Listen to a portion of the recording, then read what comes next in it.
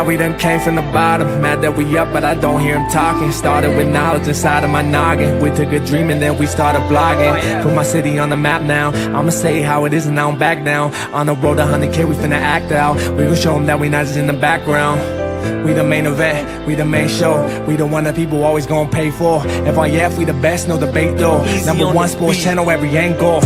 I'ma show them all how we ride. Best sports talk show, we not like them guys. We playing it safe while they feather the lines. We pushing the narrative all the time. Like who to go in the game is not MJ. Kobe Bryant top 10, not what we say. I keep Elijah one is very overrated. Keep it real if it ain't fact, we don't say it. Now it's stable, we won't be ignored. We number one, especially when coming to sports. FYF bringing the heat here, of course. Where everything backed up with actual source. Everything backed up with actual source.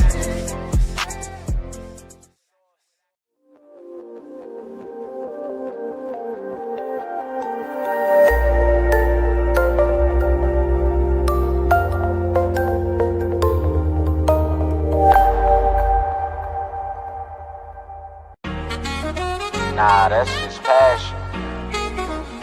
Love the game. You already know what it is. FYF. You don't got tough skin. Might as well not even come on in. Talk to 'em. FYF, blow the whistle, man, we too official.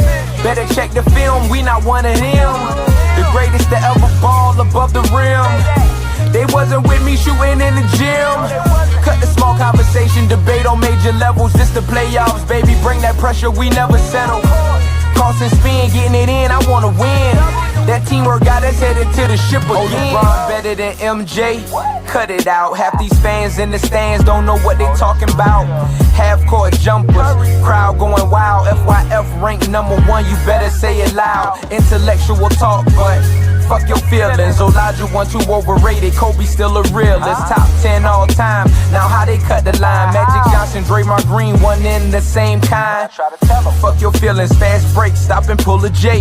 He got how many rings, nothing else to say. With the team, live streaming, play by play. This the dream, full steam on the road to 100K. FYF, blow the whistle, man, we too official. Better check the film, we not one of them. The greatest to ever ball above the rim. They wasn't with me shooting in the gym. Cut the small conversation, debate on major levels. This the playoffs, baby, bring that pressure, we never settle. Cross and spin, getting it in, I wanna win.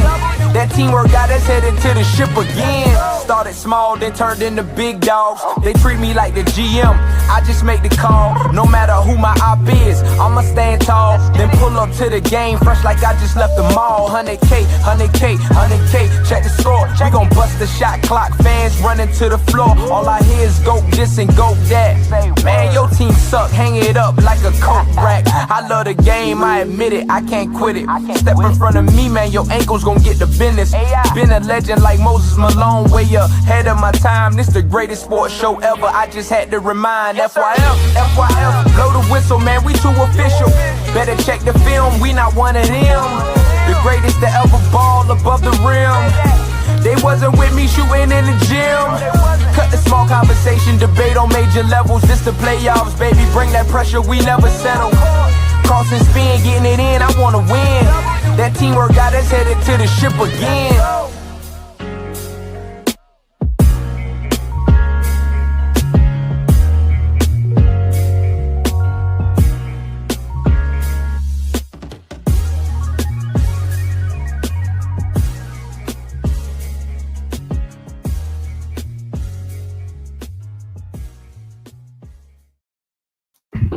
FYF Sports Manager Mob, we back, man. Appreciate everybody pulling up today, man. Gonna have a good one for y'all, man. Got a good game today. Minnesota, OKC, man. Game 2. That game yesterday was crazy. I told y'all about the Pacers. And I told you about the Knicks. I said the Pacers remind me of like a super souped up version of the Detroit Pistons.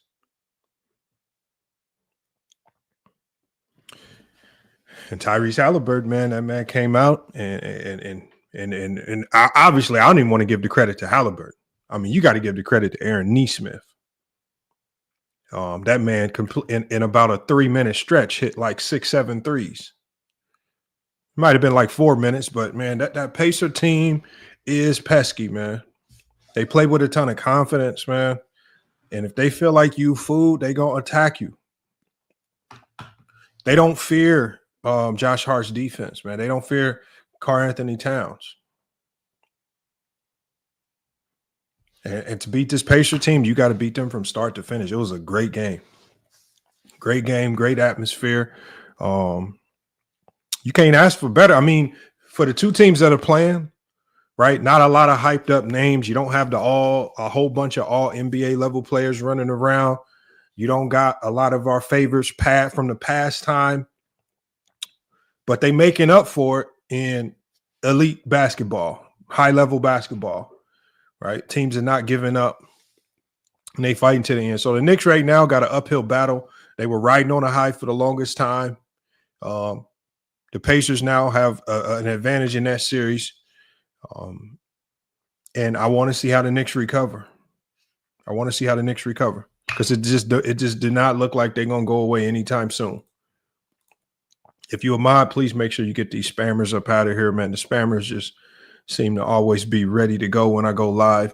But we got to talk about this, though, man. Obviously, we got a game coming up in a couple of hours. That's going to be something that we all going to be tuned in to watch.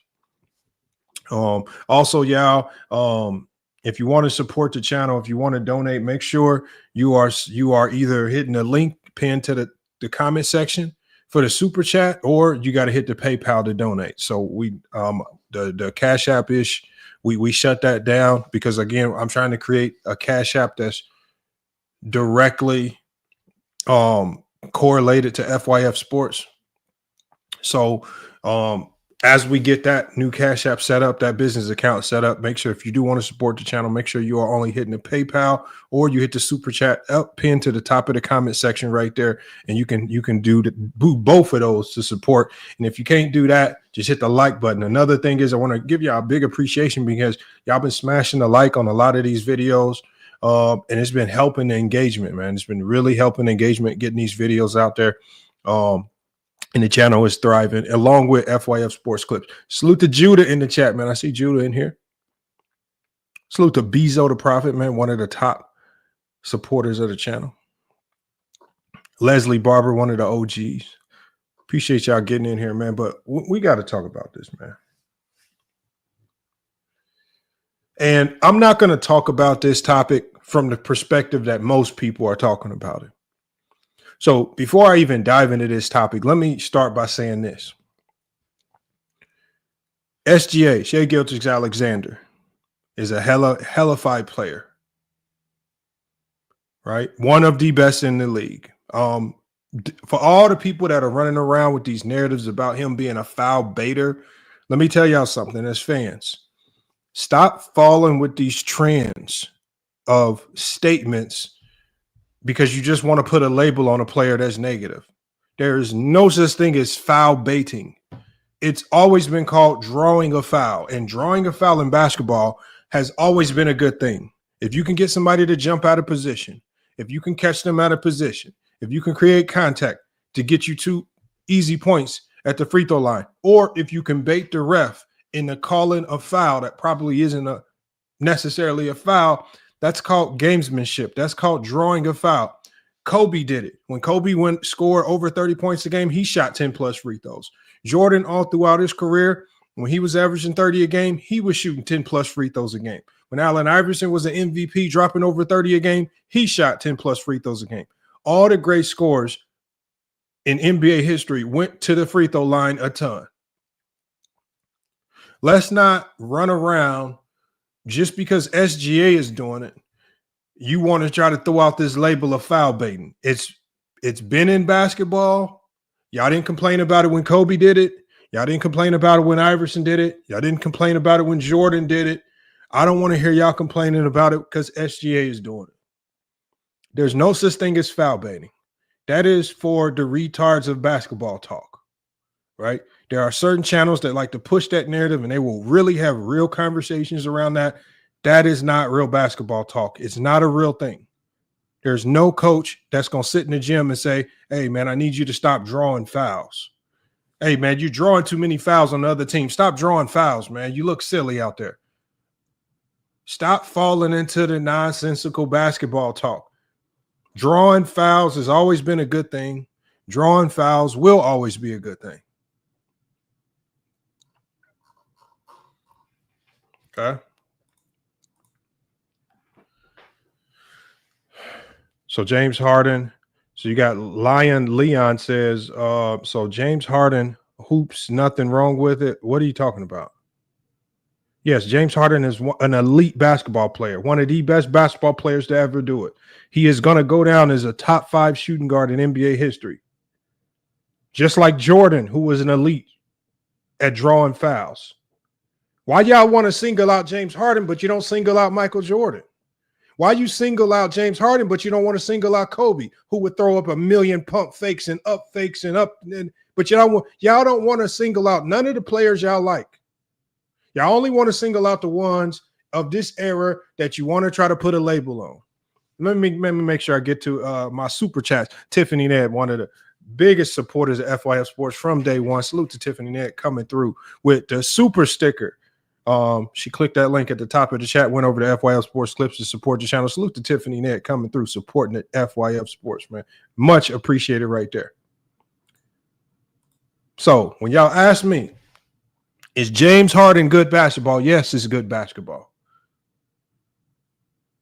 Just like I'm going to say Kobe was good basketball. Just like I'm going to say Iverson was good basketball. Just like I'm going to say Jordan was good basketball. Just because y'all don't like just because you want to put a label on SGA, that you apply that same label to all the people that went to the free throw line and lived from the free throw line. There was a game when Jordan was running around shooting 3 of 18, horrible game, 22 points, but he went 16 and 17 from the free throw line. Didn't hear nobody talking about the refs bailed him out in the playoffs. I didn't hear these conversations about foul baiting. Apply it to your favorites if you want to apply it. Drawing fouls has always been an elite skill in basketball. Let's not act like that just because SGA is doing it now. Because if you don't like it, then stop fouling. If you don't like it, stop hacking. Go defend.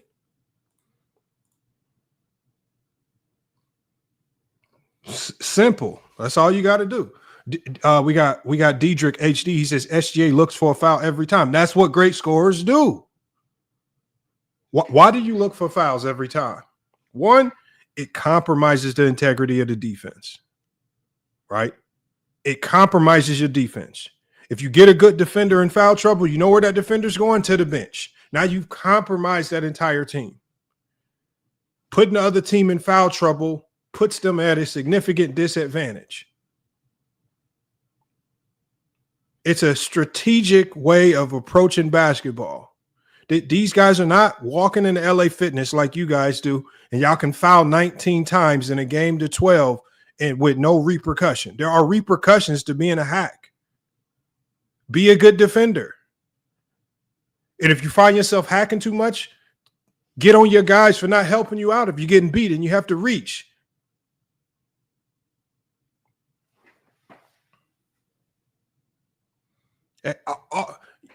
Y'all love the so-called foul baiting until a player that you don't like does it. When James Harden does it, y'all don't like it. When SGA does it, you don't like it. When Jordan can live from the free throw line and foul bait his whole career, y'all fine with it. That's what makes him the GOAT. Kobe can throw a 17,000 up fakes, bad shot, up fake. Kobe's the Mamba mentality. Allen Iverson, the toughest little small guard. Y'all gonna say he's the toughest small guard you ever seen. All he did was foul bait and use his small stature, flopping and flailing around to get to the free throw line. But y'all gonna say he was hard-nosed and tough. Don't pick and choose when you want to use the foul baiting. I'm just telling you guys right now, it's a made-up term. I'm not gaslighting Daddy Mac. This is pure facts. Foul baiting is not real. It's not a real term. It's not a real basketball term. It's all guys that draw fouls have always been in basketball. Guys that draw fouls have always been the most elite scorers. Don't try to cry about it now. That's not real basketball talk. What you need to be doing is you need to get on all the defenders that are bouncing around, jumping. Instead of staying down, staying solid as a defender, get on the defenders that are reaching, grabbing, hacking, jumping around, getting themselves contorted out of position so that he can draw these fouls. Jared says, Lamont, foul baiting is not winning basketball. It's not, right? It's not, right?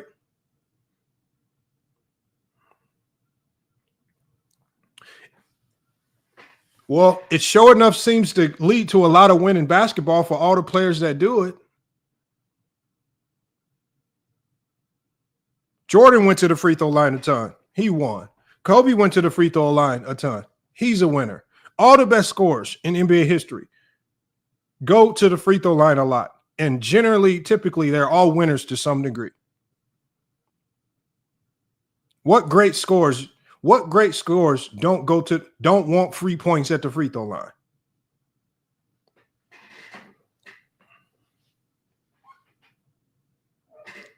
I don't know what type of basketball do y'all play where drawing fouls is not elite.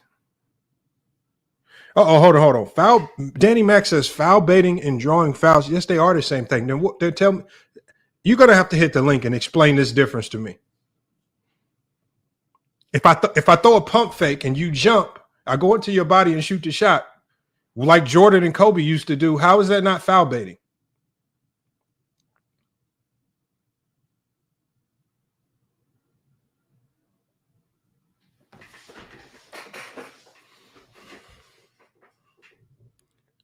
Remember,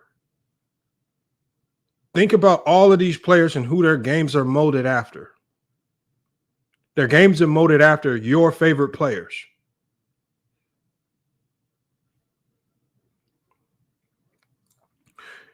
Judah says in the playoffs, MJ only led the league in free throws attempts twice in title runs. We're talking about regular seasons. And the Bulls, and obviously he wouldn't lead in postseason because the Bulls was beating the life out of teams so many times. When they played them first round matchups against Miami and Charlotte and some of these scrubby teams, he wouldn't need to go to the free throw line. They'd be up by 30 by the third quarter half the time. Different dynamic in the playoff.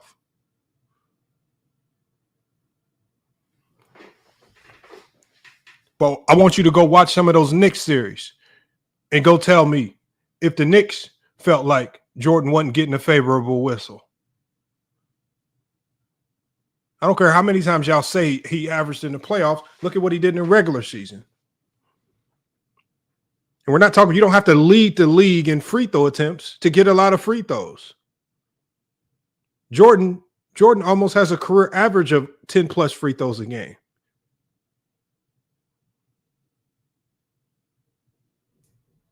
But he has, but for his free throws to matter, he has to lead the playoffs in free throws. No, Jordan went to the free throw line a ton. There were playoff games where he shot close to 20 free throws. I won't say nothing.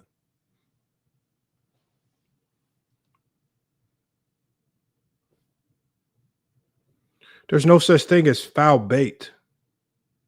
Why do y'all keep saying foul bait? When did this? Why all of a sudden in 2025 y'all start saying terms that have that like y'all? Do y'all just sit at home and think of terms? Foul baiting. When this is not a term. This is not real. It's called drawing a foul. He says, who would get beat up repeatedly? Not Jordan. That's a lie. Jared says, Lamont, foul baiting means goosing for fouls. What the hell is goosing for fouls?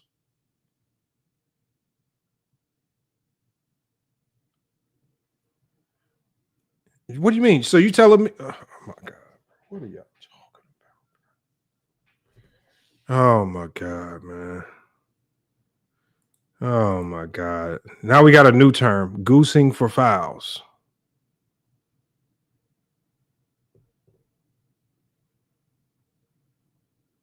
Or you could just give, see, this is why I say players of this era can never win.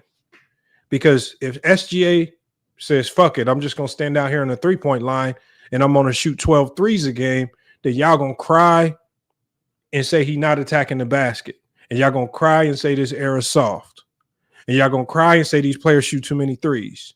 But SGA, who's a low-volume three-point shooter, when this motherfucker get to drive into the basket, and because he's having to drive in amongst the Giants, he's going to have to go to up fakes and different types of moves of creating contact and separation to get his shot off, and he draws fouls because he does it another way. Then y'all cry because he's drawing too many fouls. So if he shoots too many threes, you're going to cry.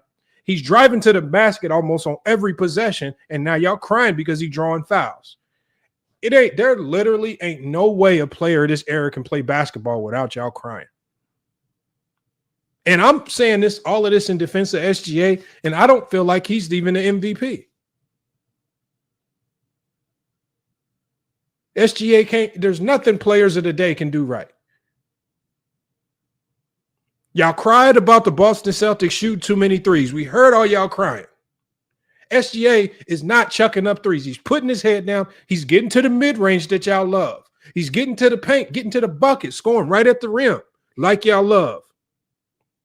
And all y'all doing is crying about it.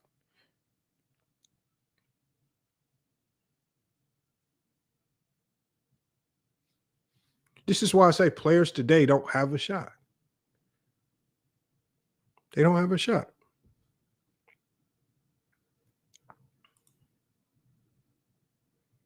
It's sad but true.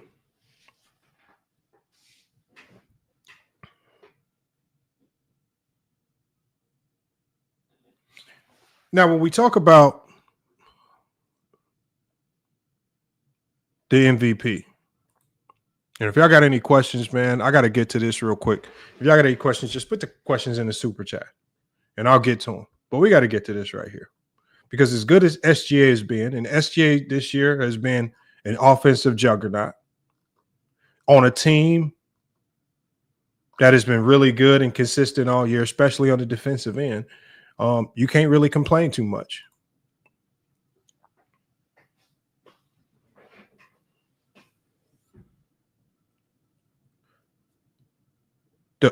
So when we look at Nikola Jokic, who obviously these two were the front runners for the MVP, right?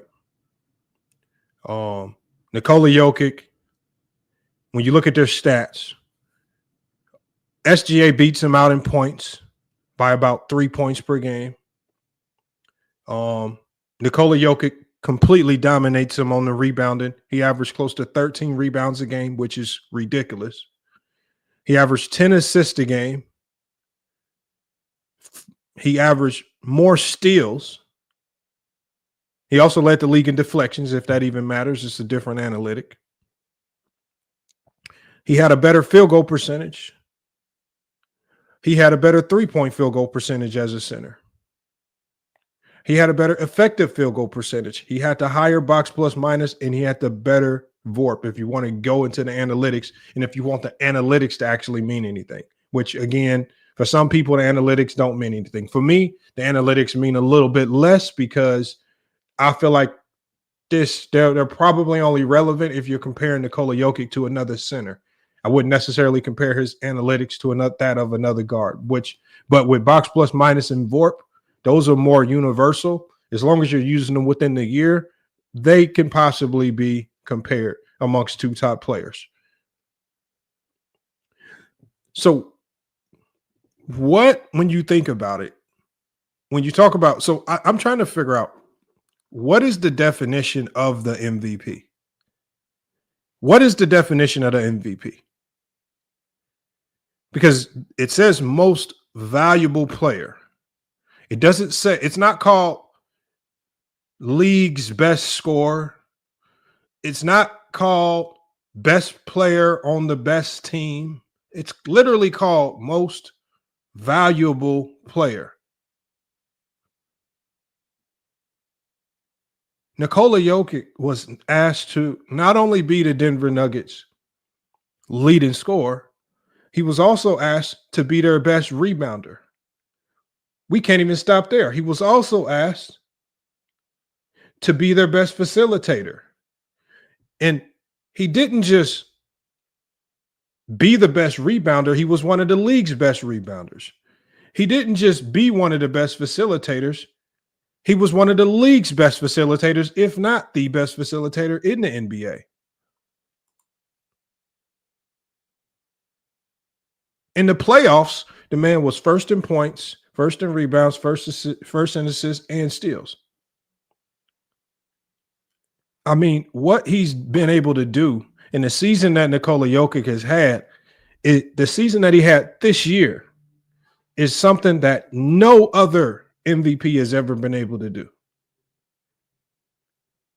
Like when you think about the Jordans, the LeBrons, the Magics, Nikola Jokic this season was top 3 in points, rebounds, assists, and steals. Never been done before. We are talking about one of the most historic seasons, all the while carrying a Denver Nugget team that has been decimated with injuries, that has been thinned out due to losing players in free agency.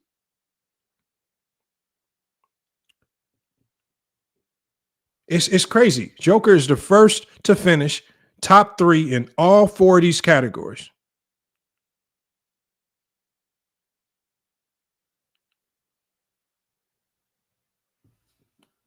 The only other player that came close was Russell Westbrook and Oscar Robertson.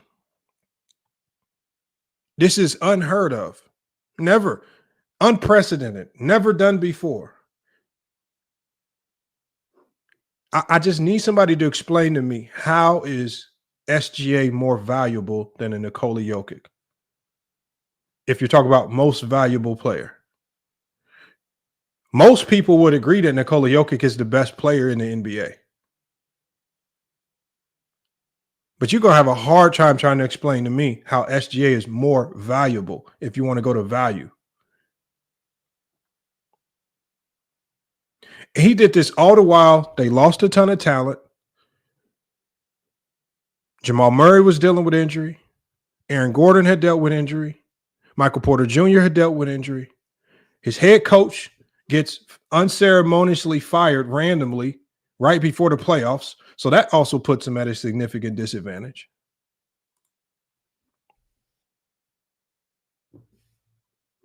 And he's still able to have the success. He took the top seed in the West to 7 games.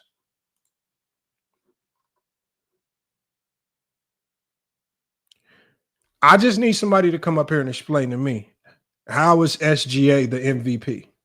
I don't see any metric. I don't see any metric that puts SGA over Nikola Jokic when we're talking about impact, when we're talking about efficiency, when we're talking about what you're asked to do for your team. SGA is literally only asked to be an elite scorer for OKC and be a solid team defender. Jokic is tasked with far more duties, and he has to do them at such a high level just to keep this team competitive. He ends up having a historic season that probably can only be duplicated by him. Yet the whole narrative this year was that SGA was the MVP. The man dropped a 30-20-20 game.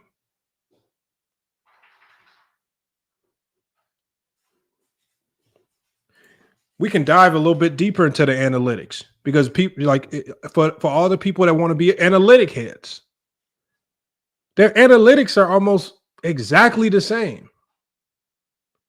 So there are a couple elements where Gilgeous-Alexander outshines Nikola Jokic, but for the most part, Nikola Jokic edges him out in the majority of these categories, especially offensive categories.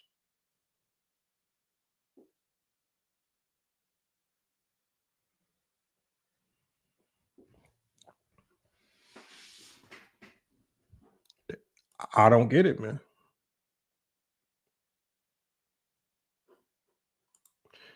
We got 7 Figures says the Jokic era is over. He's over 30. He's old now.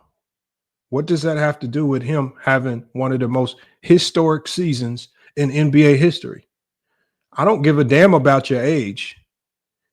if you at the center position, if you are able to average a triple double and single-handedly be the reason why your team gets to the playoffs and then has some success while there, all the while everything around you is literally falling apart. It's like the team self-sabotaged the Denver Nuggets. They fired their head coach right before the playoffs. Who does that? So now you have absolutely no leadership, no direction going into the playoffs. Everything's a muck. Michael Porter Jr. can't lift his shoulder. This man, every time he plays the team like the Los Angeles Lakers, you would think he is the second coming of Steph Curry. But now he can't lift his shoulders. He's playing on one arm. Jamal Murray came back down to earth and just proved to everybody why he's never made an All-Star game. Aaron Gordon stepped up, but there's only so much you can ask a third option to do.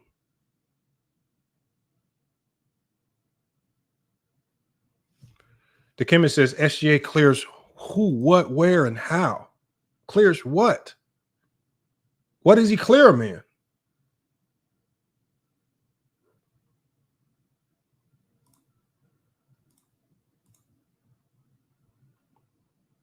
That's all I want to know. If he clears, what does he clear him in?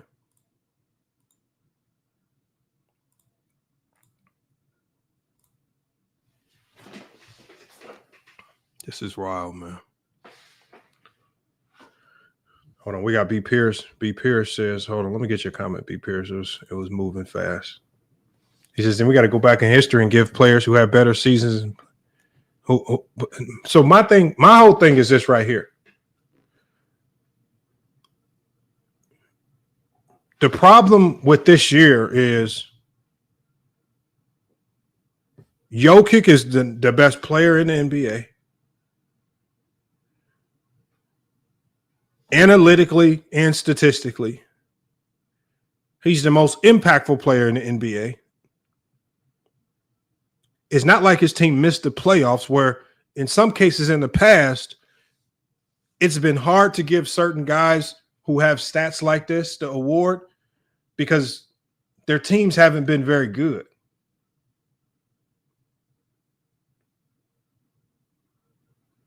The Denver Nuggets actually had a real shot at getting to the Western Conference Finals. We can't say that for some teams with one player with hyper-inflated stats. Like when Kobe came close to averaging 40 a game. Like when Jordan averaged close to 40 a game. Even when Russell Westbrook averaged the first time he averaged his triple-double. That wasn't a very good team. And they mightily struggled. None of those teams had the expectation of potentially getting out the West. Nikola Jokic is the only one who was able to do that.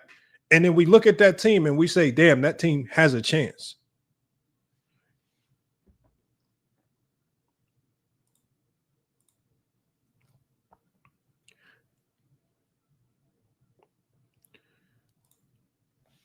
Angry Mexican says, SGA is a better scorer and defender with a better record. How is he a better scorer? What makes him a better scorer?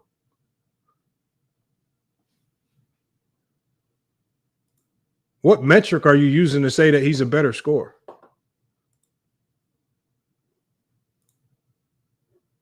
They average practically the same amount of points. SGA averages 32. Jokic averages 29. Jokic does it on far better efficiency.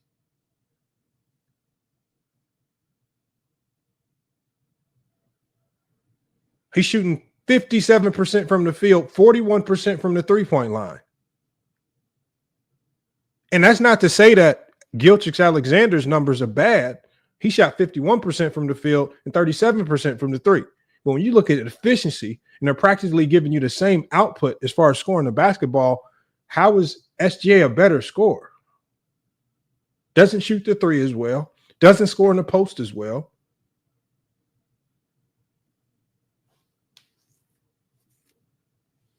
What makes him a better scorer? Mac Def says, drop the link. How am I trolling? How is Jokic trash? Like, it's hard for me to once. So this is the problem. This is y'all problem when we had this conversation. I'm not saying Jokic should be the MVP because Gilgeous-Alexander is trash. I already know Gilgeous-Alexander is nice. I'm saying when I look at Nikola Jokic this year, he had a season this year that will probably never be duplicated unless he duplicates it himself. See, y'all can't. This is the reason why I know Jokic has a strong case, is because y'all can't make a case for SGA without trying to say that Nikola Jokic is trash when he is arguably the best player in the NBA.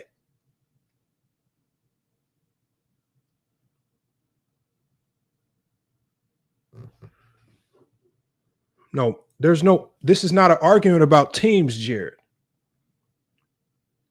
OKC won Game 7. What did SGA prove in Game 7? Who in their right mind thought that the Nuggets stood a chance when Aaron Gordon was reported before the game having a grade 2 hamstring pull, and he probably wasn't even going to play? The man was limping around the whole entire game. He was the only person giving Nikola Jokic any production. Jamal Murray disappeared. Porter Jr. injured. His whole team is decimated. They're relying on Julian Swather and Peyton Watson. What does that team result have to do with the individual?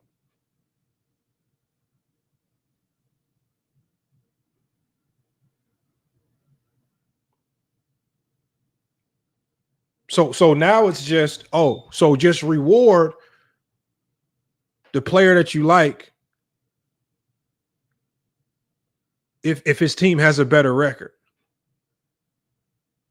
Just because his team, just because SGA plays for a better organization that doesn't do dumb stuff like fire their head coach right before the playoff, that doesn't do dumb stuff like let your best defenders walk out the door for absolutely nothing, that doesn't do dumb stuff.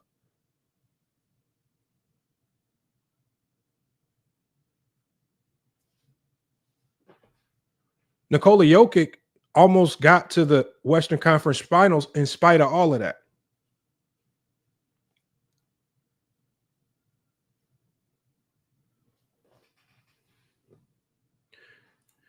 Herm says individuals of basketballs can heavily influence outcomes in basketball. Got to stop the team argument BS. Okay, Herm.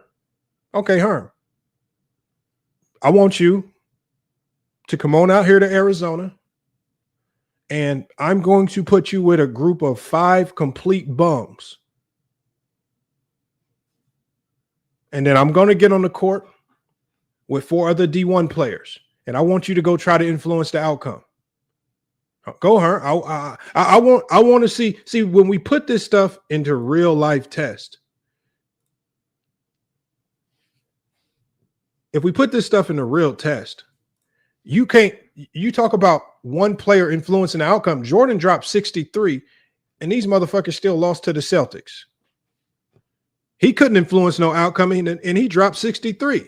63 is very significant.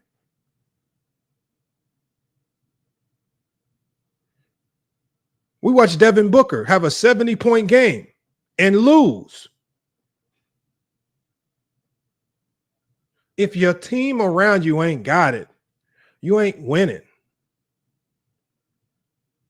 Y'all be acting like one player can just turn into Captain America and completely save and do absolutely everything. If you look at the stats, Jokic was doing everything. The reason why they were struggling was obvious.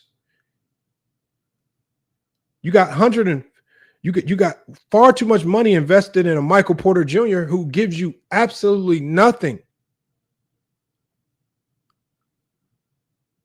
Michael Porter Jr. is going to be making $40 million a year next year.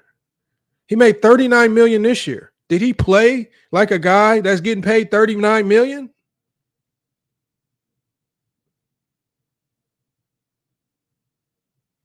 We got Tyson with the irrelevant.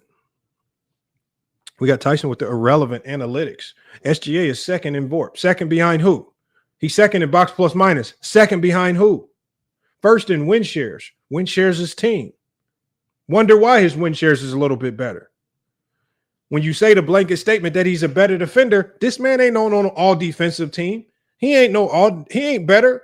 SGA is not even, SGA is what, the 6th or 7th best defender on his own team?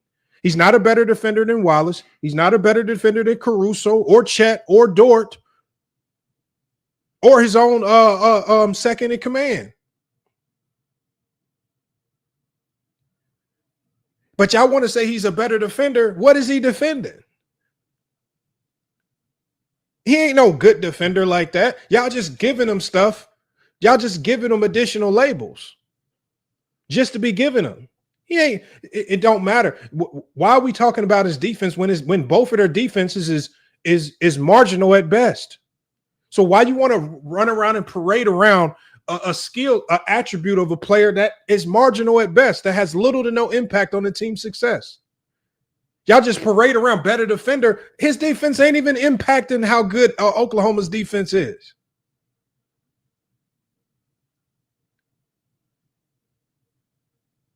His defense is not impact. The impact defenders on that team stand out like a sore thumb. The Dorts, the Carusos, the Chets, the Wallaces.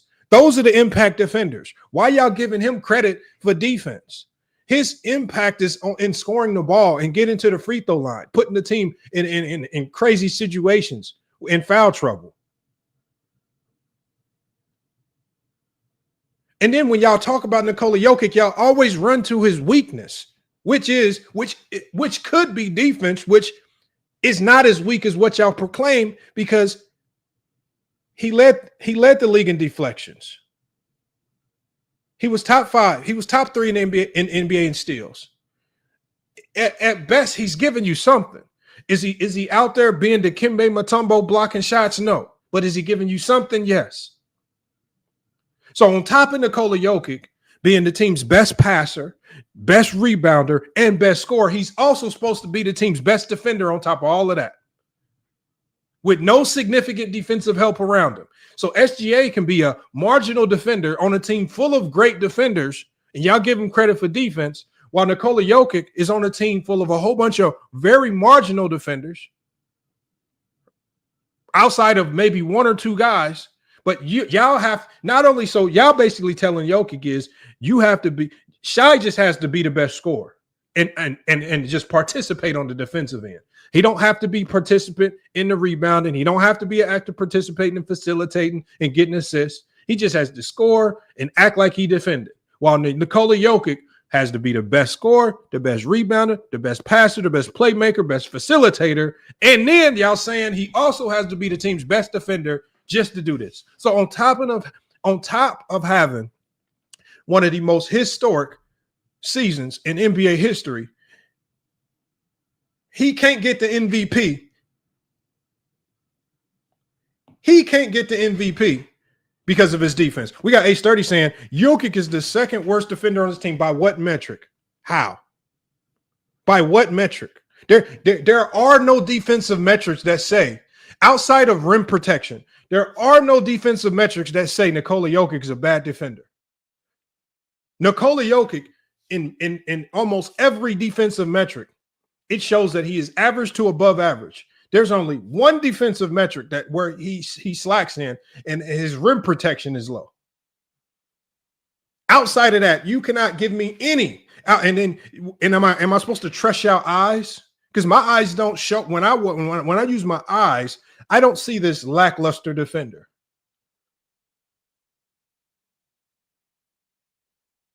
One of the first things I said when I saw him match up versus Anthony Davis in the playoffs last year was the first thing I said when I was actually watching the Denver Nugget game. The first thing I said was, I don't think he's as bad of a defender as the people make him out to be. That's what my eyes tell me. Not only do my eyes tell me that, the numbers tell me that as well. Because you don't lead the league in deflections if you're not actively trying to defend.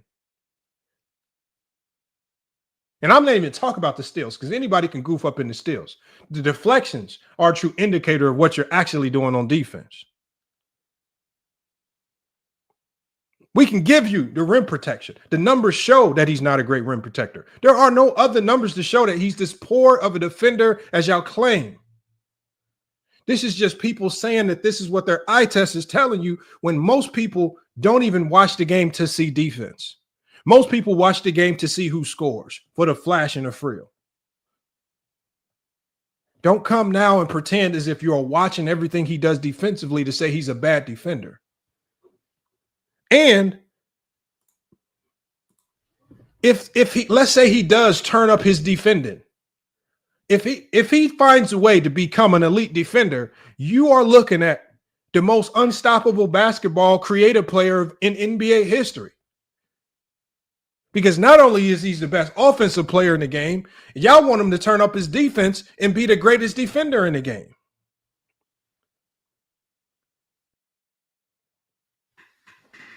Jonathan Clark says Shai led the NBA in scoring and second in defensive rating. Okay, so use defensive rating. Come back to me when you know how to use defensive rating appropriately, and then we can talk defensive rating.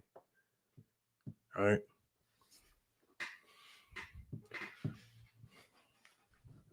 There's two other analytics that you're supposed to mention with defensive rating.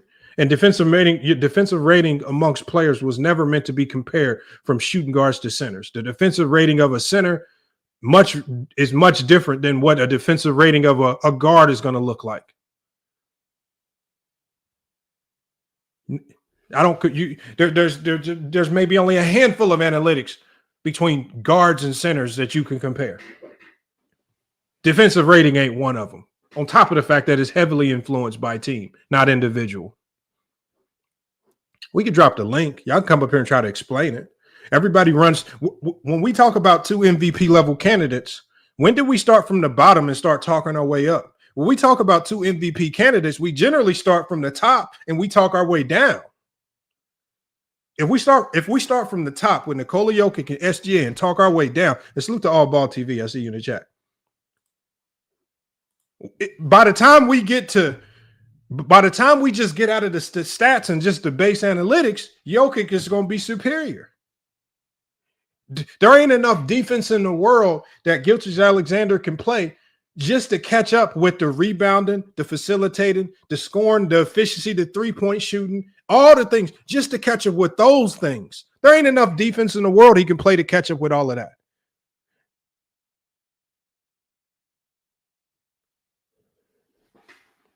Fabian says, these are not dancing shoes. This is basketball talk.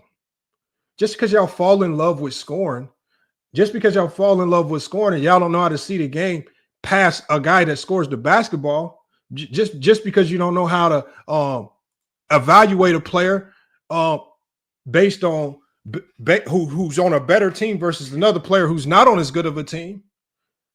I'm not looking at team output. I know the team around Nikola Jokic this year was not built to win. This was not a team built or designed to win a championship.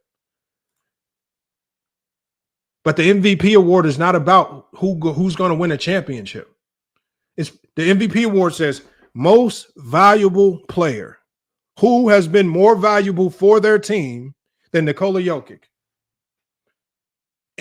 And if you're going to say that Gilgeous-Alexander is more valuable, by what metric shows that he's more valuable? There's no metric. All I'm saying is if you got, because defense saying he's a better defender is not a metric. That's just you saying a blanket statement that's really not supported by nothing. Because when you go to Crafted NBA, when you go to B-Ball Index, when you pull up Nikola Jokic's defensive and metrics, his defensive metric, he has a whole bunch of defensive metrics where he outclasses players like Bam Adebayo. But see, then we have to start diving into defensive metrics. Y'all gonna be like, oh, I don't know what that is. I don't really think all of those defensive metrics are that credible. What I do is I look at Nikola Jokic's defense with an unbiased lens, and I just say it's not as bad as what y'all try to put it out to be. There's a lot that goes on before the ball gets to Nikola Jokic and somebody scores on Nikola Jokic where I can put the blame on. This is a point of attack defensive oriented league. If you cannot stop the ball on the perimeter, I don't care who you have sitting under the rim.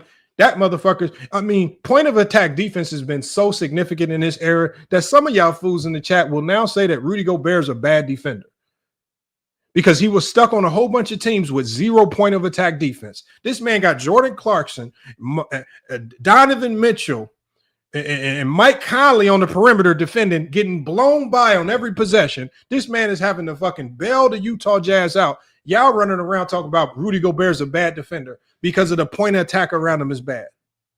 This is how we know most of y'all don't even know defense. Y'all don't understand it to any level because y'all will let people run around and say Rudy Gobert is a bad defender. He didn't deserve his 4 defensive player of the years because he didn't block 95 attempts at the rim because all his guards was getting blown by.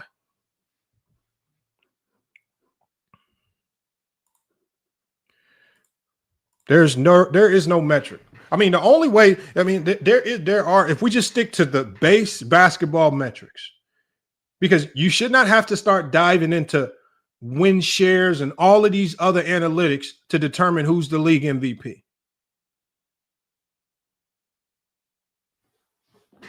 You shouldn't have to start diving that deep.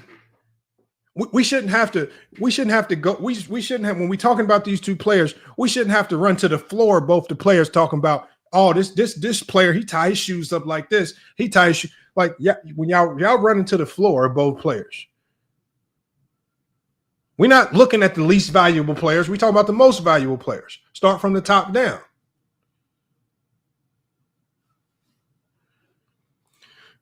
Herb says point of attack is the dumbest term used in basketball. I don't think you know what point of attack is.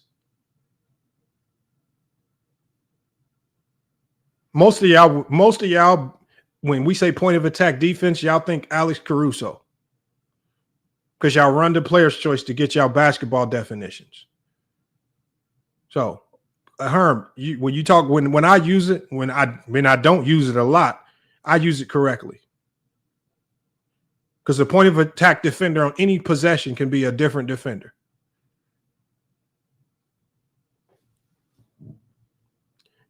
But it's primarily about containing the perimeter. Containing the perimeter. And y'all just killed the Los Angeles Lakers for it. When y'all talked about all the blow-bys with Luka. Minnesota was making Luka Doncic the point of attack defender. And Luka would get blown by. And y'all cried. At times they were making Austin Reeves the point of attack defender. And because guys are more athletic, they were getting by. And all y'all did was cry about it.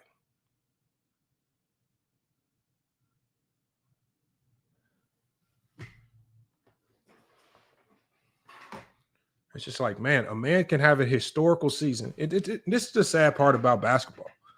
You can literally have, like, if you can literally have a historically great season, and if you don't win a championship, people gonna run around and talk about you as if you was Tragic Johnson or some bullshit. That people gonna really run around and talk about you like you choked in the playoffs, like J.R. Smith. This is not about SGA being trash. Because it seems like the only way a lot of y'all can make SGA the MVP is if you try to call Jokic trash at something. This isn't about SGA being trash. This is about Nikola Jokic doing something, having a year that he historically was great, and he completely separated himself from the rest of the pack. What we did was y'all spent the entire year trying to diminish everything that he did. It's gotten so bad now that he can average a triple-double for a whole year. And he averages a triple. And what y'all done is y'all found a way to diminish a guy who averages a triple-double as if it's something that just happens all the time. Oscar Robertson averaged a triple-double without a whole bunch of the winning. And that almost single-handedly got him in the top 10 all time. Russell Westbrook and Nikola Jokic average triple-doubles. And y'all want us to just gloss over it as if it's just something that happens all the time. I can put half y'all grown men in a league full of 15-year-olds, and y'all grown men couldn't average no goddamn triple-double. Y'all act like your triple-double is easy. When I would bet money that I can put some of y'all grown men in a league full of 13-year-olds, and y'all motherfuckers couldn't average no triple-double, even if we gave you a significant advantage.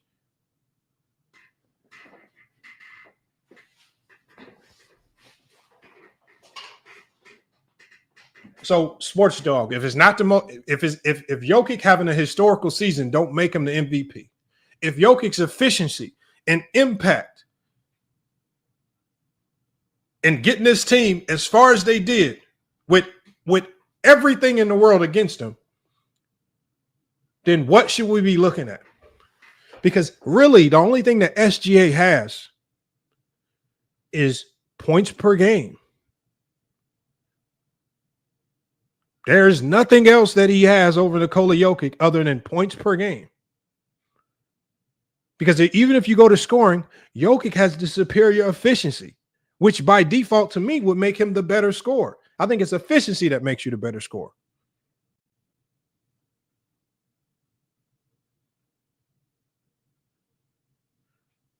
And then when you put efficiency on top of versatility, because it wasn't like he was just getting it at the rim. Shot 41% from the three, which was better than SGA. I mean, you would think with all of the talent on OKC, SGA would be the player that's more efficient because there's more talent around him on the court. But it was Nikola Jokic with less talent around him.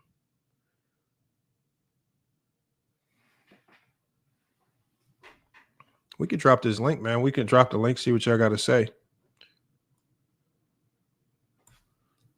Curious to see. I want to see the real case for SGA outside of narrative and outside of the fact that people was mad he didn't win it last year. What did he do this year as a player?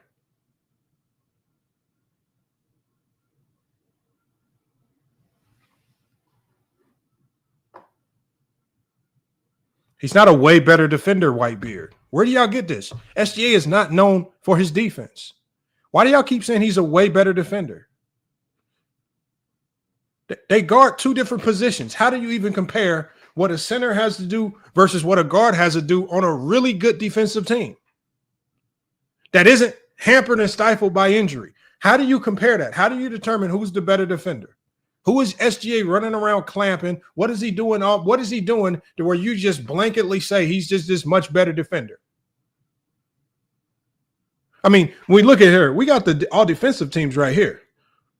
When I look at the all defensive teams, did he make an all defensive team or did I miss something? Here's the all defensive second team. So one of his teammates made the all defensive second team, J-Dub. You got Zubac, you got JJJ, you got Gobert, you got Kamara. That's just the second team.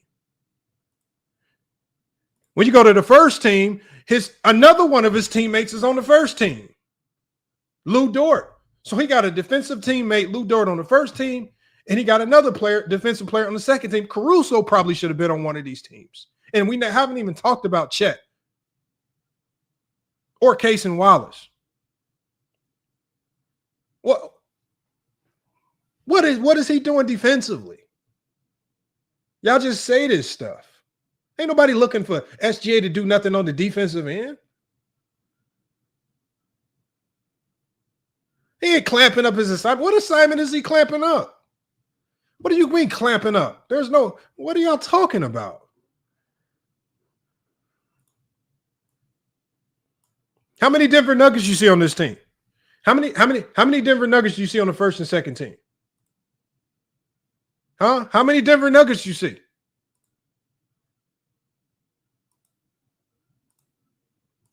But Jokic's supposed to be the league's greatest defender on top of being great at everything else. Run to the floor. Talk about his flaw. And y'all don't even know how to talk about that. What are y'all talking about? SGA great. Y'all motherfuckers don't watch no SGA for his defense. Y'all can't tell me one great defensive highlight from this year. He ain't done nothing. We can talk about Caruso's. We can talk about Dort's. We can talk about what Case and Wallace has been doing this playoffs. We can talk about what J-Dub has been doing. We can talk about Chet and his help defense. Y'all can't talk about no SGA on defense. Y'all just say he's better on defense because one, you don't have to back it up with any facts. One. And two, it's so general to compare what a guard needs to do versus what a center has to do. Give me something that's real. The defense is at best a wash. And if I had to go with defense, I'm giving the edge to Nikola Jokic. There is no metric that says SGA is a better defender. Unless you want to blindly handpick and misuse and manipulate analytics that aren't even supposed to be compared.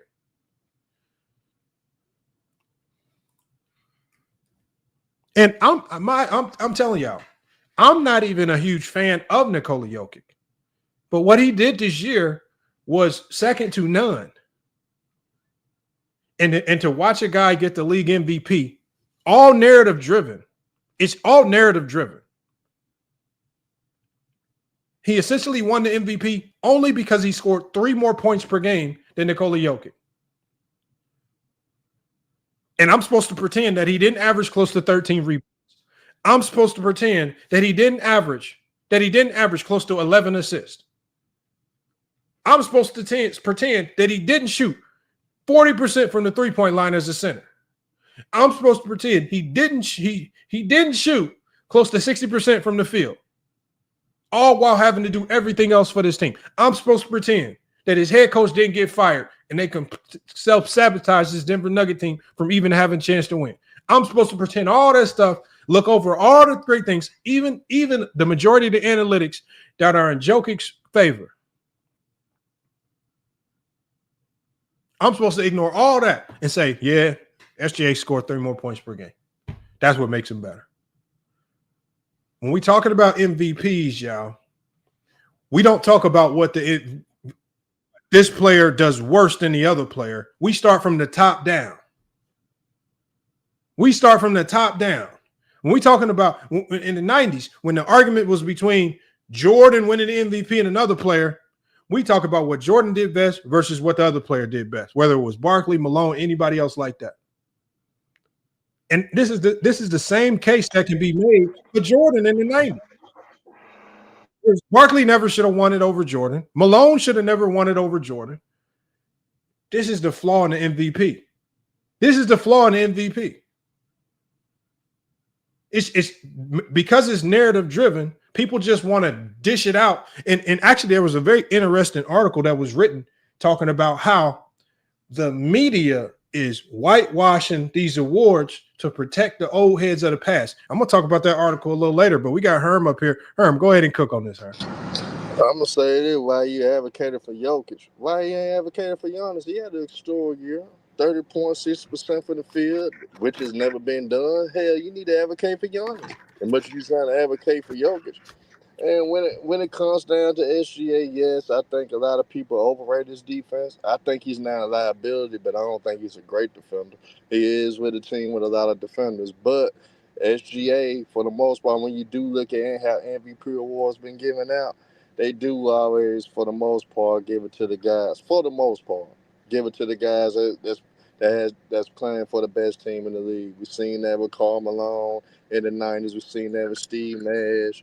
We've seen that with others. So it's not surprising that SGA got the award. So I don't think it should be made a big damn deal that he got the damn award. It's not a robbery. It's not anything. It always happens. Jordan had better years than Karl Malone before, and we seen Malone get it. We done seen the other guys had great years when LeBron James should have got it, but they still got those MVP awards over LeBron, even though LeBron should have more than 4. Jordan should have more than 5 here. But they always give it to guys that, for the most part, give it to guys that has the best record in the team playing for the best team in the regular season. I don't know why they waited this late to pass it out, which is something we really truly haven't seen the month, but they waited this late.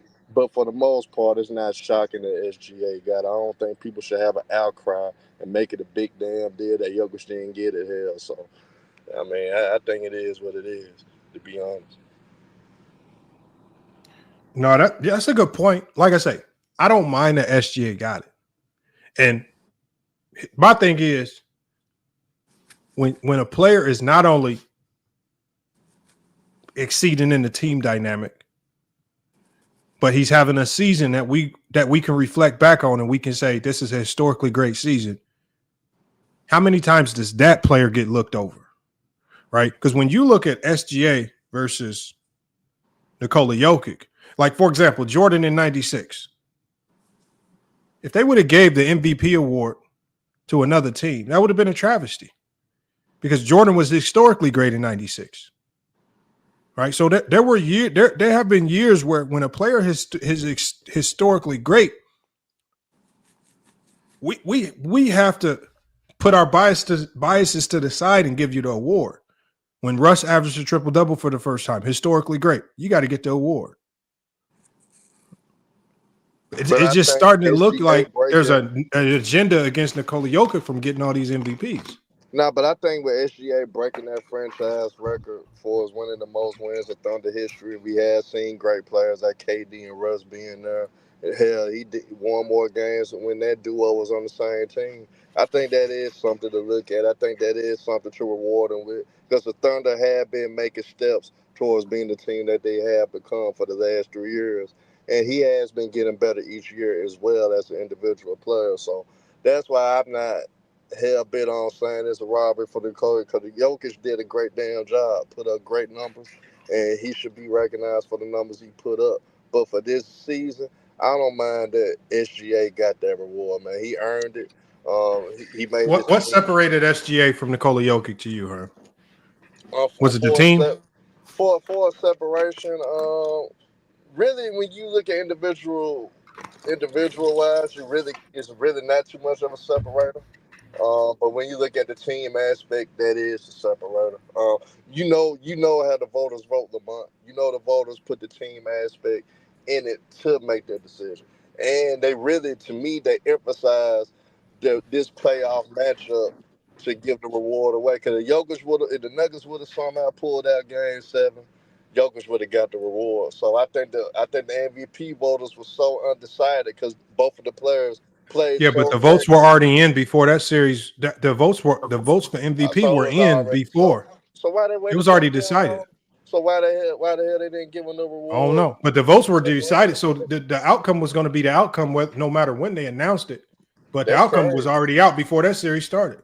Yeah, they already had the votes counted.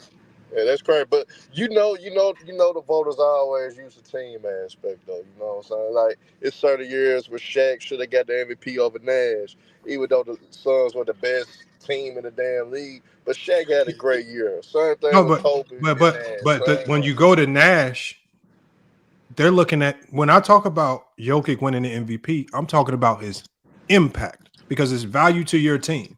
Shit, Nash had an impact for the Suns, man. I know, but when I'm talking about Nash, there was a period of time when Nash got hurt. And even though that Phoenix Suns team was loaded with talent, when Nash went down with that injury, the Phoenix Suns couldn't win a game. That was mediocre, basically. That shows you his impact, right? Because they went from looking like the best team into the league, the best offense in the league, to absolutely, damn, we can't function without this dude here. In which I know that whenever you remove the best player from any team, you're going to have something like that to some degree. But yeah, I when I look at Nikola Jokic, man, everything he was asked to do for that team, like, he has so many jobs to do, and he did them all at an all NBA elite level. But I thought he had a better case last year. To me, though, me personally, I thought Jokic should have won it last year. This year, I don't mind it, but I thought last year that was the year he should have actually got it, and it actually was a little controversy because we seen shit behind the scenes with Embiid was complaining about certain things, and you had all those different things. But it starts to become narrative driven. Like, it's funny how ever since voting got turned over to the media,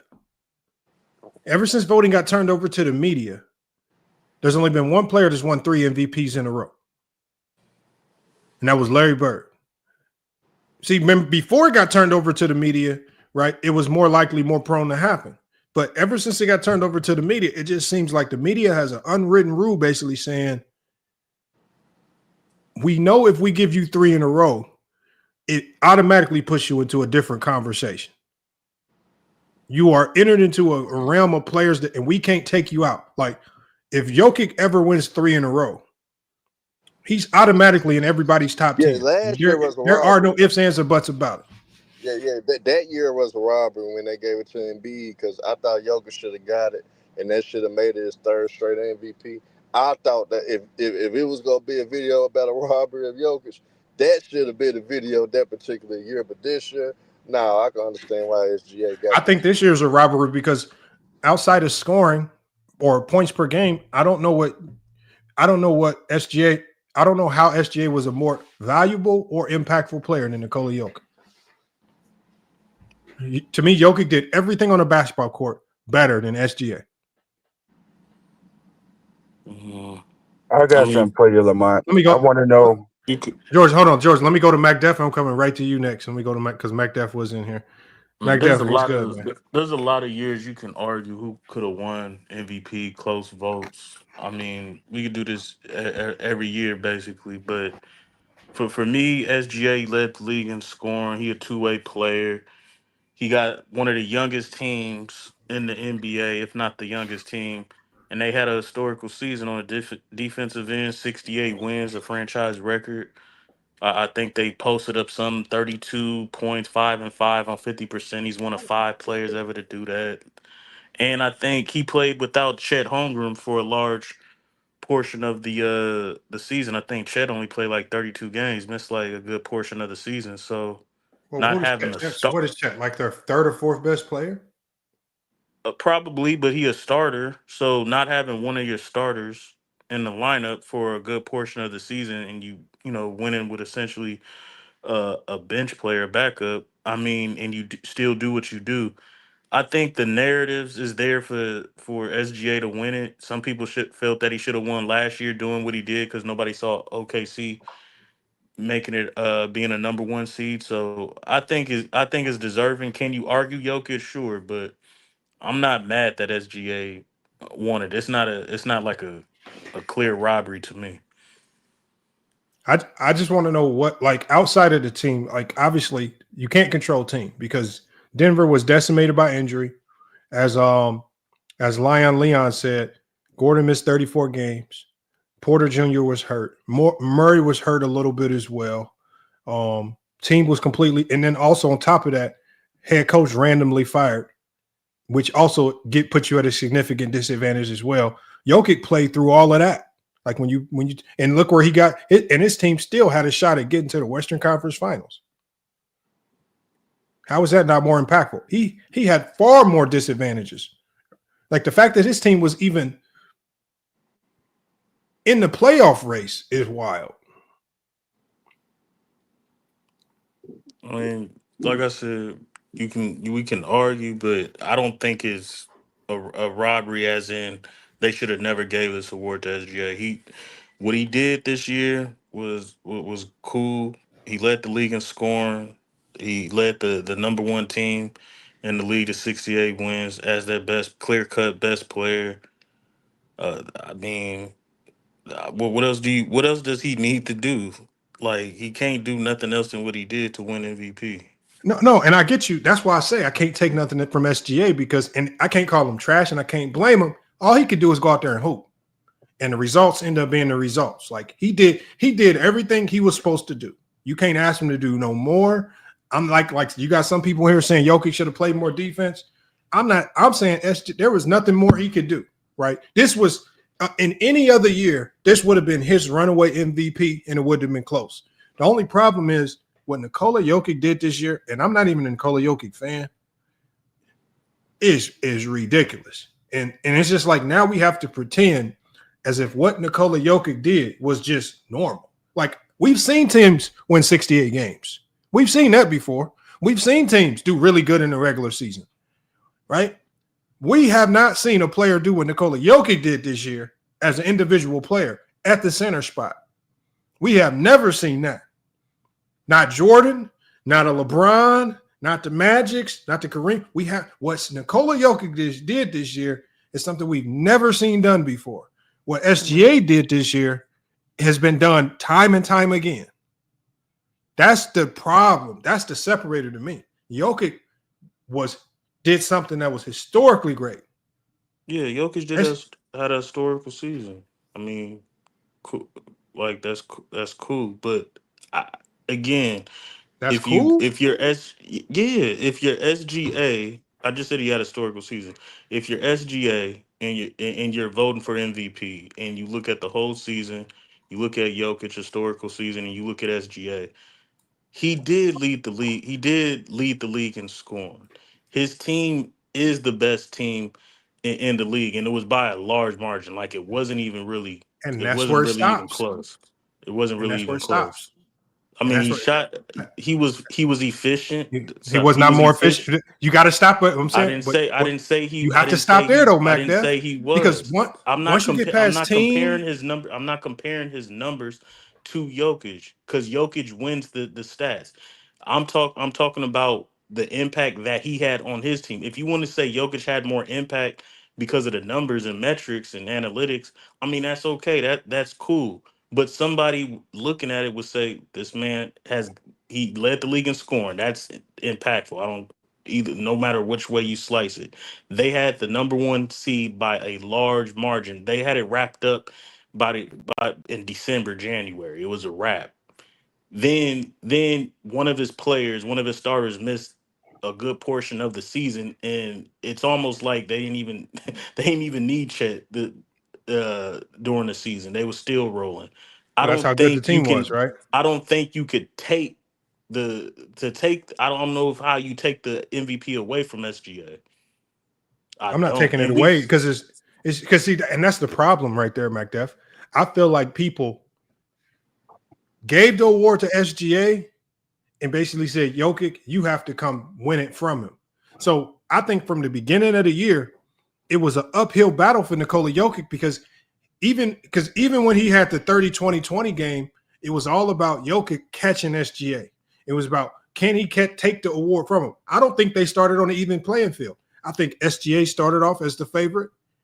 And I think the media, because of narrative, forced Jokic to chase him all year, saying, oh, you have to do something so ridiculously, historically great. Even more so than what you did. You have to go do something and then do something more on top of that for you to take this award from SGA, because it just felt like from the beginning of the year, it was SGA's to lose and no one else really had a fair shake at it. Even Giannis, who really is one of the guys like you mentioned before, that just kind of went unmentioned, and he had a great season. Yeah, he had a great season, but his team finished fourth in the East. They was up and down. He didn't get off to a great start. What overshadowed Giannis is because in any other year, Giannis is right in that conversation. I believe he's always going to be. I feel like you couldn't put him in that conversation this year because Jokic separated himself from the pack so far with regards to what he was doing on the basketball court. When I talk about Jokic, I'm talking about the individual. Because there were certain things that were going on with the Denver Nuggets as a team that Jokic can't control. He can't control the coach getting fired. He can't control Gordon getting hurt for over 30-plus games. He can't control Michael Porter Jr.'s shoulder messing up. He can't control Jamal Murray disappearing act. He can only control what he does to impact winning and losing. And so I can't give SGA a whole bunch of credit for things that were outside of his control, like having a good team, organization, depth, right? Being able to go get Hartenstein, even though because they know somebody like Chet, you can go down with injury. So now you got a backup, and Denver had nothing. They let all their players walk. I mean, they were really relying on an older Russell Westbrook for most of the year. And they still had a chance to knock out the number one seed. Very realistic. And the only reason why they didn't have a chance in that game 7 is because Aaron Gordon pulled his hamstring. That's Jokic really the only reason. I mean, did Jokic play great in game 7? Oh, that could be that too. Like Jokic. Hold on. You said Jokic did what? Jokic didn't play great in game 7? No, I'm not saying Jokic did play great, but it's hard. it's hard for great players to be great because we even saw in this same series, we saw Jokic play great. He dropped a 40-point game and they still lost. What we're talking about is if Jokic can have a 40-point monster game and still lose, that tells you winning and losing is about the team. It's not about the individual. Because yes, in that game 7, performance-wise, when all of his heavy hitters are down and out, okay, of course it's going to be easier to swarm and make life miserable for Nikola Jokic. But he didn't have they're starting out on an uneven playing field. It's not like they came in. You know, he has one hand tied behind his back. No Aaron Gordon, Murray missing, Porter Jr. playing with one arm. Jokic's literally fighting with one hand. While OKC fighting with two. That means OKC had the second most injuries out of any team in the NBA. We're just talking about it in the game 7. In the game 7, the playoffs. Okay. when it was announced that Aaron Gordon could potentially not play because of the grade 2 hamstring, I think we all knew it's over with. There was no chance. Aaron Gordon was the only thing that gave him a chance because because that's all Jokic really needed. That's that one other player to help give him some relief because Murray had completely disappeared. Porter was hurt, and you can't rely on Braun Strother and Peyton Watson this early in their careers. And they still took him to a game 7. Yeah, but that's because like other players throughout different games of the series stepped up too, Lamont. It's not like Jokic was consistent throughout the whole series. Like he was carrying them to like game 7. No, that's not the case. Not at all. It's hard to be consistent when the team around you isn't consistent.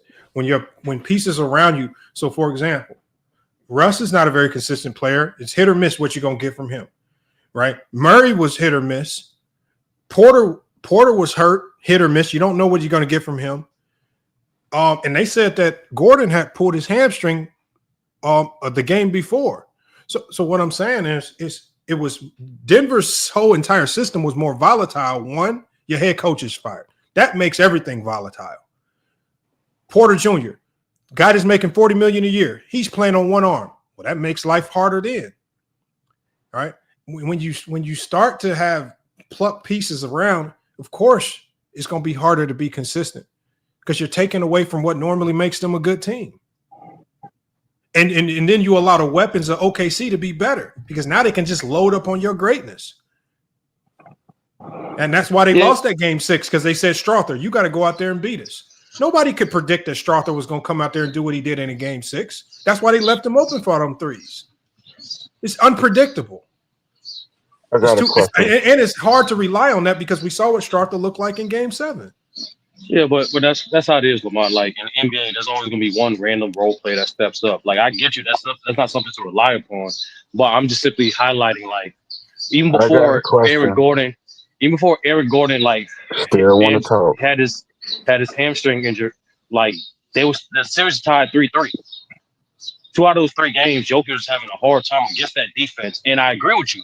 There's a lot of inconsistencies from the other players on that team, but like we take the whole picture. One, Westbrook. Only reason why Westbrook is on the team because Jokic asked for him. So clearly, Jokic, as a high IQ player, knew the type of player Russell Westbrook is in both the regular season and the playoffs. So he took that chance. Number 2. Hold on, but I think you're just missing my point. My point is, going into the playoffs, and I did a show about this. I said it looked like Denver was trying to sabotage the year because when you fire your head coach before the playoffs, that's an element of self-sabotage. Now, it makes it much harder for you to compete against the OKCs. Porter Jr., his whole shoulder's torn up. All he's good for is his elite catch-and-shoot shooting. He's not much of a defender. With his whole shoulder messed up, now one of your best catch-and-shoot shooters is now completely nullified to being an absolute nothing. So now one of your best weapons, a guy that's making $40 million a year, he's a dud. With players like Porter Jr. not being able to do what he does, it impacts what Murray can do. It impacts the effectiveness of Jokic because Jokic needs this space and he needs those weapons to be Jokic. When those weapons aren't there, it just allows teams to load up on him.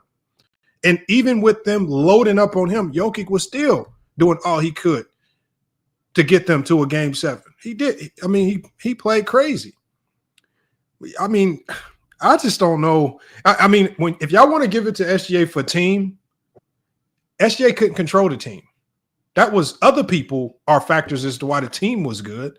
That's the GM. That's the coaching staff. That's everybody else. Actually had nothing to do with this team. The team was really good. Well, Individually, individual players. Didn't they build the team around him? Yeah, they build their team around him.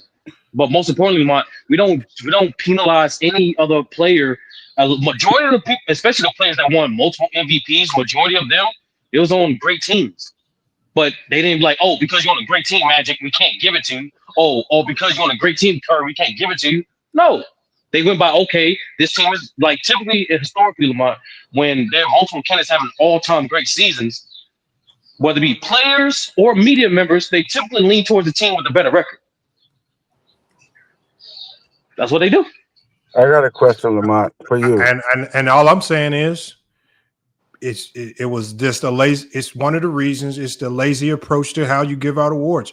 I believe well, even before you get to the team record, it just felt like at the start of the year they were trying to find any reason to give it to anyone else named Nikola Jokic. SGA should have won it. Well, that's not true, Lamont. He was at the top of the key ladder the first 4 times up until January. I put it in the private chat. Okay, Lamont. The only reason why SGA got to the top of the MVP ladder and stayed at the top of the ladder is because their team was the best in the league. It was not because he was a better player than Nikola Jokic. Scored better. Okay, can we? He did not score better. Jokic was the better scorer, and he was more efficient, far more efficient. All right, you got it. They're both high efficient players, but Jokic was way more efficient and is not close. You got it. Okay, who would I rather take? The guy that's scoring 29 a game on 7 to 10% better efficiency, or the guy that's scoring 32 a game on almost 7 to 10% less efficiency? I'm taking the guy who scored 32. Yeah, you have to say that to make your argument. So that means you have to make a logical argument just to try to sound right. Let me give a shout out. I'm gonna go to George. Let me give a shout out to Herb with the super chat. He says, based off all arguments, he says the award should be called the top scorer on the team that wins the most award. Wow. That's what it should be called, because it's not really given out to the league's best player or the most impactful player or the most valuable player. It's given out to who looks better on a TV screen when they score. And are you able to do it when the lights are bright? Okay, Lamont. Now, I really agree with Gil a lot, but Gil had an interesting take on this. He said it should be an MVP of the season and an award for the best player in the league. Now, the MVP race and votes has been messed up all the way going back to Nash, all the way going back to when Curry won unanimous, even when Bron was at one of his best. Now, I don't give him that much accomplishment, but he should have got some first place votes. So I don't know why we argued about awards when they are, like you said, on a narrative, on basis of the media. But you can't go back and go against the media when you use the media a lot in some of your arguments. Like what? When you go back and pull up articles and you talk trash about other players, and this article said this, and this article said that. No. When do I use an article? As the articles you use when you pull up on Jordan. The articles you use when you pull up on Kobe. Hold on. That's the media, George. But the articles I use only support an argument that I already have. So now, hold on. What I'm doing right here is you're going against the media. No, I'm not going against the media. What I'm saying is this. What I'm saying is this, because I can go through our NBA history. When we look at league MVPs, there have been MVPs that when your team doesn't have the best record, we've seen MVPs still win it. We've seen guys get the MVP award. But I just think the media has shown since 1980, or since the 80s, that they are going to be extremely reluctant to overloading one player with the MVP award for whatever reason. And I don't know if it's by design. I don't know what system they have in place, but it's just like this year, it just seemed like it was SGA's award to lose. And no matter what Nikola Jokic did, he was always going to be in second place. Okay, so what you got to say when Steph won unanimous and nobody else got no first place vote? Well, because that year, what did Steph do? What did Talk about LeBron Steph do? that year. No, but What talk did about Steph that LeBron year. do? Was Steph historically great that year as a player? Shouldn't LeBron got some first place votes? Okay, I'm talking about Steph that year. The year Steph was unanimous. How good was Steph Curry as a player that year? Don't talk about team. As an individual player that year, right? When you look about impact and what Steph was doing for that team, he had a significant case on top of being historical himself. So nobody else in the league deserves. I'm not saying that. A All I'm first place saying vote. is, I'm not saying that. What I'm saying is, when you are historically great, it makes it very easy for you to go win that award. When you're having a season that cannot be duplicated as an individual.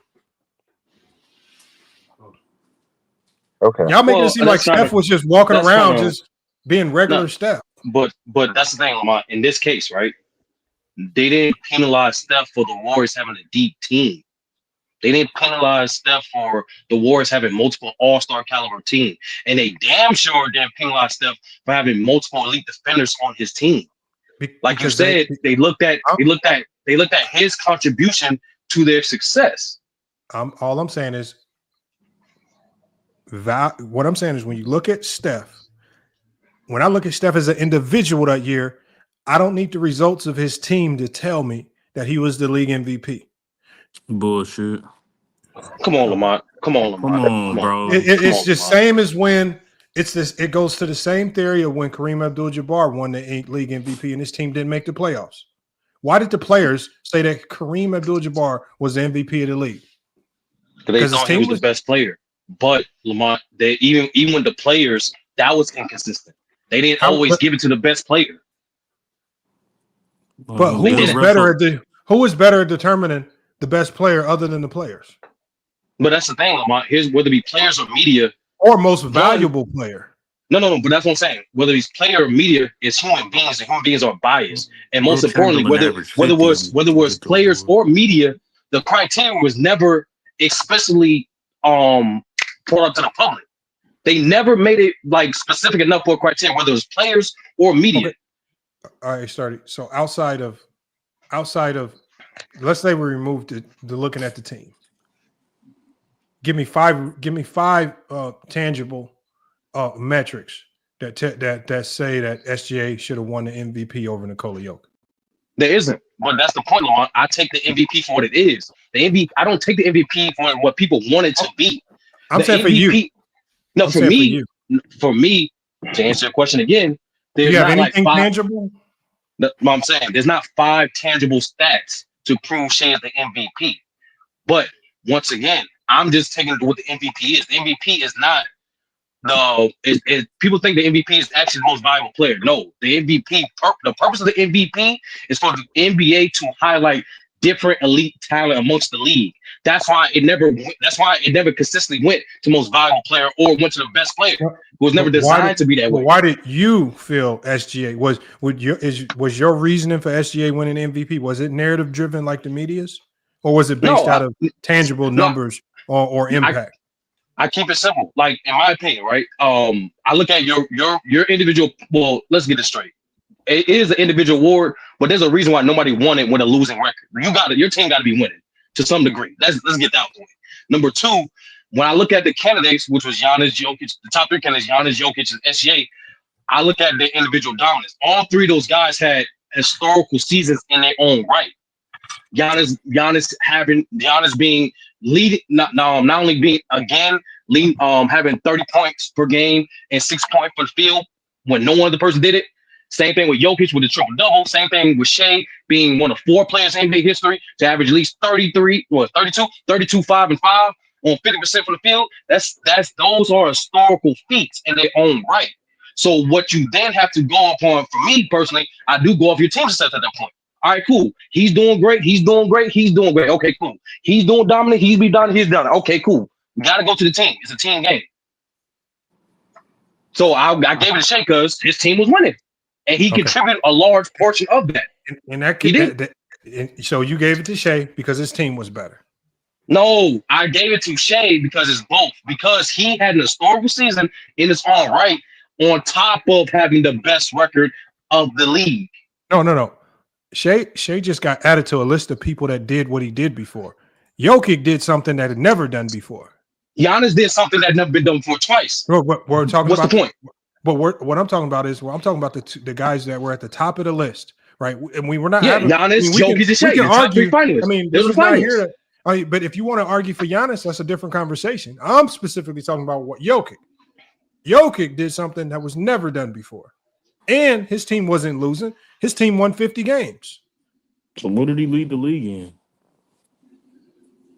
No, like advanced stats. He led like advanced stats. I say right here. This is what he. This is. Okay. I mean, you can lead the league in points per game. I mean, if you're telling me points per game justifies the MVP, that means you're just chasing whoever leads the league in points. No, I think to me, Lamont, I think MVP should go to the individual. Most valuable. It's not that simplistic, Lamont. Because if it was, you really think LeBron only have 4? Like you really think Jordan only have 5? Like that's the point. It's not. All I'm saying is, in any other year, I would hand it to Gilgeous-Alexander, and I would have no ifs, ands, or buts if it was closer.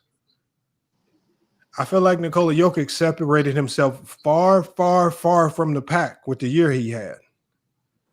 No, that's where we disagree. Analytically, and with the crazy circumstances around his team this year, with the injuries, with the coaching change, and they still won 50 games. That is the impact that he has. That's how you know his numbers and everything that he did, numbers and analytically, it directly tied into winning. Because if there was ever a year to justify him having a down year, it would have been this year because of the coaching, because of the injuries, and they still won 50 games, which is crazy in the West when we say that the West is the far superior conference. So, again, the winning was there. The only thing he didn't have was the infrastructure of the team. And that's something that, again, Gilgeous-Alexander was afforded a great team and a great coach. That's not something he chose. That's something the organization chose. But there were so many things going around Nikola Jokic that he could not control. And he still exceeded expectations. But you act like not really. But okay. He did not. You saying he didn't exceed expectations? I didn't know. I did not expect the. I didn't expect the different nuggets, nor for him to like go have some down year. No, like they won the best teams in the West. They shown to be. They ended up being that. And he had another historical season. Like, so if I told you before the year started that Aaron Gordon would miss 40 games, Jamal Murray would not be himself, they would not bring back any of their defensive help, they would let them all walk like KCP, and they would be relying on Peyton Watson, Julian Strawther, and Christian Braun. And then going into the playoffs, Michael Porter Jr. would be dealing with a significant shoulder injury. Why you bringing I told you all these things. I told and then on top of all that, they unceremoniously would fire their coach right before the playoffs. Yeah, and if I told you all these things will happen, and then I would say, yeah, they still gonna win 50 games, you would have believed me, right? Well, hold on. First of all, the playoff. Hold on. Time out. I just want to let you know, Lamar, that playoff thing with Eric Gordon has nothing to do with their regular season record. Yeah, his injuries, in the regular season, but his hamstring in the playoffs had nothing to do with the team's regular season record. He missed 30 games. He missed 30 games. Yeah, that's why I just said, Lamont. His hamstring does not in the playoffs does not matter. You brought up in the regular season. But I'm saying you brought up both. The most hurt team. I'm saying you win MVP in the regular season. You don't win the MVP in the playoffs. That's exactly what I'm saying. So that's why I said there's no reason to bring up playoffs at all. No, but I'm bringing up the 50 wins. Okay, we get it. We would once again, Lamont. He had far less help, and he lost his third option too. Just like SGA lost his third. But that's the thing. That's what I said earlier, Lamont. The OKC Thunders have one of the top 3 teams dealing with most injuries. Their starters is like second, I think, only behind the Celtics in terms of missing the most minutes. Like, bro, like this I get it. OKC's a deep team, but they was dealing with injuries too. Ihart, Chet, Crusoe, all them guys miss games too. But most importantly, Lamont, is if you look at same thing with Giannis, they ain't miss game. He missed game. Fucking Bobby Portis got suspended nearly 30 games. I didn't say Giannis didn't have a case. No, I'm not saying they don't. I'm just letting you know how, believe it or not, they're dealing with a lot of the same circumstance. But the coach thing, he only got fired 2 weeks before the season ended. 2 weeks. They had Mike Malone majority of the season. They had him.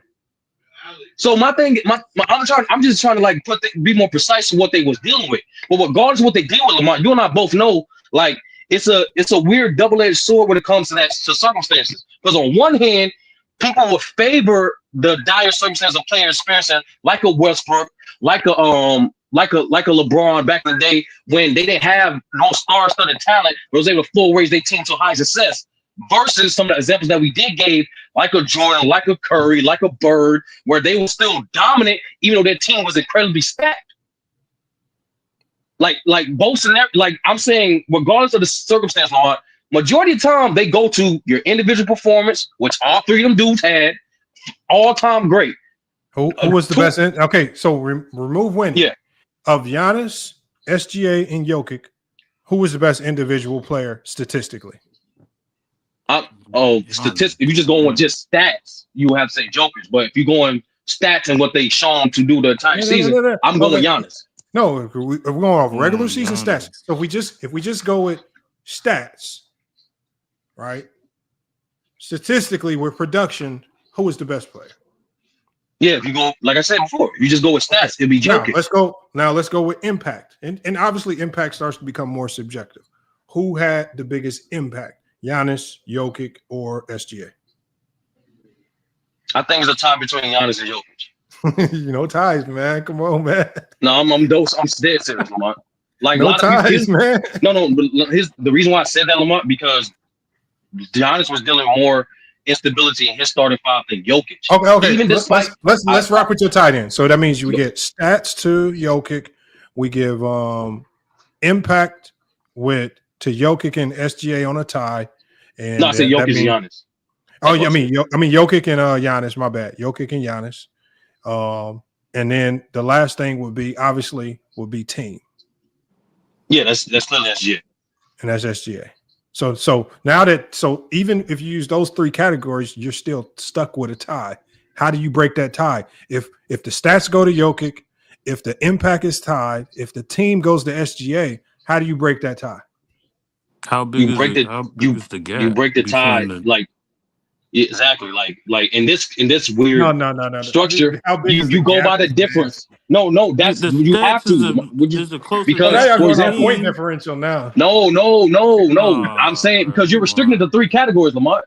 No, what I'm saying is now we have to come up with a fourth category to break the tie. I'm just trying to figure out what would that fourth category be, because I think the three categories we came up with are kind of fair: individual production, impact, and then your team. Those are the three elements of the MVP that we're talking about. So if we still are stuck at a tie because I don't feel like impact is a tie. I feel like it's Nikola Jokic, but you said it was tied. We can't argue team. No, because 68 wins, you can't argue against that. No, Lamont, because you were busy. You think Giannis had more impact? Lamont, you were busy. Lamont, you were busy majority of the regular season. I was like the Nuggets were the top five most teams I watched. Bro, I watch games still. I didn't say you didn't watch games. I said you was busy. So we all know when you're a good coach, so you don't prioritize your team before watching the NBA game. No, that's cool. Half the times I wasn't going live, it's because I was sitting in there just watching games and I didn't feel like going live. So anyway, so in regards to this, right? I'm simply saying, on top of Jokic having one of his greatest offensive seasons, even to him, he kind of regressed a little bit defensively. So, and the reason why that matters a lot because that didn't. No, he didn't. I know. I'm not trying to get into the Jokic defensive anchor. There's no metric that supports he regressed. Every metric supports he got better. Lamont, you and I both know defense is measured by not just stats. Definitely not just the stats. You got to watch them. There is no eye test. There's no eye test that tells you Jokic regressed defense. Did I say eye test? What? Hold on. First of all, there's no number that supports that the numbers support that he got better defensively, but people because the numbers are just going to give you an end result that you don't want. So let's just ignore the defensive numbers because the defensive numbers are going to make him far better than what he actually might be. Now, if you go to the eye test, he is not as bad as what people are. People talk about Jokic like he's Luka on defense. He's not Luka on defense. I didn't say that at all. I said even for his standard, he regressed a little bit. What they did as a team, who was the better defender? if you ask me who's the better defender between Jokic and SGA, it's Nikola Jokic. I feel night. like y'all giving a lot of Good night. defensive credit to SGA because remember, it's easy, for example, like this. It's easy to look good on defense, for example, with Steph Curry, when I load up the box with a whole bunch of great defenders. That's what's happening with SGA. SGA is not a great defender. Y'all just saying that because he's on a great defensive team. No, we're saying that because we watch these teams play and he give more consistent effort. His deficiencies as a player naturally because due to position isn't as a bigger detriment as Jokic deficiencies as a center. These are the abundance of things why, and that's nothing too. It's not like Jokic is like a top 3 defender on his team. Like, let's get that out the way too. Like, no, like they both like. And all I'm saying is, why talk about defense when neither one of their defense is super impactful towards winning? I didn't bring up defense. You brought up defense. Did. No, you said the tiebreaker is going to be defense for you. I did not say tiebreaker. I said, even comparison to Jokic, he had an all-time great offensive season. I think he had the best offensive season as an individual player. But even to his standard, he regressed defensively when you watch him. Now, in regards to majority of defensive numbers, Lamont, as a team, and this is why I still don't. Well, we do know why exactly why Mike Malone got fired, but they start implementing more zone during the regular season than opposed to ever before. That's why some of his defensive numbers look better because that's how great Mike Malone is. Like because he had a bad relationship with the GM, he got fired. But the problem is, even if you go to last year, his defensive numbers look very similar. Even last year. Because the first time I took note of his defense, the first time I even started investigating his defensive analytics was last year. Because when I've watched, I'm like, yeah, I know. That's when I started. That's when I started this Spencer Saker bullcrap. I get it. I know. He actually defensively was better this year than he was last year. I don't see how he regressed. We agree to disagree, but I have no problem watching film with that. But in general, like I said before, I really want to do some film on SGA's defense because I want to see this unabated defensive stopper defense. No one's saying he's like one of the league's best defenders. We're saying he's a better defender than Jokic. No, like that's the thing. Jokic's bar is so low. But how do you? That's what I just said. That's what I just said. I kind of just did, Lamont. You're not obviously not going to compare responsibilities. You're going to compare what are they asked to do, how consistent they are to asked to do, and in terms of what's the impact of some of the deficiencies between a guard and a center. You can't compare what they're asked to do. No, that's what I just said. That's what I said. The closest we can get to that is right here, and I have it right here. The closest we can get to that is right here. This is the closest we can get. And let me give a shout out real quick to Leftover Takes. Leftover Takes, because I had his super chat up here. I want to make sure I give him a shout out. My bad, Sturdy. He says Shai played with more all defensive players and all-stars this year alone than Jokic has had his entire career. That is a fact, Leftover Takes. And then that don't mean nothing. Hold on. And I'll let you address that here in a second. Let me get to this chart right here. So if we're gonna talk about what SGA was asked to do well defensively versus what Jokic was asked to do defensively and be well at it, I mean, we go right here. I mean, I think all players are asked to deflect the basketball. Jokic is pretty solid there. I don't know what this rad turnover bullshit is, but SGA is better. Defensive rebounding, well, we know who's going to have the significant advantage in that aspect of defense, and that's by far Nikola Jokic. When you go to rim defense, like I said, the only thing where the numbers show that Jokic is extremely poor at and the eye test is his rim defense. But you can't really use rim defense for SGA because they don't really ask him to do that. Yeah, that's why I said. That's why I said. Hold on. But just because you're a center doesn't mean you have to be great as a rim defender. No, it's a bigger blow in your defense as a center if you can't protect rim versus a guard who's a bad part of the defender. Not even bad. An average to below average blow attack defender. Cause I know how you are, Lamont. So yeah, like hold on. I'm gonna say it again. Say it again.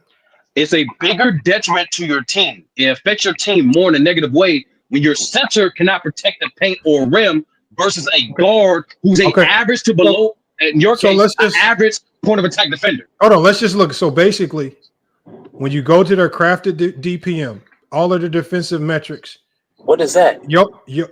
Jokic ends up at a 2.2 with a 94 percentile. And and Gilgeous-Alexander is a 1.8 in the 90th percentile. So even when you average out, this is crafted NBA.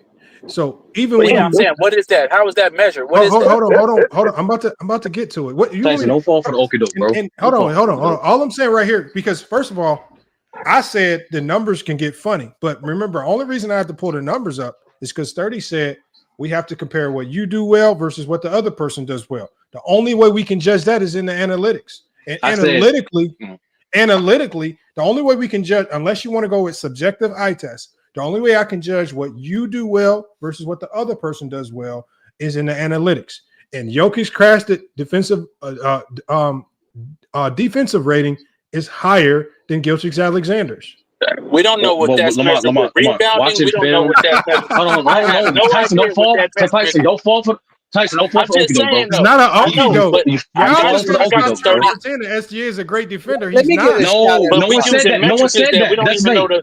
That's what I'm saying. No one said that. No one said. No one said SGA is an all defensive team defender. None of that. SGA is a bad defender. Why y'all? He's a better defender than Jokic. That's the point. Lamar, he's tripping. Lamar. SGA fuck with that. Hold on, fuck that. We're getting off point. SGA is not this defender that y'all trying to make him. No, we're not. Nobody said he was an elite defender though, Lamar. Hold on. And just to end this conversation, because I gotta get to Goat James. Go ahead. I ain't trying to kill. Then I get to Peter back. Go ahead, and I get to Mahari. What I'm saying is this right here. If neither one of them, Tyson, I had a nigga right there. Hold on. My fault, bro. Go ahead. All I'm saying is this, and I said this at the beginning. If neither one of them, if the defense isn't significant enough for us to say that it has they're like them, and like the only person that does something defensively that can impact winning and losing is Nikola Jokic. He does it so well. He rebounds the ball so well that it can actually have an impact on winning and losing games. Outside of Nikola Jokic rebounding the basketball on the defensive end, neither one of these guys do anything so great defensively that it can impact winning and losing for their team. Real quick. So hold on 1 second. Hold on. So all I'm saying is my whole point is that why do we go to the floor of both of their skill sets when the only one of these two that does anything elite defensively is Nikola Jokic, which is rebounding. He's the only one that has an elite defensive attribute. Come on, SGA does nothing. Tyson, bro. SGA does nothing elite on defensive end. But 30, I got to go. I'm gonna make it quick. So you start from the top and you go down. Why are we talking about their defense when the only person that does something elite defensively is Jokic? And once again, what's worse? First of all, no one, when you compare players, you don't go to their worst attributes. I didn't. Yes, I didn't. No, hold on, Lamar. Don't do that. I literally said you go off what they do, what they actually do in their own right. That's what does SGA do defensively? Elite. That's not, you don't have. Once again, Lamar. Does he do any? Hold on. Just does he do? You don't have to be elite to be better than Jokic. That's what I'm trying to tell you. Jokic not no elite defender. Okay, so does he? Okay, because what skill set does he have on defense that has a significant impact towards winning and losing games? No, he's great. He's great at doing closeouts. He's great. He's great. No, rim protection from the guard position. Time out. I said rim protection from the guard position is what I'd say. No, you could, but hold on. I'm not falling for this shit. Hold on. Let's address that surface level super chat. First of all, fool, listen, bro. No, you can't call him a fool, man. You can't call the super chat guys a fool, man. Okay, my bad. You can only call him a fool if you super chat and call him a fool. You can't call him a fool. My bad. Well, first of all, bro, listen. Unless you are a top 5 MVP candidate on the same team, they typically do not penalize players for being on stacked teams, bro. If that was the case, Jordan would not have multiple. Bird would not, especially Magic would not have multiple. If that was the case. People got to stop this. Oh, because he's on a talent star-studded team, multiple all-star, multiple defenders. You left somebody off their list. Mean he can't. Get the name of some more. Means he can't win MVP. That makes no sense. Hey, Johnny love to point out perfectly the amount of all-star, all defensive teams, players that Jordan played with, that is stopping him from getting 5 MVPs, bro. I'm not penalizing SGA though for team. And it stopped Kobe. And it stopped Duncan from getting multiple MVPs, bro. But nobody's penalizing them for team. Keep going. No, but why you keep mentioning like the amount of talent on this team? We get it. He had a great team. You don't get 6 to 8 wins unless you have a great team. I'm not saying he didn't. I'm not saying he doesn't have a case to win it. I'm saying all I'm saying is I feel like this is great, man. This is fun. I'm having fun, man. This is great. Unlike some of y'all, it's not my job to come in here and tell y'all how trash SGA is. I think he is a hellified player, definitely top 5 in the league right now. So I'm not telling you SGA is trash at anything, right? I can talk all day about how great this man is, but when you compare the same about Jokic. When you compare the same about Jokic. Hold on, but the only thing I've been hearing about Jokic is, oh, he choked here, oh, he's trash here, or this.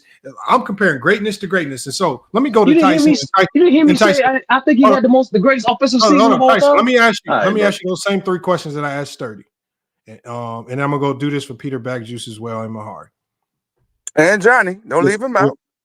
Yeah, I got Johnny too. Production wise. Oh yeah, don't leave me out. I'm with the fellas today. Peace and blessings, y'all. I'm with the fellas today.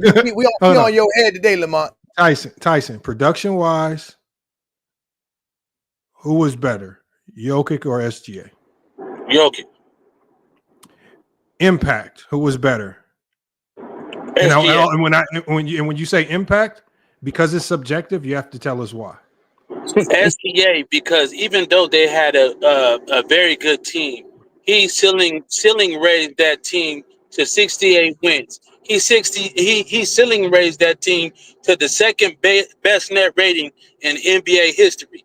Without SGA, they don't have that. He did that as the leading scorer. He did that as the main facilitator. He did that as to me, and you can argue all you want to. He did that as a solid defender. No, I'm not arguing.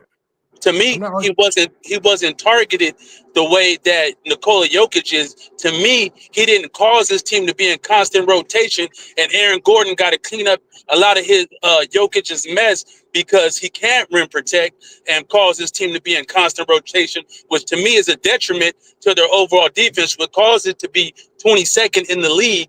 So you can say what you want, that Jokic is a better defender, but from my eye test and what I see Jokic having to have somebody else do rim protecting for him, which causes that team to be in constant rotation and do other things, which causes it to be a bad defense. So therefore, I have SGA as being more impactful because of his ceiling raising and what he did for that team.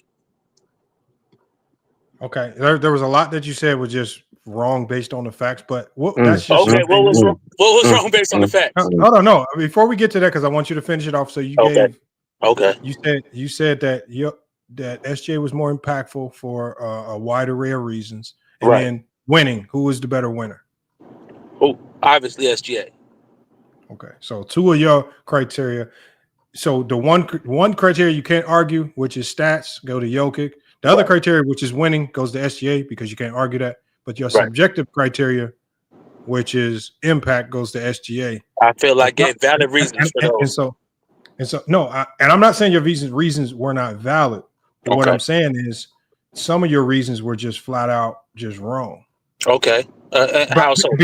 Because some of the things that you said were tracked analytically and were measured. Like? Right. So when you talk about Jokic getting targeted on defense, right? Right. If I told you that there were analytics that state that Jokic's presence on the floor, teams don't target him, they go elsewhere other than target him. If the numbers support that teams don't target him, then where did you get the fact that he does get targeted? What? I would ask what constitutes Jokic being targeted. No, what constitutes him getting targeted? Because the numbers don't support that. Well, what I would say is his lack of what I would say, because of his lack, when you say they go elsewhere, I think a lot of times that's because that might not necessarily be Jokic's man, but I'm saying what the team has to do to make up for Jokic's lack of rim protection causes people to be open, and the offense is predicated on. Let me just give you it says right here. It says Jokic's adjusted rim deterrence opponents drive less versus Jokic, which led to help schemes. He's in the 86 percentiles. And I have a deeper explanation to it. Let me go and read it to you real quick. In the 86th percentile compared to every player in the league. No, it's higher than people like Bam. It's higher than people like Bam. No, this is actually all centers. Come on, man. If we hold on. Can I read it? Can I read it? I know, but if we're using the metrics to say that Jokic is a better defender than Bam, then we gotta throw that out. Tyson, let me read this, please. Okay, go ahead. Better than Bam. All I'm saying is you said in your subjective impact argument, you said that teams target him a lot. Hold on. You said teams target him a lot. Based on the numbers, it says based on the numbers right here, it says opponents drive less at Jokic when Jokic is on the floor. It says this impacts offense before shots even goes up. It says rim deterrence evaluates how often opponents avoid attacking the rim when a player is in help coverage. It says Jokic's presence alone changes shot selection, forcing teams into lower percentage mid-range jumpers. But you said your eye test says that they target him. The numbers say that they don't target him. Can I jump in on this one, Tyson? No. Let hold on. We're gonna come to you next, Peter. You gotta let Tyson get school. One more flat. Cook him, Tyson. So right now, Tyson, do I believe you or do I believe the numbers? You can believe whatever you want to believe, brother. Believe the numbers if you want to. But I know there was a 22nd ranked defense, and a lot of that is because to me, in my assessment of their defense, which may not be the best, fine, that's cool. You can argue with me all you want to. But the fact is there was a 22nd ranked defense, and I think that was because Jokic as a rim protector is not good. Jokic guarding on the perimeter is okay, not very good. He doesn't move his feet well enough. He doesn't if the ball swings, he's not fleet of foot getting out to the other side of the ball and those type of things. So I think that's all taken advantage of by other offenses. You want me to ask ChatGPT that question and see? No. See if we get a non-biased answer? I don't care what you ask ChatGPT, brother. No, hell no. We're talking to human beings, Lamont. Nah, keep this between human beings with souls. Because y'all gonna say I'm biased. Y'all gonna say no. I'm biased. No, it's not about bias. No ChatGPT, bro. Like we're human beings.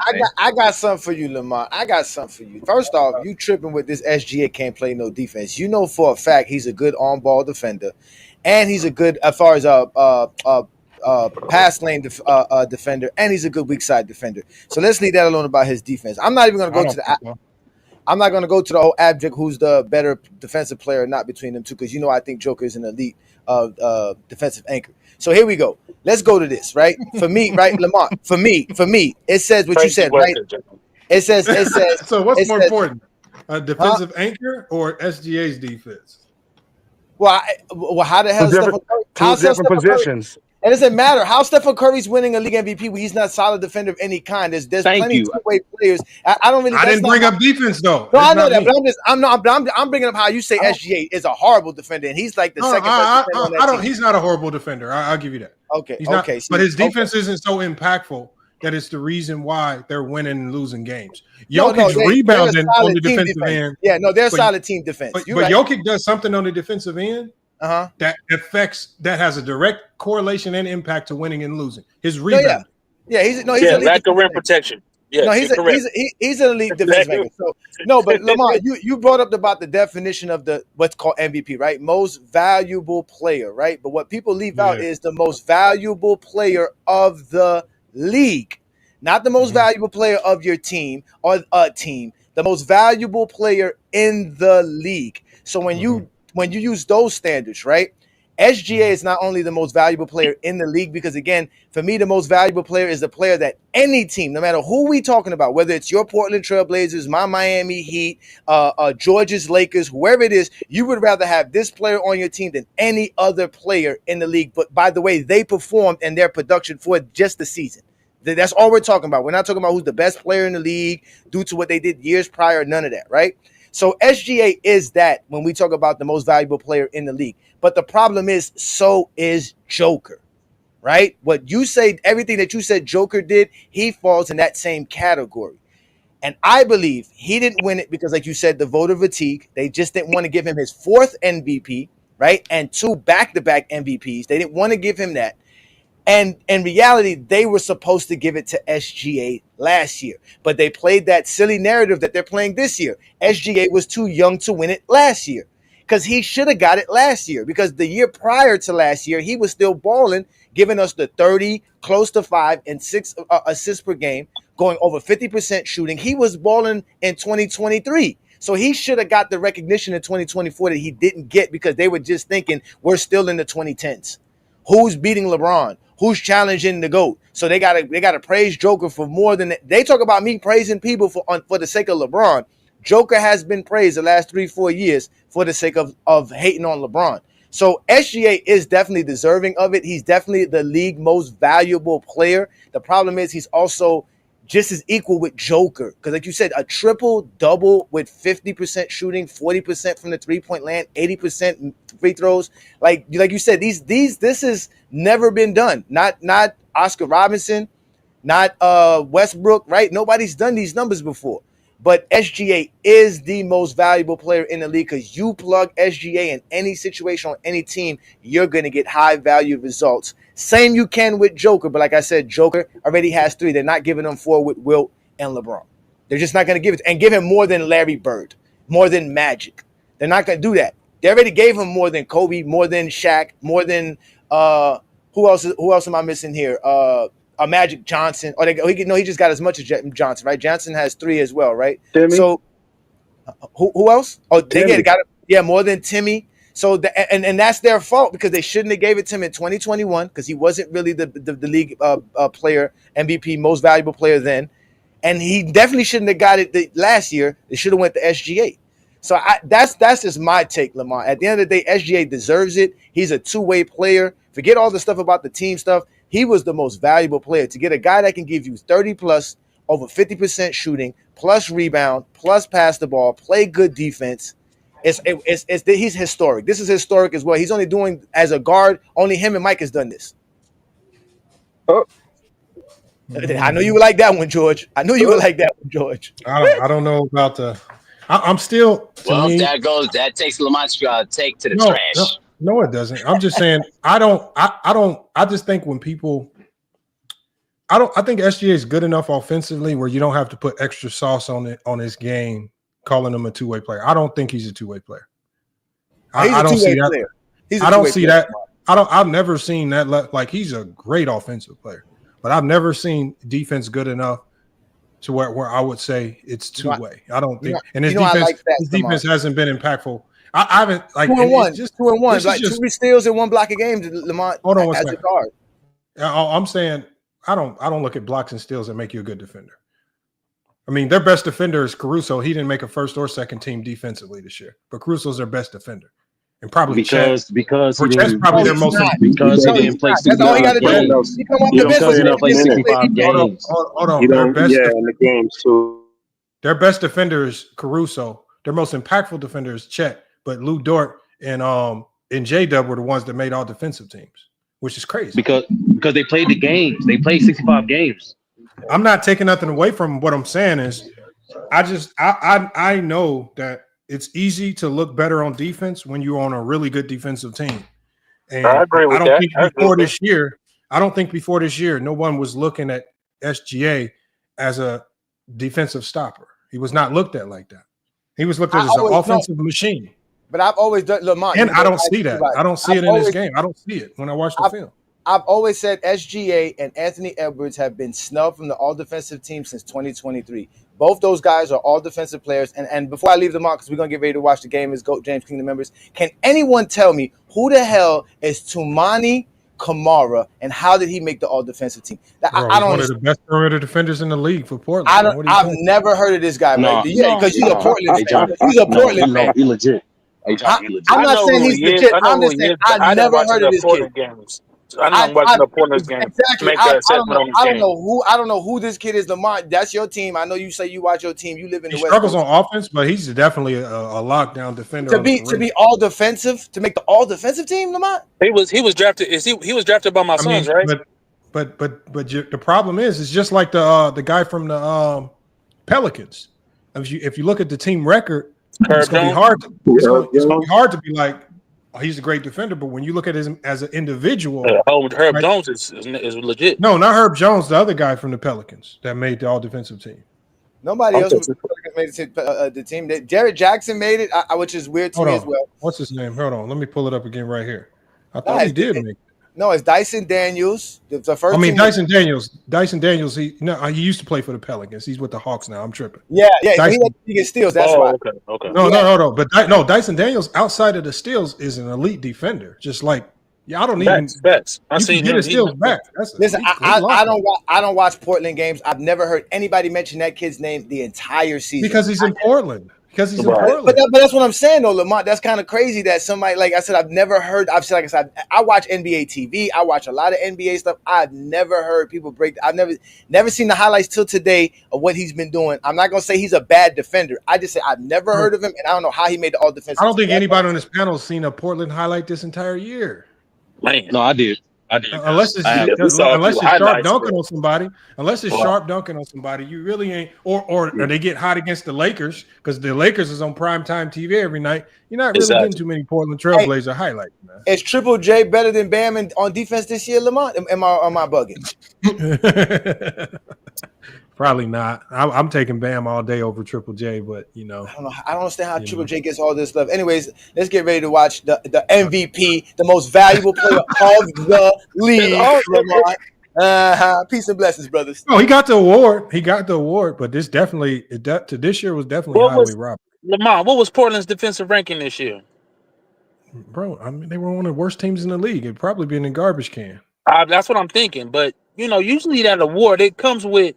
Like most of those teams are elite defensive teams. It's crazy to me how he snuck in. He can't control how bad Portland is. He can only control how good he is individually. I understand that, but I'm saying usually, they give credit where you play for elite defensive teams. You're gonna have maybe one or maybe even two guys from that team get in those conversations. Well, that's for example. Let me give you an example. I think the best example of this was the '96 Bulls.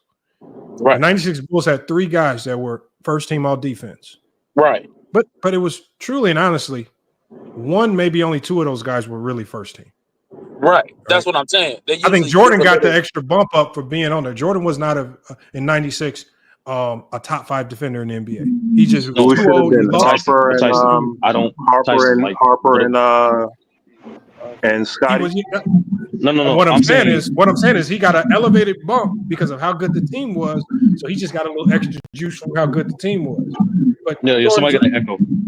That's Peter Bagju. So I just think that I like the fact that they put Kamara from Portland on there because it basically says we're gonna reward you for being a great defender, even though the team around you isn't as great as it potentially is or What was the Bulls ranking when Caruso made it? Last time he made it on a defensive team. Like the Bulls have never been a good defensive team with Billy Donovan there. No, that's what I'm saying. Especially. I don't even have to look it up. We just know that they were never good as a team. They were never a good defensive team. No, I'm saying, especially since they went positionless, they've been more attentive to the individual defenders as opposed to just going by, okay, who's the top 10 defensive teams and going by them. They've been way more attentive of the individual. I'm not saying it's just that. I'm just saying they usually give, like I said, you get multiple players from those type of teams, where maybe one might not be as deserving as an individual defender. They're going to give credit to a team that's ranked 1, 2, or 3 in defensive rating. You know what I'm saying? And highlight those guys more. That's all I'm saying. Hey, I want to get my take off right quick with this. Let me go out to Peter Bagjuice. Go ahead, Peter Bagjuice. Yes, I got my talking points written down here, so forgive me if it sounds kind of mechanical. I'm just going to read it off how I wrote it. So I have here in terms of Lamont had asked, like, what's the separation between them offensively? So this is what I wrote. SGA is a far more dynamic scorer and half-court creator. Jokic has to get the ball in certain spots to create for himself and others, leading to a more deliberate and predictable style of offense that ultimately is easier to guard. Gimmick defenses can severely stymie him from getting touches and consequently being able to create offense for himself and his team. SGA is a creator from anywhere on the court with or without the ball. Game 7 of the the Western Conference semifinals and the February game versus the Lakers, where he attempted 7 field goal attempts, really illustrated that talking point. SGA also, during the regular season, did his offensive damage within 34 minutes, accruing those points. He is instant. The word I used before was dynamic. I want to reiterate that word because when I watch him, it's just so easy, and it's so he's so intuitive in how he plays. It allows for a flow in the offense where, you know, other guys get the ball and all of that stuff. And typically they have a big lead when that second unit comes on. So they don't really have much to do. Well, let's see. What else do I got here? Oh, I was going to say OKC outside of SGA is not very good in the half court. I'll take Jamal Murray over Jalen Williams any day of the week. And I believe the Western Conference semifinals really show that, because Williams was terrible that entire series outside of 2 games. Like horrifically terrible, shooting like 33% from the field, just bad. Now to the defensive part, Jokic's non-existent rim protection, combined with him being a complete liability in any sort of screen action, is the largest single reason why Denver was a 23rd ranked defense. The reason why people don't attack him is because he plays the deepest drop in the NBA. The drop is designed, Lamont probably doesn't agree with this, the drop is designed to encourage mid-range shots, which is what ChatGPT said typically happens when Jokic is on the floor. So when he does go to the level of the screen, he typically gambles for steals and deflections. That's how he gets his deflections. But because of that gambling, typically that roll man gets the ball and they're playing advantage basketball 4-on-3. So to me, they cap for Jokic when they say, "Oh, he's not that," but he is a liability on defense. He's bad, and that's also why they ended up playing zone in that series, trying to hide him. So that's pretty much it. Well, I think you're missing a lot. Like, I think they went zone because they were down so many bodies. One, and at the NBA level, I don't know if you really go zone to hide people more so than just to rest people because you don't have any depth. And zone is just the easiest way to save your players for the offensive end. And if you run it right, you can especially against a young team, you can get a young team to fall into traps and make mistakes like OKC was doing. It wasn't a very great zone, but OKC was young and dumb, and they made mistakes that allowed Denver just to stay in the game sometimes, just because it just lures you into a whole bunch of dumb mistakes.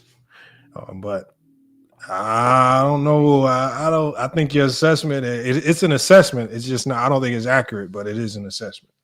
Your rebuttal was kind of hesitant, so I think you agree with him. Who? Your rebuttal to his answer. No, I'm not rebuttaling it. I'm not rebuttaling it. His reason for thinking SGA is better is his reason. It's not here. I can't rebuttal it. I mean, I can't change his mind in 2 minutes. His opinion is going to be, I don't agree. I think a lot of what he said most of it was false. I think when you talk about Jokic as a defender, he does not gamble a lot. He does not gamble and go for steals a lot.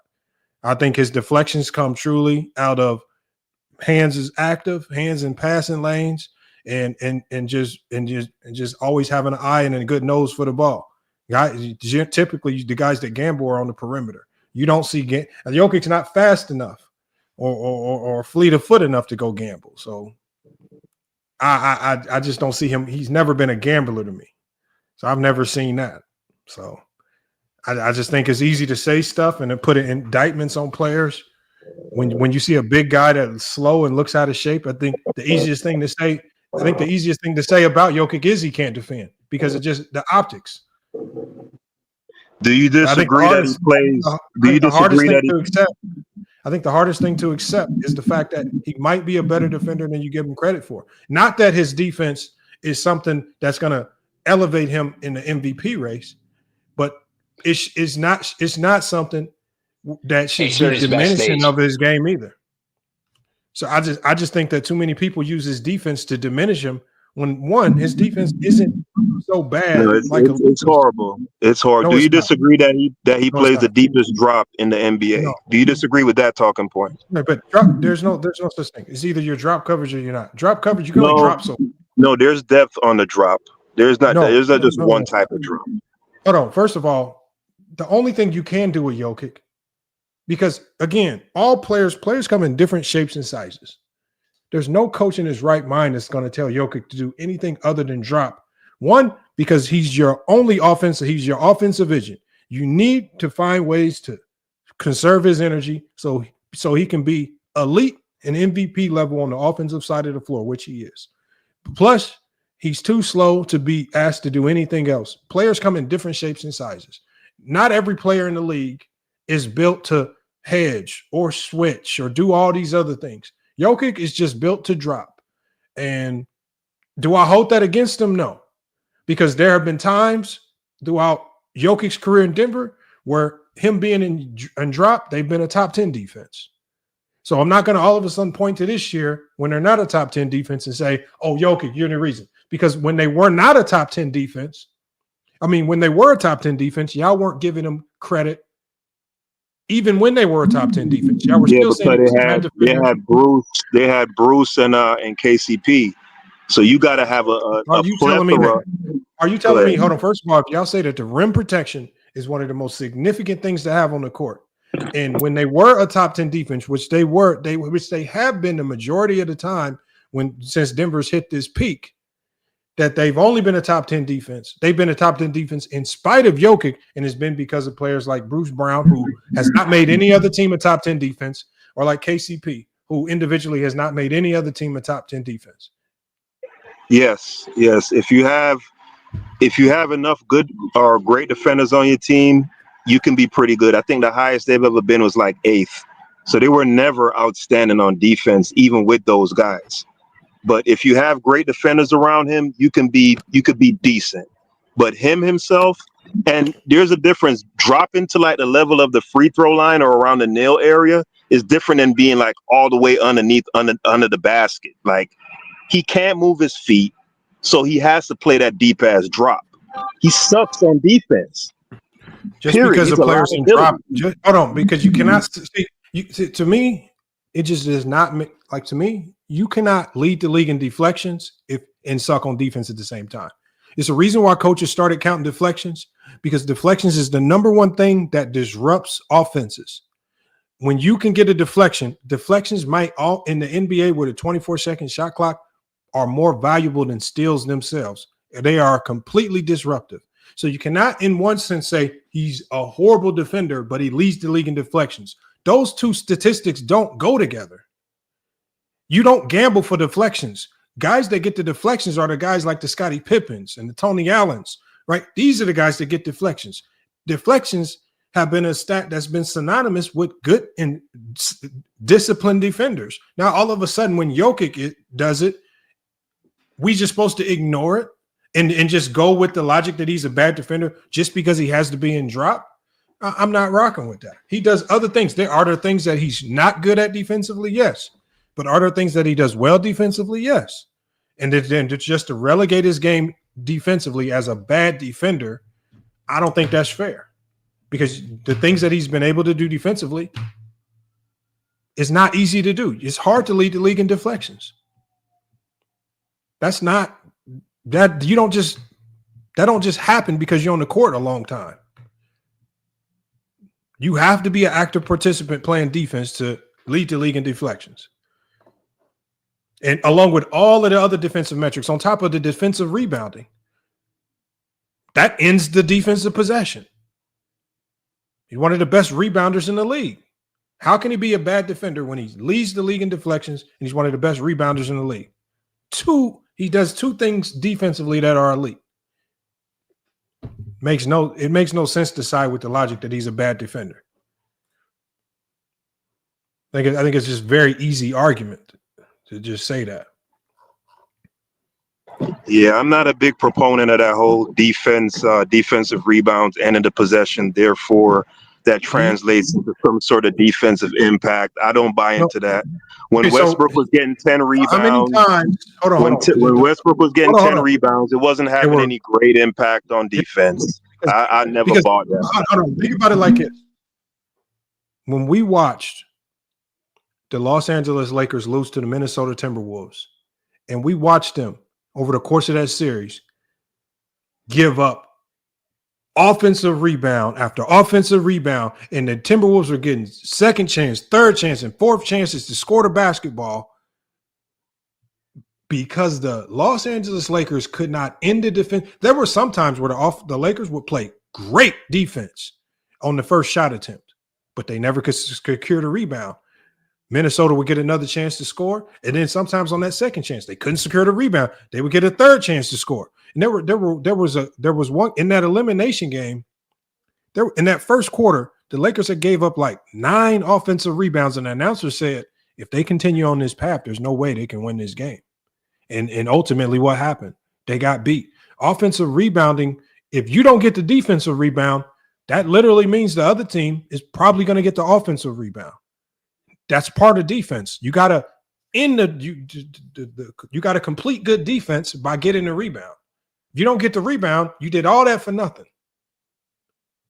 So to act like rebounding is nothing is wild, and then to act like deflections is nothing is wild. You're ignoring 2 key stats just to come to a conclusion that he's bad at something. When you were talking about like 2 principle, just by principle, are some of the most important things you can do on the defensive end of the floor.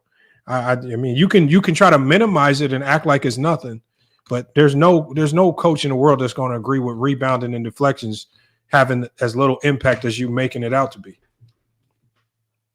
Too many teams can't rebound the ball. We watched too many teams lose in the playoffs this year because they couldn't rebound. And now we're supposed to pretend as Jokic rebounding don't mean nothing. We literally have to pretend. Mahar, are you still with us? Yes, sir. I'm still there. Go ahead and cook, Mahar. I'm going to let you get your take off, man. Go ahead and cook, Mahar. All right, I'm going to go ahead and make this real quick because I'm not going to take up too much time. I think this year, in my personal belief, SCJ did deserve this year's MVP because of his value of winning and his impact towards winning. And keep in mind, most of his starters were out the majority of the year due to injuries. And it's the same thing that happened to Nikola Jokic too. So I'm not penalizing Jokic for that. But to me, I think that the voters this year gave it to SCJ because they knew that they made a mistake last season when SCJ was deserving of that MVP. To be honest with you, he should be a 2-time MVP because his skill set and, more importantly, his impact in winning is so far greater right now in this current landscape of the NBA that unfortunately that for Nikola Jokic this year. Even though I do agree with you, Lamont, that Nikola Jokic's stat line is well deserving of an MVP. But I think that, in my personal belief, I think that the voters decided to give it to SCJ because they knew they made a mistake last year. But in terms of this year, SCJ, he's been having an outstanding, consistent, type of a season that he did a year ago. And be honest with you, even through all the circumstances around OKC in terms of the injuries that they had this year, they still won 68 games because of the value and the production that SCJ provided. So that's just my take. Go ahead. I'll give it to you. I don't agree. I think when you get to impact, I think that impact, I don't think he stands a chance when it goes to impact versus Jokic. Jokic's impact is far more significant because impact alludes to impact directly ties into productivity, and then productivity ties into the output of all that productivity. What does it lead to? And I think Jokic's productivity and stats are far more significant because that team had far less help. I mean, we talk about the injuries on OKC, but even with the injuries, they were always more talented than the Denver Nuggets. The Denver Nuggets, one of the reasons why everyone was at odds in the front office is because they felt like they didn't have enough help. Right? They had to rely on guys like Peyton Watson, who hasn't proved nothing in the NBA, and Julian Strawther and Christian Braun. These guys haven't proved anything. While OKC, they got vets, the Hardensteins, J-Dubs, Casey Wallace, who's been in the league for a while, right? Isaiah Joe, who's been in the league. Now they got vets. I'm not saying necessarily vets, but vets compared to first and second year guys. Julian Strawther, right? Just fresh out of Gonzaga. Christian Braun, fresh out of Kansas. Peyton Watson, he didn't even play at UCLA. So when we talk about Isaiah Joe has been around the league, been with Philly, he's still younger because these guys are coming into the league much younger. But when you compare what Denver had at the bottom of their team and what they were asking their young guys to do versus OKC, I mean, there's only so much you're going to get out of a Peyton Watson. I mean, your backup center is DeAndre Jordan. What are you supposed to do with that? Yeah, Lamont, I think 6 through 10, you're not going to get any pushback there. But in my opinion, I'm taking Denver starting 5. If we're just talking strictly offense, I'm taking their starting 5 over OKC starting 5. OKC starting 5 just offensively, they don't have any creators outside of SGA and Jalen. If we were to go player for player, I'll take Murray over Jalen Williams comfortably. Again, just offense. I'm taking. Hold on, let me go. Jalen Williams right now is a better player than Murray. Better player, possibly. A better offensive player in the half court, creating. But who looks at basketball on one side of the court? We're not, but we're talking about offensive impact. That was a discussion that we were having in the vacuum. We were talking about impact. Right. So not just offensive. Like only one side of the basketball. No, but I think that SGA carried more of the offense than Joker, which is the point that I'm making, especially in that started. That's the point that I was just making. So SGA has to run the offense like Jokic? Absolutely. SGA is the point guard. SGA was asked to score. No, he's a point guard. He's not like he's coming off of pin downs and stuff. He is the point guard. He orchestrates that offense. No, he doesn't. And he is asked to score. If it's not him, it's Jalen. No, he does a lot of playmaking. It's not like J-Dub does more playmaking on that team than SGA. No, I disagree strongly. Right, the 6.4 assists doesn't just come from it. Doesn't come out the sky. Assists don't make you a playmaker. Playmaking makes you a playmaker. It doesn't, but it's indicative. It's indicative of it. I think the advantages that they get when you watch them in that series, they were horrible in the half court. They're horrible in the half court. J-Dub especially, he was terrible that series. Do you disagree with that? If J-Dub isn't playing, when he's not in transition, he's struggling. You're still only talking about offense. He was horrible. Doesn't matter. You're still only talking about like J-Dub, and something's wrong with your mic, Peter. You got to fix that. You are only valuing players based off what they can do on the offensive side of the floor. When you talking basketball, you only had you have the basketball in your hands so little amount of time compared to when you don't have it in your hands. There's more you're doing without the basketball, playing defense. There's other elements. There's a reason why J-Dub was on the floor, even though he was playing bad. And one of those reasons is right here in your face. The man was on an all defensive team. One of the reasons why he was on the floor is because of his defense. You just literally ignoring one whole side of the basketball, but you don't talk about how bad Murray might be on the defensive end and how he's going to be a negative on the defensive end. But J-Dub, who can get hot anytime, can be a plus on both sides. Nobody cares if he misses a few shots. Coaches really don't care about missed shots. Coaches care far more about defense than they do about any missed shot. You cannot guarantee. You can guarantee effort on defense. You cannot guarantee a shot going in. Yeah, can I go? Am my mic still bad? Hello? No, it sounds a little bit better now. No, you still got an echo, man. Something's going on. You got an echo. I don't know why. I don't know. You got headphones on or something? Nah, I don't know what's going on. But let me just say this real quick. The reason why I put offense in a vacuum for the discussion was just to merely make the point that, in my opinion, SGA carries a heavier offensive burden than Jokic. So it's within that context that I'm making those points. So I'm not saying that only offense matters. That wasn't that's not why I was saying that. But in playoff basketball, especially with the experience factored in, I'm taking Murray over Williams, no doubt. I'm taking Aaron Gordon as a third option over anybody on this is NBA 2K basketball. This is not how teams are formulated.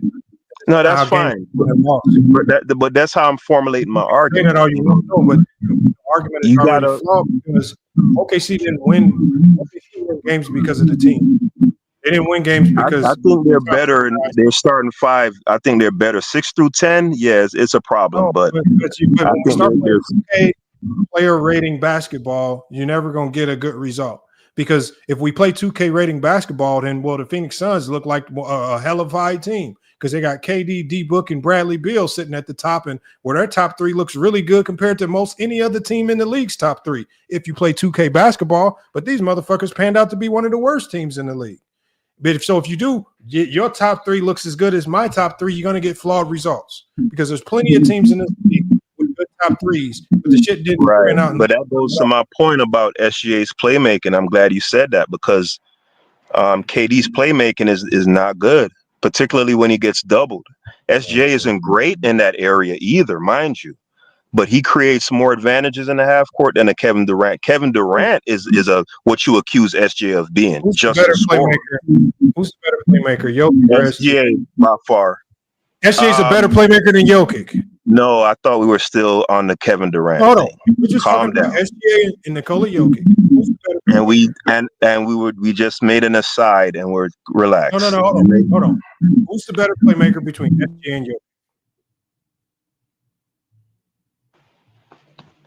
SGA. SGA is a better playmaker than Nikola Jokic. Yes. All right, y'all. See, this is what we got to deal with right here.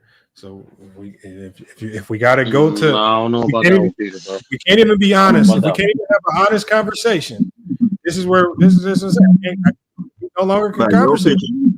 Jokic is the better passer. SGA is the better playmaker.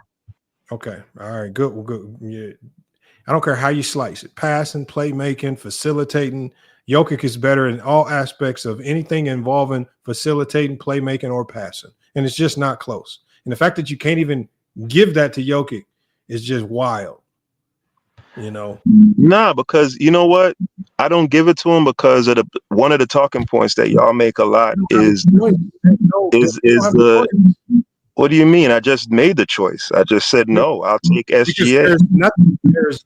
See, the thing is, you can say it, but if I told you to support it with, I can if you'd allow me, but you can't support it with. Gonna keep talking, but go ahead. Support that comment with production.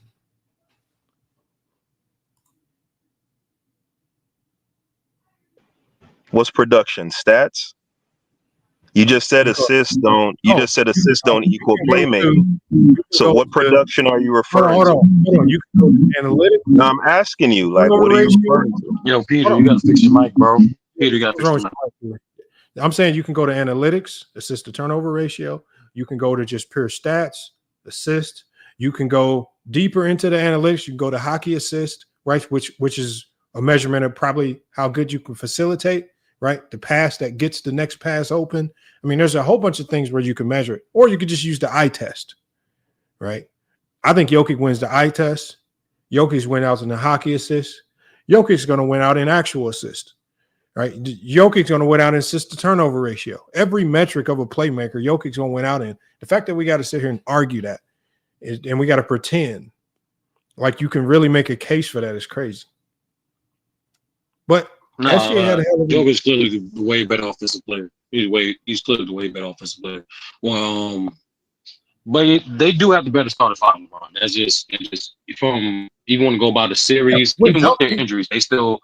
I believe they still their starting five. It's just no. I'm saying from the regular season and in this series, like even in the series when they was dealing with injuries, they starting five outproduced their starting five. OKC starting five. Yeah, but the difference in the series was the bench. Caruso coming off the bench, Wallace coming off the bench. It was players that came off the bench with a separator. That's the team. No, I agree. I agree. I agree. That's the biggest difference. But I'm just saying, like to Peter's point, the Nuggets, they have a better starting five, like from regular season and even this postseason in the series, because like they just have more experience. They run like an engine. That still doesn't equate to better team. You have no one's arguing. They clearly had a better team. Yeah, I'm saying OKC. It comes down to the better team because there's nothing you can do to match Caruso coming off the bench. There's nothing that Russ or Christian Braun or any of those guys could do to match what Caruso surprised me when he started knocking out all them threes too. So he gave you a bonus offense and he gave you high level defense. All right, and then being able to spot back and forth. I mean, Russ. I mean, I thought Russ played as well as Russ right now could play. I mean, I don't know. There's Lamar. It was a point. I forgot what game especially, but it was like he had like 3 turnovers, like 2 minutes. Like bro, he could have played way better. And then I just don't know how. I don't know how. Not this stage of Russ. I mean, if you're giving me prime Russ, but this level of Russ that we have right now, I mean, where you're asking him to do a lot off ball, and you just got to live with it. I mean, he made some big shots.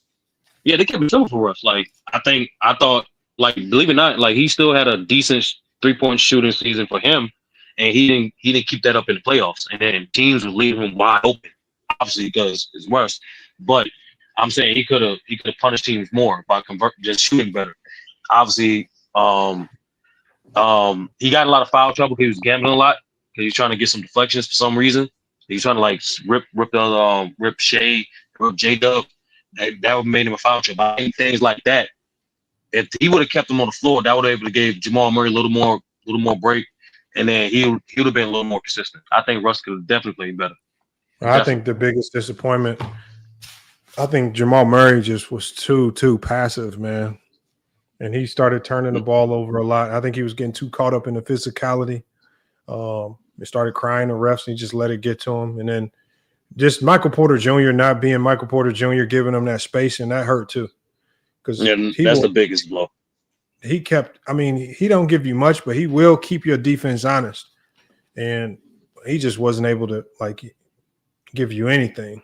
Like nothing at all, man. So his jump shot was slower, and like he just even on contested rebounds, he didn't want to look for. But I'm not even surprised that OKC was the better team. They deserved to win that series. I'm not arguing that. But I don't think that ties. I think that when you talk about the MVP in the whole season, it's just hard to.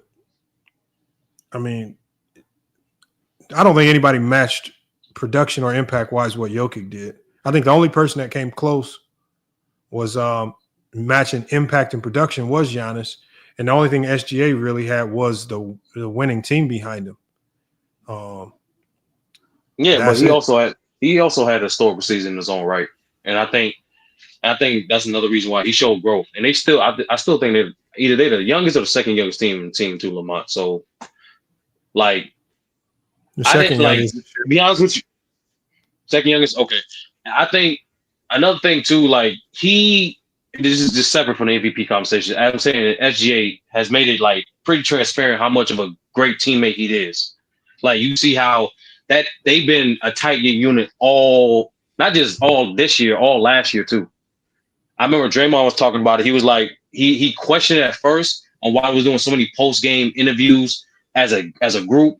But then, as you see, it just kept their continuity at a high flow.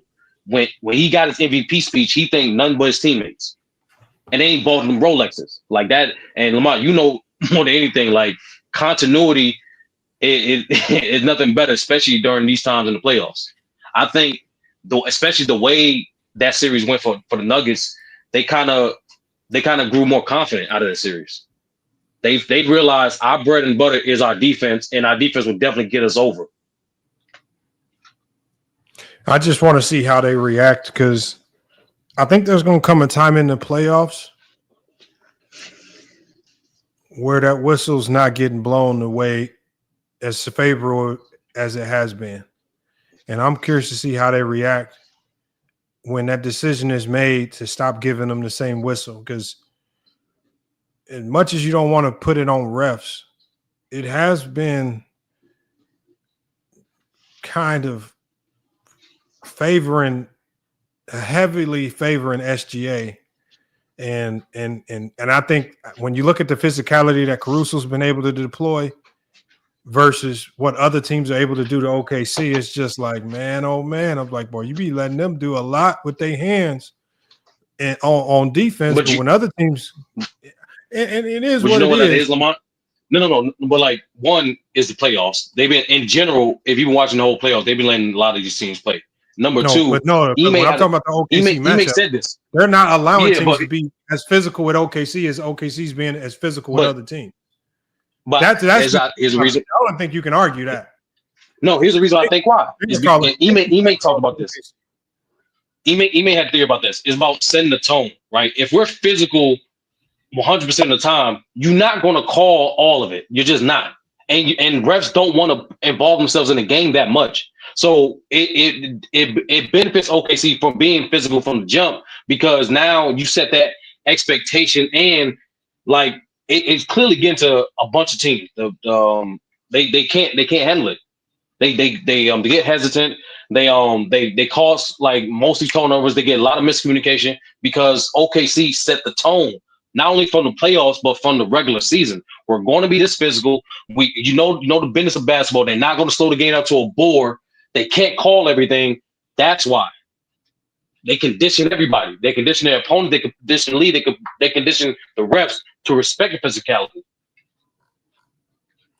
I mean, that's an explanation for it. That's what Indiana did last night. Hold on. Indiana did. All I'm saying is 30. Hold on. All I'm saying is this 30. I'm saying that it's happening. I mean, theories as to why it's happening, I don't really care. What I'm saying is there's going to come a point in time where there's going to be a balancing. And it's either going to balance to their favor, where they'll just start calling more fouls for both teams, or there's going to be a balancing that I think is going to hurt them. They're just going to say, fuck it. We're just going to stop calling fouls. And, for example, if you looked at that last game versus Minnesota, SGA was 2 of 11 in the first half, but he shot like 8-9 free throws as well. If you remove those 8-9 free throws and you're just looking at a 2 of 11 SGA, now that 4-point deficit at halftime isn't 4 points. Now that 4 points might be 12. So it changes a lot of things when you're not getting those calls. So all I'm saying is there's gonna come a time where that whistle balances out, and when it balances out, does their youth impact them then? No. That's what I'm. It's gonna always, especially the landscape of it. Like they're going to allow more physicality in the finals. At this point, it's a conference finals. Number two, physicality always favor the better defensive and deeper team. Always. And so for their case, is even if the refs like, okay, we're gonna play a little more even, we got the bodies to account for guys getting foul trouble. If y'all don't, we definitely got the bodies to continue that physicality from the entire 48 minutes. And then on top of that as well, like, let's put the SGA part. He earned majority of those calls, Lamar. I'll be honest with you. Like you said earlier in the stream, and that's a skill. That's a fucking skill to draw fouls. I don't know what's the big deal. Skill? No, it's a skill of manipulating as well as taking advantage of the defender's bad habits. I know it's a skill, Sturdy. All I'm saying is And George, you've seen this happen because George, you watch a lot of basketball. All I'm saying is it comes a point in time, and I'm not talking about what OKC does defensively because that's not going to change. But there's going to come a point in time, and I don't know what series it'll be in. It could be this, it could be in the finals. When the whistles that you're getting, that you've been relying on, you ain't getting. The same thing gonna happen to Brunson. And what I'm saying, George, is this. I don't think OKC is going to change the way they play defense. But what I do expect to change is the calls that they get on offense. And one thing that we saw was when they're not getting calls and they get stuck playing half court, they look like a very average team. They look elite when they're allowed to defend and they're getting to the free throw line a ton. But they can start to look average when they're not getting to the free throw line as much. And teams can play physical back with them. And so all I'm saying is if there's an evening out of how these games are called, that's where I think they can get in trouble. So honestly, it's been proven no team forces turnovers more than this team. And that's what it's not about OKC's defense. I'm not talking about OKC's defense. No. I'm talking about it is in this game. But what I'm talking about is how the other team is allowed to play defense versus OKC. When that whistle balances out, and it's not about if, it's just about when, because it will. How does that young OKC core react? Because now those smaller deficits of 4 points are potentially going to be 12 and 13 point deficits without the very kind whistles being given their way on some of these calls. And it is sometimes hard to watch. And one thing is, I got to say, and I'm not one to blame fouls or none of this, but sometimes it is a hard watching OKC because it start to stand out that y'all allowing physicality one way, but y'all not allowing it other way. And I know if I'm talking about it, I know refs in the NBA and back offices are also talking about it. And if they go out and say this is a point of emphasis that we're going to make sure we allow the physicality both ways, and it starts to enforce that balance, it could get dicey for OKC because they will discuss it and it will get evened out. I don't know when, but it will. And when that happens, how does OKC react? That's all I'm saying. Playing better defense. And look, I love the way they play in defense. I love it. They're physical. They get after it. They don't make a lot of mistakes, but I just cannot lie about what I'm seeing on the offensive end. That's the biggest flaw. Like the biggest flaw. Yeah. Some people like George and like I do see why people who saying the foul baiting are saying it. I don't hold it against any of them because again, draw the fouls however you got to draw them. But again, there's also a detriment when you're not getting those foul calls. How do you react? Because there's another coin to this too. When you're not getting those foul calls, there's also a level of frustration that starts to mount as well. And so with young teams, when they're not getting foul calls that they're used to getting, it can also sometimes impact what they do on the defensive end. And this is just problems that come with having young teams. And so, hold on, we got Kevin Patton. He's in the chat. He says the whistles aren't going to balance out. Smaller players have always gotten away with being beat up, with beating up physical players. I don't think they've been beating SGA up. That's the thing. Like, I'm not gonna lie. He's talking about the OKC side. OKC, majority of their guys, like the reason why they get away from a lot of contact because of that perception. Yeah, but I'm not talking about what OKC on defense is able to get away with. What I'm talking about is the way teams are able to defend OKC on the offensive end. I think it's been very obvious, and I think you just have to be blind or just try to ignore it. It's been a different whistle for teams defending OKC. And, I just think it just has. It just has. I mean, if I'm being honest. Like I'm saying, especially if you go through the temps, like, because not going to make it easier. You're going to see the majority of those fouls, he's earning them. He's actually getting fouled. Yeah, is it like a few that like is more exaggerative or probably wasn't there? Yeah, but the point, and most importantly, he's definitely forcing the issue. Like I'm he's talking about driving. calls like, remember on back-to-back plays against the Denver series where SGA drives, and this is what I mean in the difference in foul calls. SGA drives, hits Jokic in the chest, draws the contact, gets the shot up on the backboard, and one. Jokic comes back down, literally does the same exact thing to Hartenstein, drives, draws the contact, shot goes up, shot goes in. But for Jokic, no bucket. Like they got the same call, but the determining factor on, like with SGA, what I mean, the gifted whistle has been not always just a foul getting called. It's the additional and ones that they obviously didn't. They on back-to-back plays we saw with Denver. Literally, Jokic did the same thing. The refs, I mean, the announcers were talking about it, like saying this is the exact same thing. But you give one player the and one, you don't give the and one to another player. These are big.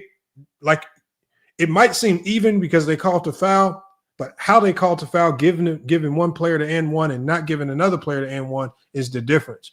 When these things start to balance out is what I'm starting to look for. So it's not always directly in the foul being called or not. Sometimes it's how they call the foul, when they call the foul. But I mean, there's a price to pay when you are a team that's heavily relying on the free throw line. We saw James Harden pay that price a lot. There is a price to pay. They took it away from him, didn't they? They took it away from him, didn't they? George, I just came to – I have to agree with Jordan because the history of basketball has shown us the playoffs has been notorious for taking that free throw line away from you if that's one of your greatest weapons. And when that weapon gets taken from you, you get that choke label put on you. That's just how it is.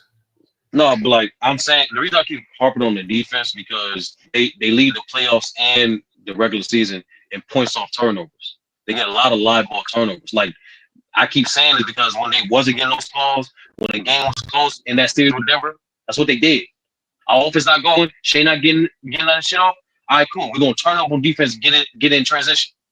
That's literally how J-Dub got some of his points in the last two games. I know their defense is going to be a nightmare. I'm not worried about OKC's defense. No.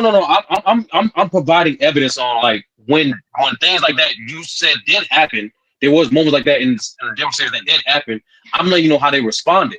That's why I said earlier. I think they, as a young team, they learned that this is our best course of winning. Our defense is going to get us over. When Shai is not knocking down shots, our defense is going to get us over. We're not getting a foul call. Our defense is going to get us over. Because our defense do generate extra possessions for us to score.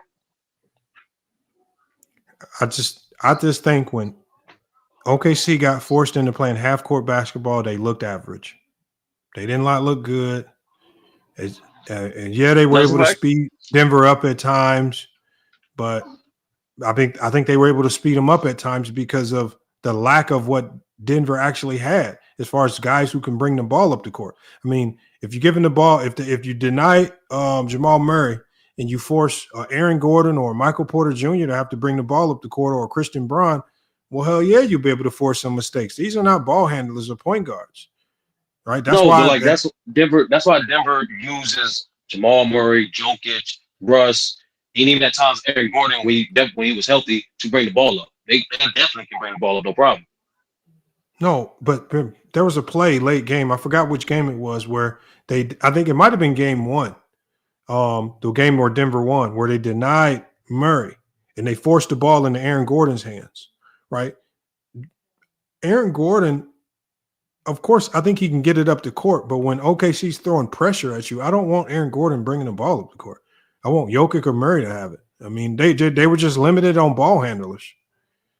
No, they actually do that. They used to do that a lot, LeBron. Like, especially when like teams are honing on Jokic, they allow Eric Gordon to bring the ball up, so that way he get a given post position in the high post, or they get they want a pin down action with Jamal Murray, so he come get the ball. Yeah, but I'm talking about late game situations or desperation situations where OKC turns up that pressure defense, where it's high risk, high reward, where they were getting a lot of the steals. All right. I'm not worried about getting the ball up the court against OKC if there's no high leverage situation going on. You can get the ball up the court. They struggle in the half court. They do.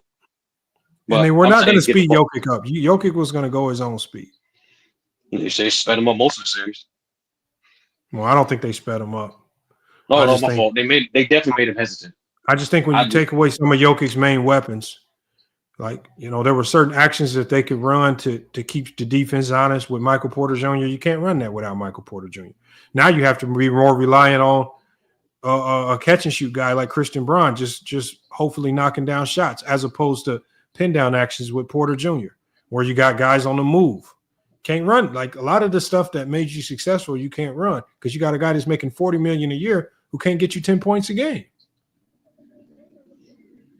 or give you anything on the defensive end, because Porter Jr. is literally only there to score. That's a fact. J-Dub is there. He can score and he can give defense. So when he having a bad offensive game, he's still a plus on the defensive end. Porter Jr. is not giving you nothing on the offensive side of the ball. He's just an absolute negative. He's not giving you nothing. That's why even in the end of game one, they took him out, put Christian Braun in. They're like, fuck it. If you're not making shots, well, we just got to put somebody in that can defend something. So they just had a whole bunch of lineup issues. I'm curious to see what they do in the offseason. I really want to see what they do. I want to know I want to know who they're going to trick into taking Michael Porter Jr.'s contract. That's what I want to see. No, somebody gonna take him. Somebody. Yeah, $40 million. Who's gonna take what they need? $40 million? No, he's making $40 million next year. He's still an elite shooter who can help your team, who has a lot of length and can help your team on boards. Yeah, both know for a fact, elite shooters, especially elite wing shooters, are at a premium in this league. Not for $40 million though. $40 million is you. I need you to drop 25 a game. $40 million. They better figure it out. That's what I'm saying. Especially if they get like two players for him instead of like one big player that they need. If they get a quality backup center and like a lesser 3D wing, they'll be fine. That'd be actually better. They're gonna have to do a straight up trade. They're not gonna. I don't know a team that's willing to part with multiple pieces to get him. Maybe a straight trade for Bradley Beal or something, because you're not going to get much better than what you have.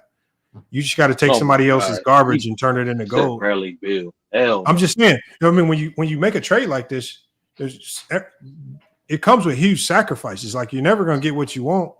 Like, we just saw Porter Jr. in the playoffs. Like, you think other teams didn't see that? Like, Bezo said, they saw him hurt. Yeah, they saw him hurt. Also, yeah, you said this even healthy. Healthy, he has the worst contract in the league. You said what? I just want to make this emphatic, Lamont. I just want to make this emphatic. Jokic not head and shoulders the best player in the world, bro. He's just not. Like, if you think he's best, that's cool. But I'm just saying, in general, there's this weird perception going on as if like he's head and shoulders above everybody. Yeah, I ain't going that far. Oh. Yeah, I think he is. I'll just say Joker is the best player in the league this year, and Shai was the MVP of the league this year. It's all good, Lamar. You're gonna see when Giannis get on a better team. It's all good. I'm letting you know Joker's not gonna win another MVP. I mean, he might not win another MVP. That obviously, because we see that they give MVPs out based on narrative and not really who the most valuable player is or even the best player is. So would it surprise me if he doesn't win another MVP? No, because those are given out at random to narrative on to the media darling most times. So I'm not surprised on that note right there. But to say Jokic right now, to me, I just don't see it's too many players that are better. I mean, I think he's the best player in the league right now. Yeah, he's slightly. Just slightly? Yeah, slightly. I think he's slightly better than Giannis. I think it's close. I think it's close between him and Giannis. Like, because I don't like how like I said the whole season, I don't like how like he was getting a lot of attention for some of the historic things he was doing, but barely for Giannis. It's weird. But it's all good. Giannis gonna end up on Spurs. Giannis gonna end up on Spurs, and then so how's it slightly? There's other aspects to basketball, George, besides shooting. Like he's also a elite rebounder. Like traveling, all that shit. Yeah, like a lot of NBA players travel. Like, yeah. Well, I get that. Not more than no, Giannis. like, but Lamont, when he gets, no, I get you. But when he gets traded to the Spurs, Lamont, you're gonna put the world on notice. When they do it, when the Spurs trade for Giannis, it's gonna be over from there. What are Spurs gonna give up for Giannis? They got a lot of shit, Lamont. They got how much draft capital and flexible contracts they got to get that man. I know, but who are they gonna give up that? Milwaukee. What is Milwaukee looking for? Are they looking for Milwaukee? Milwaukee's looking for if they're going to blow the shit up. They're looking for a staple piece as well as draft compensation. The Spurs got potentially both. The Spurs, if they want, they can trade that second overall pick. Boom, that's your foundation piece, and we can still give you more draft capital. Not in this draft. What you're saying is Dallas can trade for him too, then, right? Ace Bailey gonna take you to the promised land? Dallas can trade for him too, right?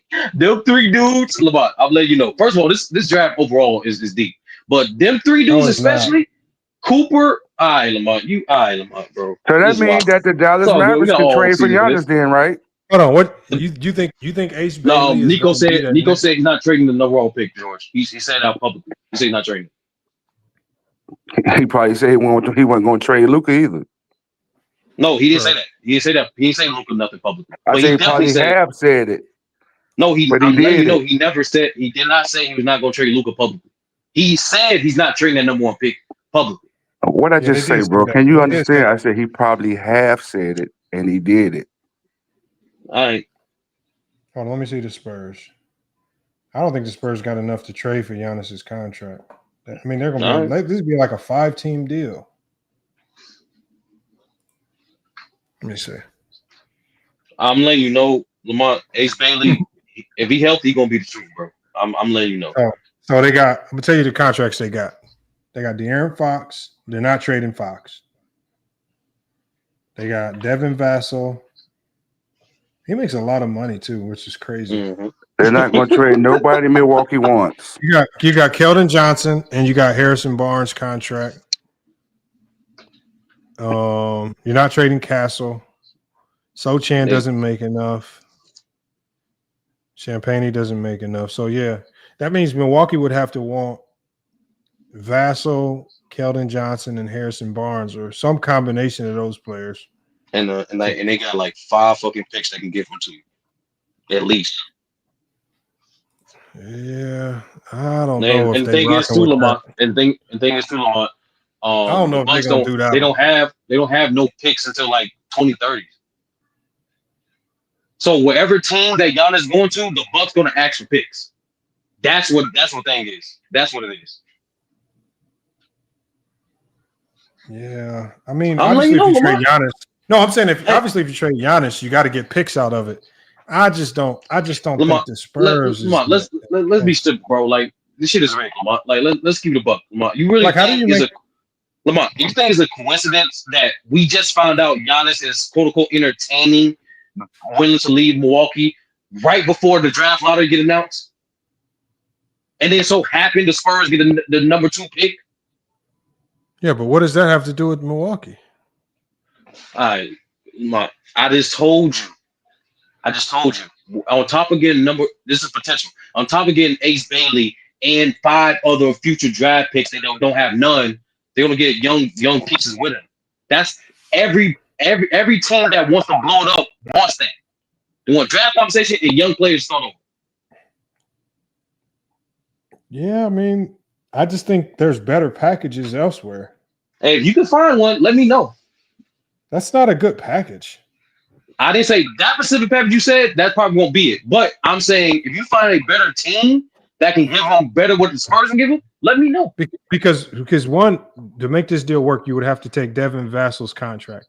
And he's locked in till 2029 for $27 million a year. So you would have to commit to him, and you would either have to try to move his deal, which is going to be hard. And so you would I don't see it, man. Because I All wouldn't right. because there's no way they take on long-term assets like Devin Vassell. You would forget what you need: a potential franchise player in Ace Bailey and a shit ton of draft capital, which you have none. I mean, Ace Bailey. I mean, y'all a lot higher than Ace Bailey than I am. Bruh, you said this draft is not that, man, Lamont. That's all right, bro. Bro, Cooper Flag. If Cooper Flag's the number one pick, it's already a weak draft. Oh man. I told you. I was saying this the other day. I said if Elijah Arenas was in this draft, he would get drafted number one over Cooper.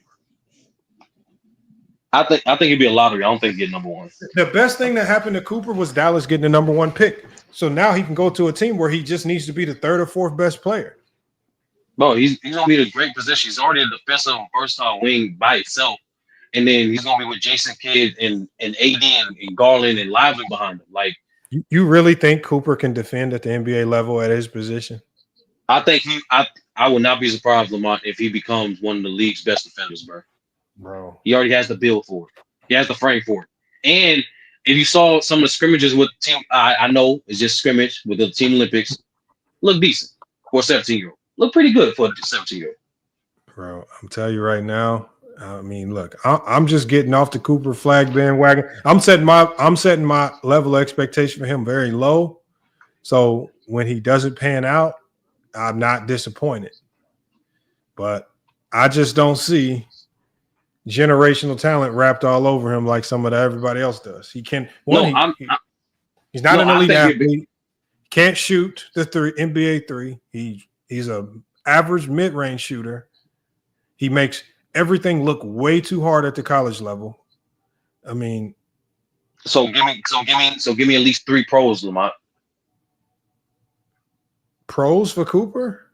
Yes. Like, what do you mean? Like pros, like he had elite skills? As in the good stuff, Lamont. You just gave me the negative stuff. Give me the good. Like, come on, Lamont. Like, come on, bro. He plays hard. Oh, this is nasty work, Lamont. I mean, but look, I like Cooper. I just don't see what everybody else is seeing. Bro, I'm not, and I don't.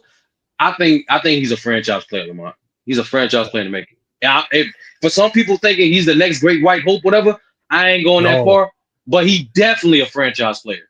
The NBA, for the NBA's sake, he has to be the next great white hope, because the NBA needs to have a vested interest in trying to make him an all-star.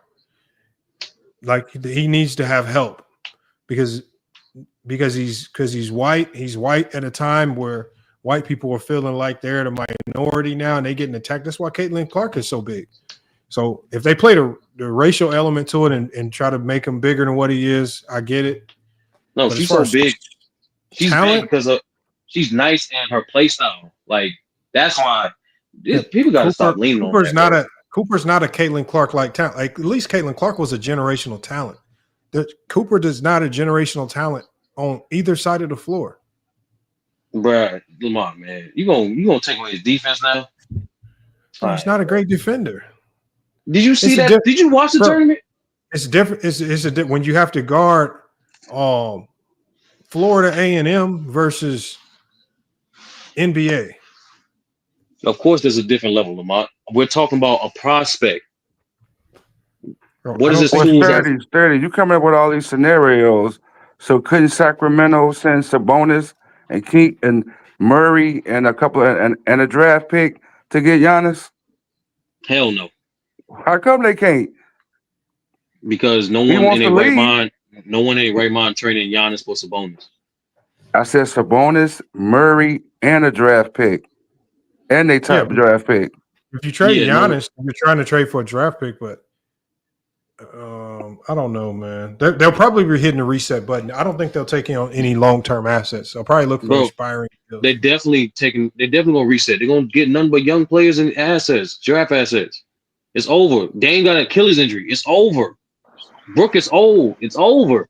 No, I know it's over, but I just don't see San Antonio, like,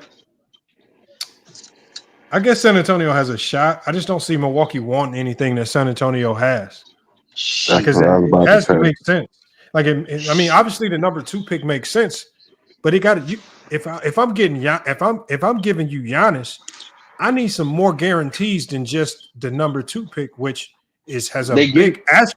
You have a big asterisk next to that. Like, Ace Bailey is good, but he has a very high bust potential written all over.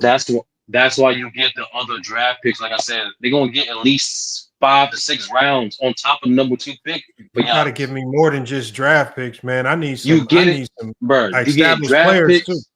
Bro. We're resetting. What are you talking about? We don't need to win. What are you talking about? I need young talent. Give me some young talent. First of all, Castle's a decent young talent, but no, bro, you got to put Castle in the deal one. Castle got to be in the deal. No, that's what I'm saying, Lamont. You're gonna sit potentially Ace Bailey, Castle, and we have a shit ton of draft picks. And this is just with Giannis trade. There's not known what we're gonna get from Brook, what we're gonna get for some of the other role players that we might decide to trade. Yes, Lamont. Yes, Lamont. There's teams who want old ass Brook Lopez. There's already talks that the Lakers want fucking Brook Lopez. I'm not saying nobody wants these guys, but y'all be making these moves seem like it's the easiest thing to pull off, man. And I'm like, man, Lamont, did you see this year, bro? Bro, bro. All right, man. I'm already trading Giannis is gonna be, unless you got a player that's making 35, 40 million a year and you can damn near go player for player, it's not gonna be a simple trade. Lamont, you think it's too logically, not with these aprons. You're thinking too logically, Lamont. Did this season not prove you anything? What? Luka got traded. Luka 80 got traded. That's player for player. No, that trade was easy. No, I'm saying no. You can't take the whole part. The whole picture. Jimmy Lamont. got traded for Wiggins. Easy trade. No, that's wrong. Hold on. Take the whole picture, Lamont. Luka got traded for AD. They still somehow make the play-in and end up with the number 1 pick. The NBA is literally showing you their manipulation. All right, bro. All right, Lamont. Oh, so you saying that they're going to pull the trade off because the NBA is going to finesse it? Hell yeah! What you want me the first time? Lamont, what we talking about? All right. The Dallas Mavericks had a 1.8 chance to get a number overall pick, Lamont. A playing team.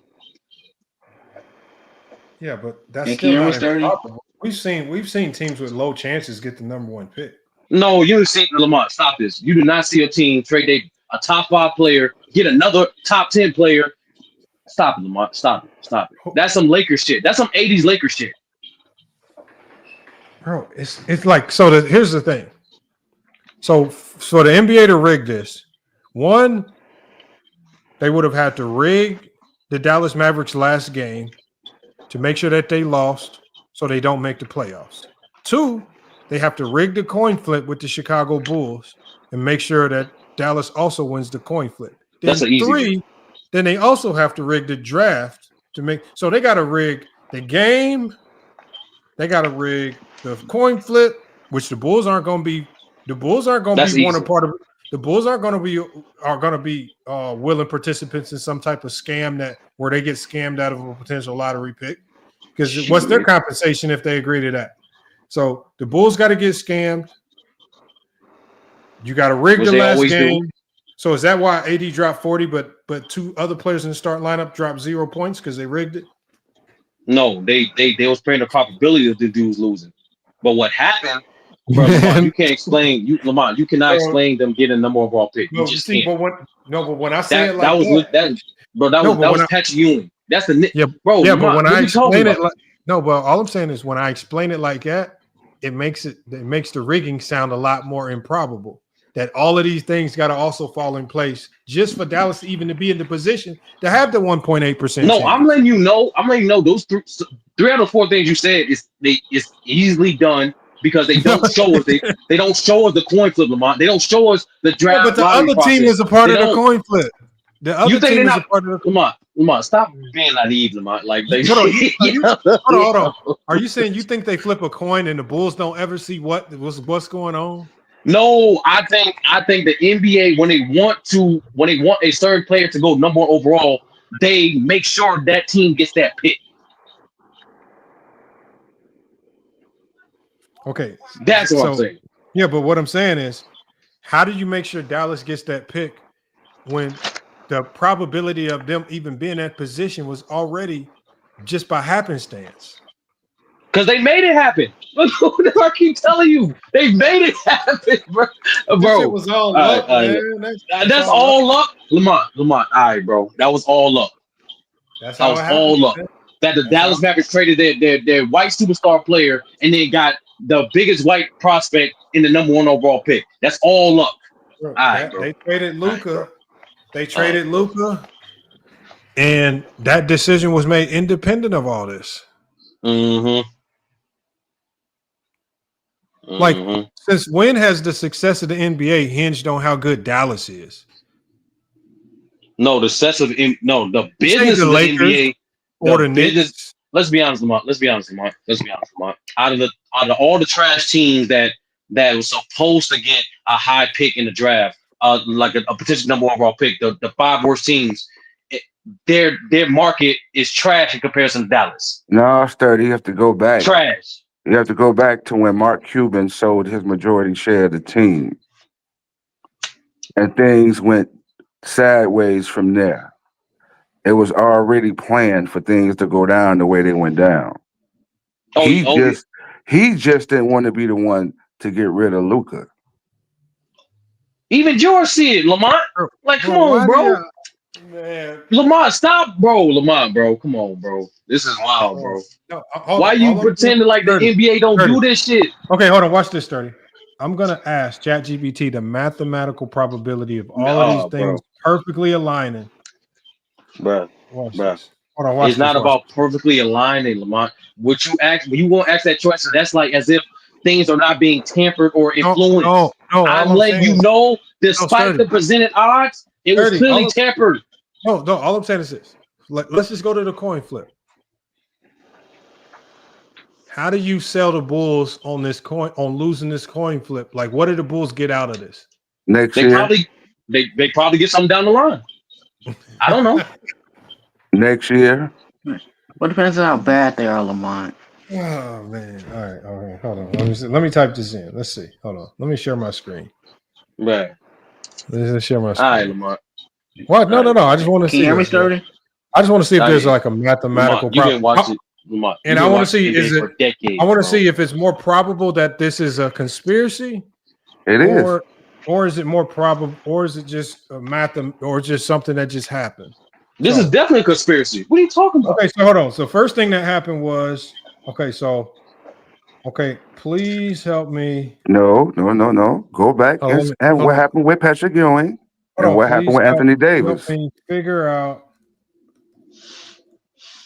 if this is a conspiracy or just by chance.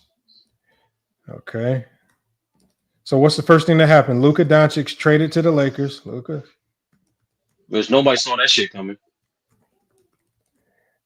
For Davis in what some call the worst trade in NBA history, right? So you're not going to bring up a Mark Cuban selling his majority shares. Hold on, NBA history. No, I don't think that has nothing to do with it.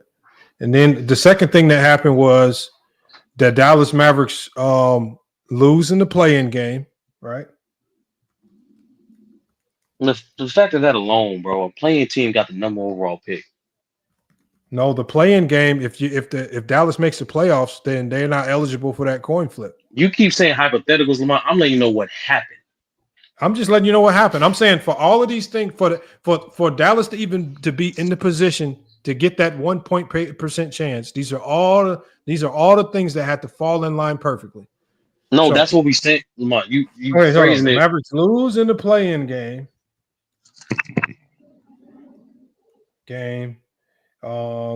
To be eligible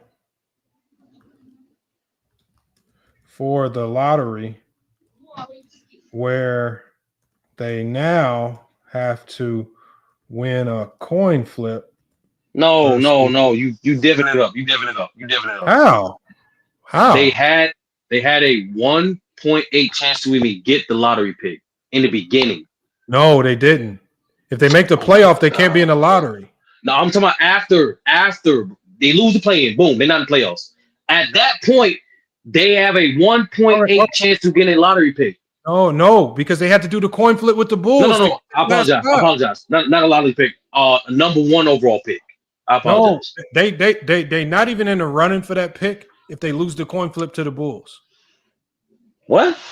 No, I thought the coin flip was for the lottery. Not their own rights to their own pick. You can't get the number 1 pick if you're not in the lottery. No, that's what I'm saying. The coin flip was for them to get in the lottery. Yeah, I know. They had the rights to their own pick. Okay, it came down between them and the Chicago Bulls. To get the number 1 overall pick or to get in the lottery? No, it wasn't for the number 1 overall pick. Just to even get that 1.8% chance, just to be in that spot. It came down to a coin flip between them and the Chicago Bulls.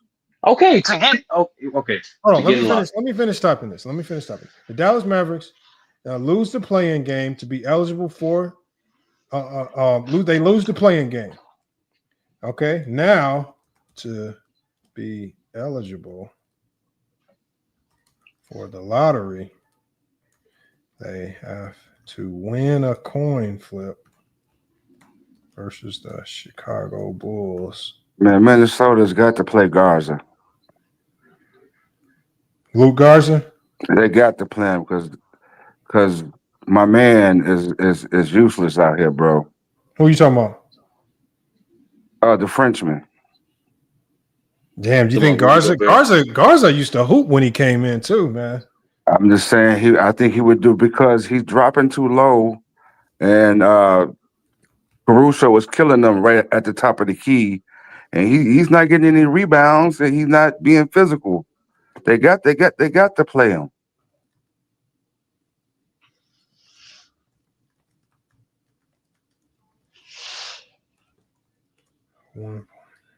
This is crazy, man.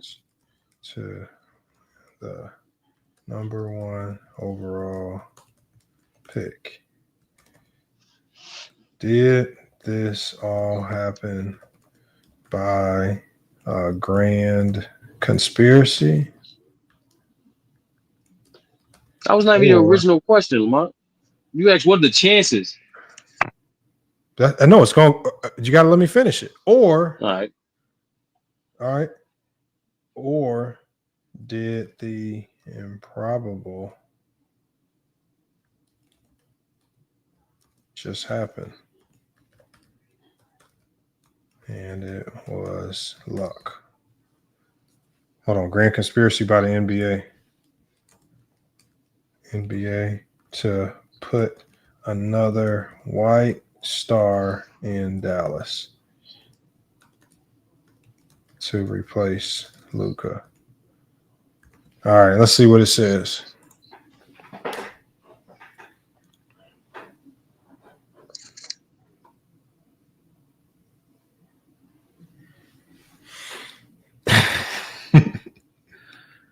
And it says, is this realistic?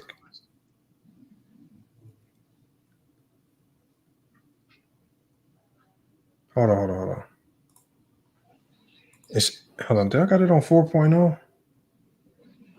Oh, let me ask it. I got to make sure it knows that these events already happened. All right, I got to turn on internet searching on this one, y'all, because it's not searching internet.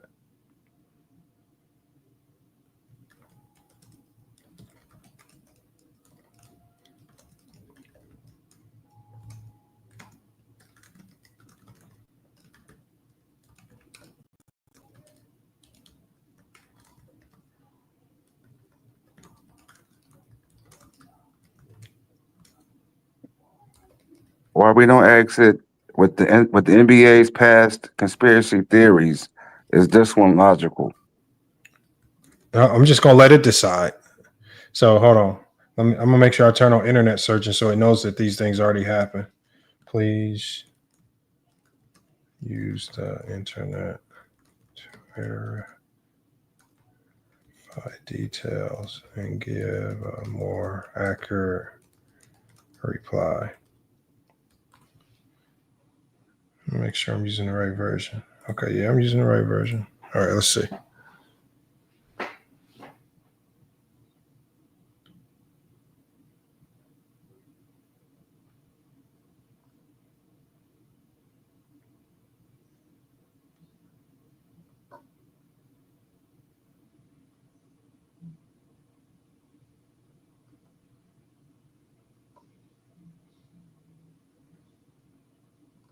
Okay, here's the conclusion.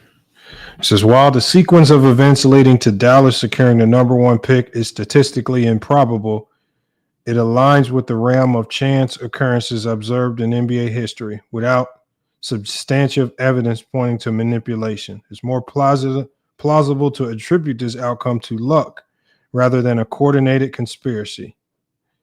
What would it take for this to be a coordinated conspiracy? Take for this to be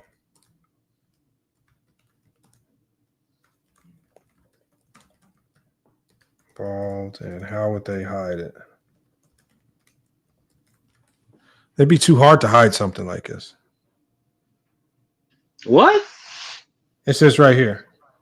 It says to coordinate a rigged outcome like the one involving the Mavericks winning the coin flip and landing the number one pick at 1.8% odds after trading Luka Doncic, you need a near flawless operation involving several layers of people, silence, and risk. Here's what it would take.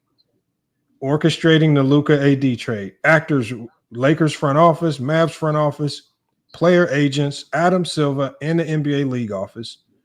It says the challenge in this. It says the challenge in this would be convincing both teams that this trade is reasonable in public optics. A Doncic Davis swap is already controversial, one-sided, almost always looks fleeced.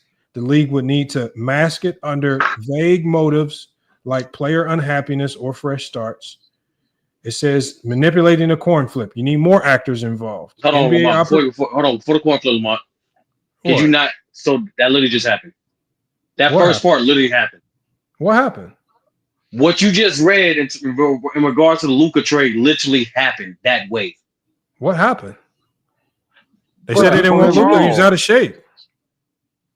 What did chat, bro? What you just read, that's bro? That's what Dallas was saying all the time, right? Okay, thank you. But I know the trade happened, but you're missing the other things. This is all. So what you're not incorporating into this, if this was all orchestrated by the NBA, the people that would need to be involved. And let me get to the conclusion first. The Lakers, the GMs. We know who was involved. The two GMs. Hold on, but no, it's more than just the two GMs. The Lakers front office, the Mavs front office, player agents, Adam Silver. What you talk about and I'm assuming it's going to get to a conclusion. What makes conspiracies much more difficult is the fact that with the more people involved, the harder it is going to be to keep it under closed wraps, unless you start killing people. So hold on. Next thing is it says for manipulating the coin flip, because that's the next thing, right? So not only would you, and I'm also tell it to you, also have to orchestrate that Dallas loses the play-in game, because you also have to orchestrate that loss as well. But so we didn't even consider that.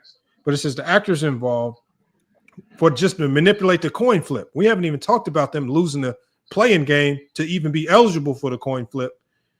But to manipulate the coin flip, you would have to involve NBA operations, third-party auditors who oversee tie-break decisions, and team representatives from Chicago and Dallas. So now you have to involve a whole bunch of other people who would also have to keep silent.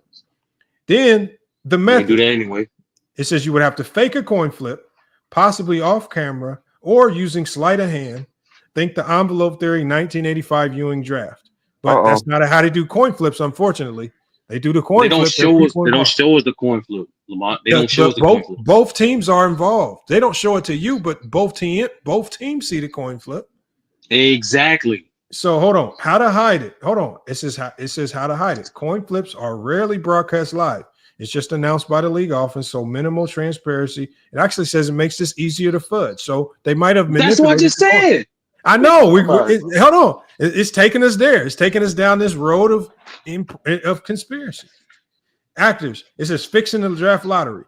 NBA operations, small trusted group. Ernst & Young auditors. Machine techs who run the ball draws. NBA legal counsel. And Adam Silver himself. The method, it says the lottery uses 14 ping pong balls, draw numbers. It says weighted balls, slightly heavier, it says lighter to float and sink differently. Prearranged combinations. Mm-hmm. I know, it's all easy. Prearranged combinations, assigning the winning combo to Dallas covertly. Mechanical ball injection timing. It says how to hide it. It says the room has to have no phones, no communications, not publicly broadcast. That's not true, Lamont. Hold on, I'm just telling you what ChatGPT says. It says They only do it select privately media. anyway. It says only select media and team reps are present. If everyone in the room was loyal or complicit, it'd be hard for the public to prove. It says so. Hold on, it says right here, who would have to be in on it? The NBA commissioner. It says he would need to be in. Check. The NBA VP of operations. He would need to be in on it. The Ernst & Young auditors. Check. That's a third party company. Check. Yep. Check. But they said the risk of leakage is high, very high. Still check. Yeah, they only send one. They don't send the whole representative. Okay. Lottery ball machine operators. Check. That's easy. Check. Okay. Team owners. Check. Check. There's only one owner. Player agents. Check. Double check. Double. Yeah, nigga. Yeah, we're gonna put you in the market that he want to go to. Okay. Extra check. Then, Keep going. Okay. It says select media. Check. Easy. ESPN, bro. Man, you talk about ESPN all the time. Let's go, bro. Man, The state you live in, does it have a lottery? Hold on, please incorporate that. So he didn't answer that question, did he? Hold on. Mavericks had to lose the play-in game as well to even be eligible for the coin flip. Hold on, lose the play-in game, making sure they missed the playoffs to make sure they missed the playoffs. Lemon, why are you asking that computer that question? No, when I'm you know? incorporating another element that we forgot to incorporate because there's multiple layers to this. The Bulls could have went along because the Bulls know they can get that they're going to be in the draft next year, right? Hold on. Let's do it again. I know. You saw that, George. He read the rest of it. Hold on. He read the rest of it, George. No, hold on. I haven't read anything. I thought the conspiracy was Utah for helping facilitate the Luka trade by accident. They get rewarded with AJ DeBanson next year with the number 1 pick. Is that how it's going to go? No, maybe. AJ DeBanson's already in Utah. He stayed at BYU. We know for a fact. Danny Ainge have a long history of maybe the Bulls in Utah will be number 1 and number 2. It says so. Now we've incorporated all elements. So it says the Luka for AD, the coin flip, number 1 pick, a 4-step NBA conspiracy. Okay, this is what it would look like. So when it does this, y'all, it's not saying that this is what happened. It's saying this is what it would have to look like. Yeah, so we let you know how easy that shit is to do. Okay, it's not easy, Sturdy. Like, Sturdy, it'd be hard for you to conspire to do something just on YouTube and keep it quiet. You talking about a whole conspiracy that involves people. Is this not a billion-dollar organization? Thank you, George. Let that man know. Hold on. Diddy was a billionaire. He couldn't even keep his freak off. We ain't talking about Diddy. We're not talking about Diddy. We're not talking about Diddy. Okay, can I read one black dude? Can I read this? It says step 1, the unthinkable trade. That already happened, right?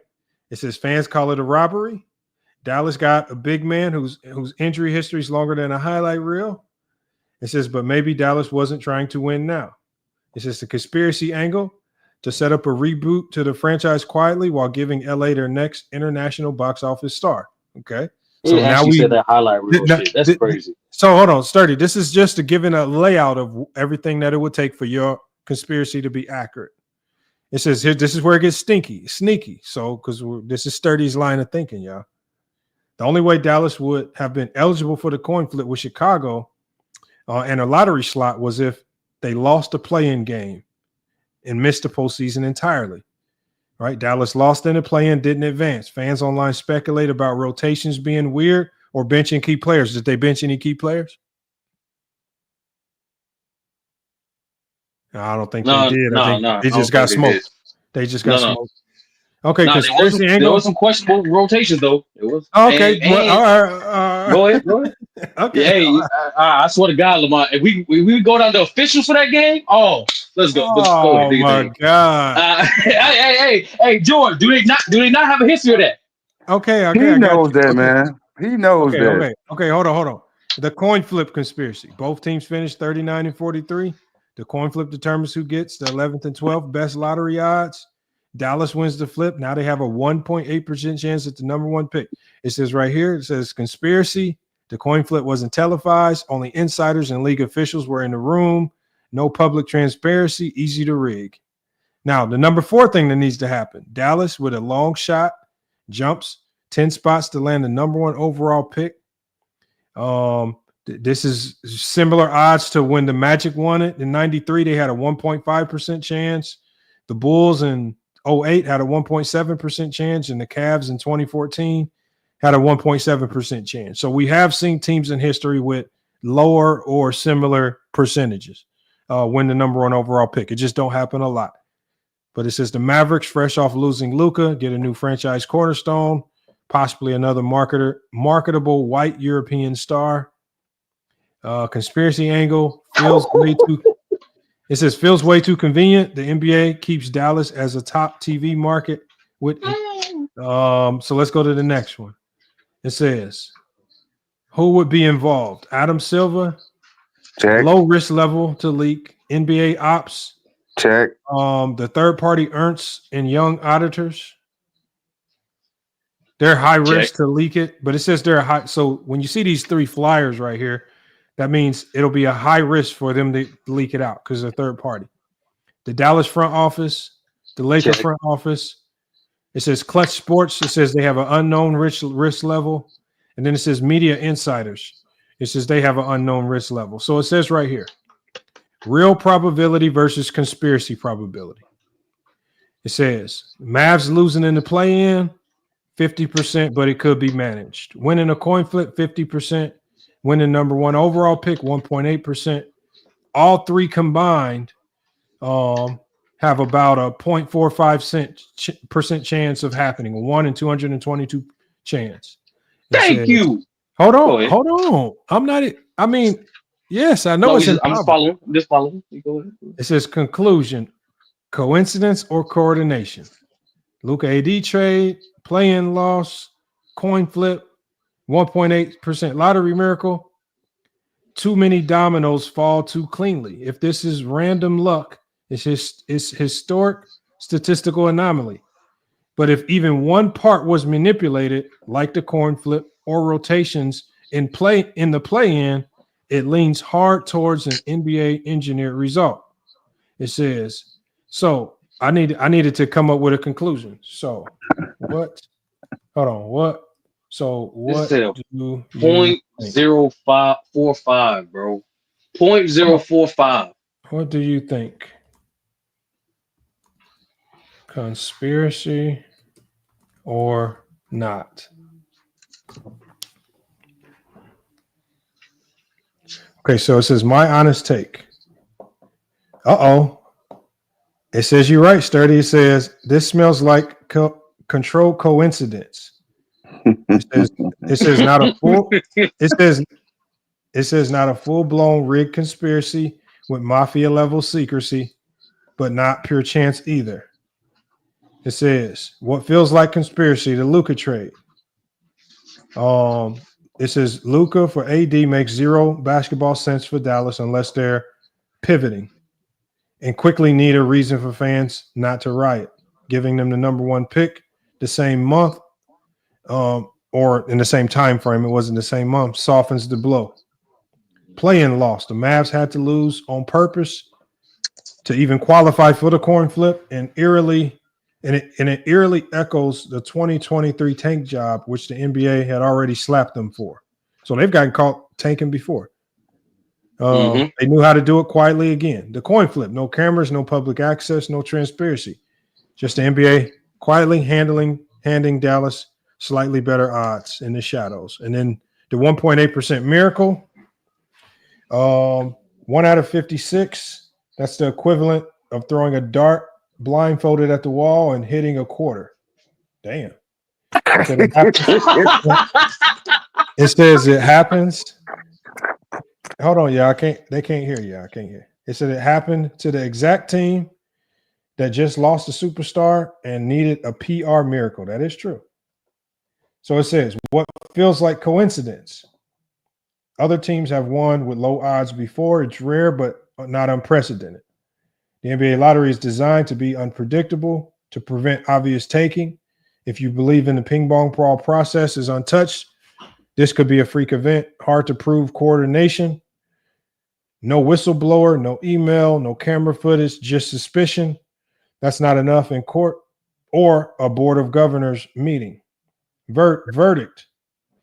It says this isn't a frozen envelope level conspiracy, but absolutely a narrative controlled outcome. The NBA didn't force it, but the league may have subtly allowed the dominoes to fall perfectly by looking the other way on Dallas tanking, letting the most marketable lottery result quietly happen without scrutiny, benefiting from keeping a white European star in a proven international market like Dallas. So, is it a full conspiracy? Probably not. Is it 100% luck? Hell no. Did the league influence the narrative to get preferred results without overtly cheating? He said it's very likely. This is we're looking at a deep NBA deep state-like moment, no fingerprints, but plenty of motive, opportunity, and silence. So it says you're kind of right. Rigged. There you go. Rigged. So Sturdy. You figured out that it's rigged. I'm sorry, Jerry. Okay, hold on. Sturdy. Lock in now, Sturdy. Tell me what's about to happen now next. Oh, what's about to happen is when OKC gets to the finals. Oh no, I'm about to tell you right now. No, I gotta type it into Chat GPT. Oh, you'll get it. You'll summarize it. What happens next? Okay, What's about to happen next? What's about to happen is when OKC make the finals, you're gonna pay my $250. That's number one. You did that, Lamont? Okay. It was just $200, but okay. Okay. Number two. I know. I see you trying to finesse and get extra 50, and you're trying to pay a light bill. And stuff, wow. Okay. Wow. Number two. Crazy. Number two. Now Denver done hired that dude full time. Okay, hold on. Sturdy.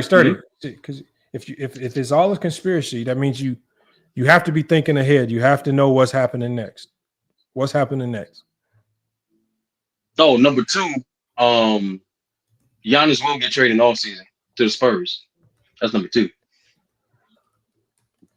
Giannis will now get traded to the Spurs. Why is he going to get traded to the Spurs? Why? Because the NBA. Hold on, that's a good question. I got number two as the Bulls in Utah be in the top 5 drafts next year. Okay, so he's getting traded to the Spurs because of what? That's a good question. I mean, you can't just go to Spurs for no reason. It got to be a reason. I mean, if this is all part of the conspiracy. Nah, because I don't want to say like it has the best trade package because it's not going to know shit like that. It's like no. But I'm saying we're connecting this entire this conspiracy has to have a grand what is the grand result of this conspiracy? What is the NBA trying to accomplish? Oh, okay, I can give you one. The NBA is trying to transition from being primarily dependent on American superstars to trying to optimize the international superstars. So what's a bigger attraction than having two of your biggest international superstars be on the same team like a Giannis and a Wemby? Yeah, but how does this connect to the Luka? Them coordinating all this stuff for Dallas? Oh, I have no idea. I ain't going that far. I'll be honest with you. I just know this. No, I know. What I'm asking you is, the NBA is coordinating all of this stuff for the Dallas Mavericks, but why are they doing all this for Dallas? No, I think they did it for both Dallas and the Lakers. One, the Lakers, because we all know the Lakers are the most popular franchise in NBA history. So why not put a cornerstone like Luka on that type of franchise? So let's get it out the way. And number two, I do believe similar to what George was saying, there's a reason why Mark Cuban sold majority of stocks. I think it could be that casino thing. I'm not sure. I know for a fact if they do have casino, then they would their revenue as a team and as a city will grow up too. But didn't I don't Cuban know. come out and say why he sold? He can say I know what he want to say, I know Lamont. he said, but let's give him up. Let's give him up. Okay, so what's the grand scheme for the NBA? Okay, let me go. The grand Go scheme ahead, is this. Nico and them went to the commissioner and told the commissioner what they wanted to do with Luka. So the commissioner said, let's send him to another big market where it doesn't hurt our league. And in trans, we will make sure you guys get the number one pick. Luka's still in a big market. And everything else we will handle from there. They went to the league before they even, put this public. Yeah, but Because they know, because they knew. What's the NBA's grand scheme? To keep the two franchises inside the good. Dallas was a good franchise. Dallas had a franchise player. Dallas was you could say a money machine for the NBA. I mean, for the NBA. So they know LeBron is leaving. So why not send Luka to LA to keep that money machine going, and so on and so forth. Okay. They went to the league with this trade before they even, whatever. And the league made sure their best interest was in hand too. So is this y'all grand scheme? Is this the grand purpose of all this? That's mine. No, that's yours. So erase my shit. But this is yours. Y'all in the same boat. Nope. Hell, you know what? You got cool where you're ahead. As y'all see, I also on ChatGPT and Lamont. See, Lamont is not going to ask ChatGPT the right questions. I am. There's no. You are not going to compare this conspiracy with the Patrick Ewing, with the Anthony Davis. Hold on. 30. It says yes. Your grand scheme makes sense. Hold on. It says if you're viewing the NBA as both a business and a media empire first, and basketball second. That's what it's doing. There you go. So it says it's entertainment. It's entertainment now. It's not basketball. No, it is, Lamont. You know for a fact that it's not purely in tech. NBA is not pure. 30. The only reason why I don't believe in hold on, let me give a shout out to Two Peas in a Pod and a Bong podcast. Make sure y'all go check them out, man. They go live. They go live in the evenings, man. They got a good show. So make sure y'all go check them out. But the only reason why I say conspiracies don't make sense is because, especially in the day and age like today, it's too hard to keep people silent. It just takes one disgruntled person in your whole lineage of conspiracy to make everything hit the fan, and they didn't expose you. They went and told somebody. They didn't told a mama, a brother, a daddy. Somebody then leaked it to the media. You got some thirsty reporter trying to dig deep into it to try to make a name for themselves. And now you got a federal investigation that looking into all your books and whatnot. Yeah, all I'm saying is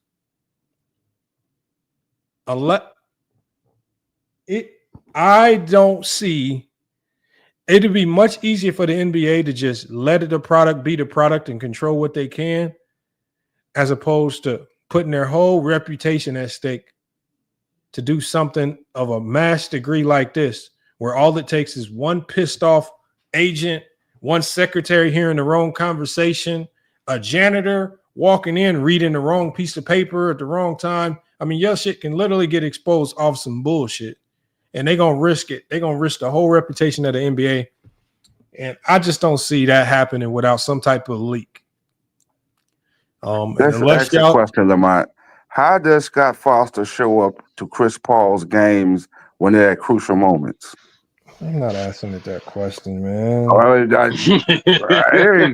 does that got to do with anything? What does that got to do with anything? Lamont, I give you saying a lot of working parts for a conspiracy, but as you can see, bro, it's doable, bro. Like it's not doable. This is not. Hold on. Wait. Okay, watch. Since we know the mathematical probability of the luck happening, I'm gonna ask it for the mathematical probability of the conspiracy happening. Watch this. I guarantee you, this is way lower. What is? No, hell yeah, it's definitely way lower because there's more variables. There's more variables. What is the mathematical probability of this all being a conspiracy to your best calculations? Like, I mean, if it's a 0.5, it's a 0.45% chance of all of that stuff happening for Dallas. So it's breaking it down. I just want to know the end number. Oh shit. It's gonna be lower because there's more variables. No, it's not. It's actually higher. That's shocking. It's a 0.9% chance. That's more than double, bro. Oh shit. All right. So you're wrong, Lamont, right? Lamont, just stop while you're ahead, bro. Bro, I'm not. Hold on. I'm not. I don't have a dog in the conspiracy fight. I don't. I mean, you really think this is going to change my opinion? Hey, ChatGPT just told you it's a higher chance there'll be a conspiracy than just fucking luck, bro. So you're saying that all I'm saying is the conspiracy that can put together data and tell you everything that you didn't want to hear, and you still don't want to believe it. No, hold on. This is not about what I want to hear. I'm just doing this for the entertainment part of it. What I'm saying is, what is not calculating into this, because if I tell it to calculate in the snitches or all the people that could rat this whole thing out and incorporate all the, you're gonna muck it up. You're gonna muck it up. No, it's not mucking it up. What do you want to do? No, because that's what. Hold on. How do you think anything falls apart? Like when you are talking about so many people. How did the Patrick Ewing thing happen then, Lamont? I don't know. You saw it. What you mean? You do know. No, I don't. Come on, bro. I don't. Hold on. The only thing I've heard about the Patrick Ewing incident is that something funny went on. I don't know the story. Somebody. No, I don't. I've never looked into that.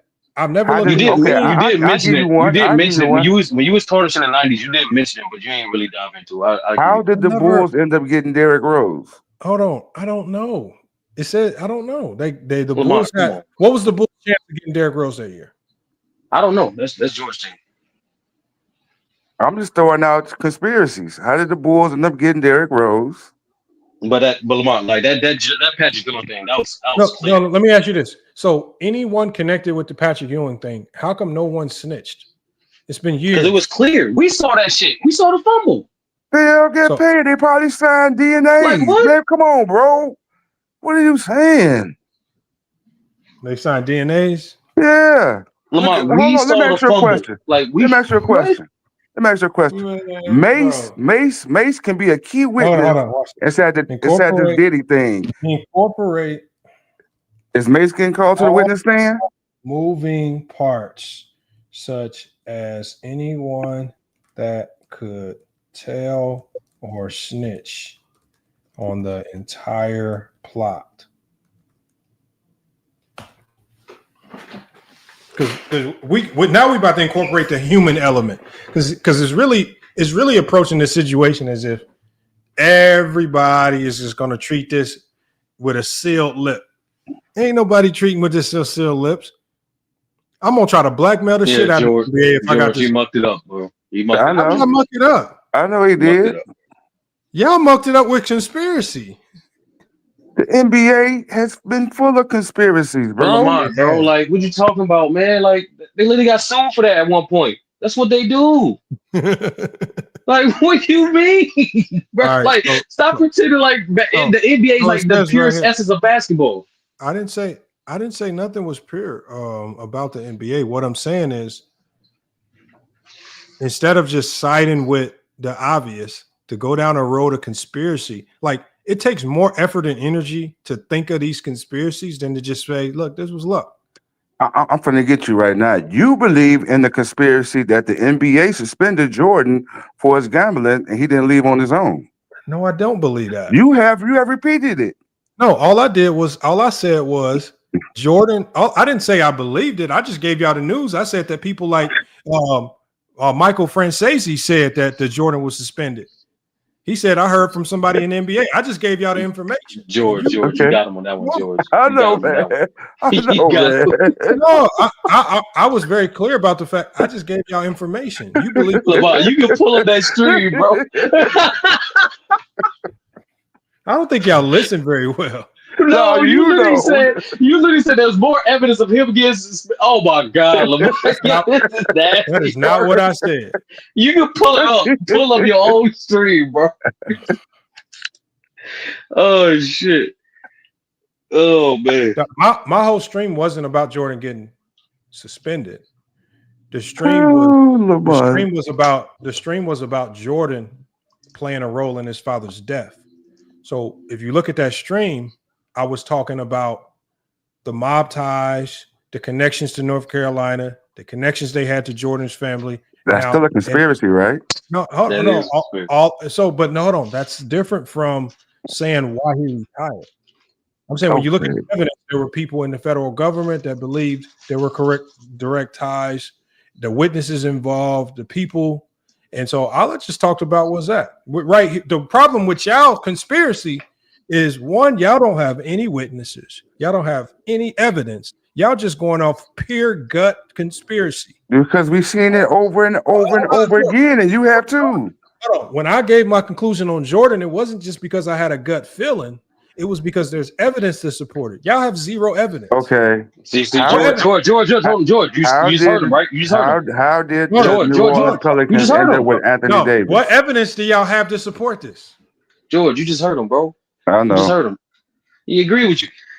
What evidence do you have to support it, Sturdy? That's the conspiracy. I just told you none, bro. Like, I'm not back there behind the scenes. That's why it's conspiracy. I literally said 45 minutes ago, yes, this is a conspiracy. It's rigged. Okay. Conspiracies have what you call circumstantial evidence. What's your circumstantial evidence? Oh, the fact that they told us the fact that they told us that they had a 1.8 chance to get the lottery number 1 overall pick, and they did it.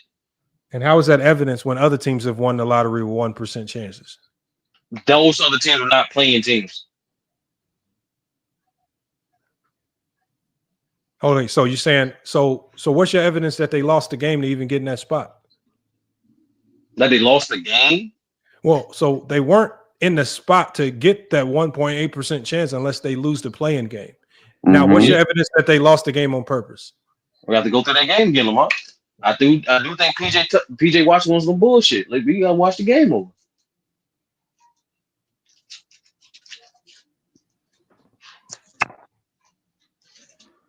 So was it PJ Washington or was it the refs? Because AD dropped 40 that game. Somebody must not have told AD. Who's the staff?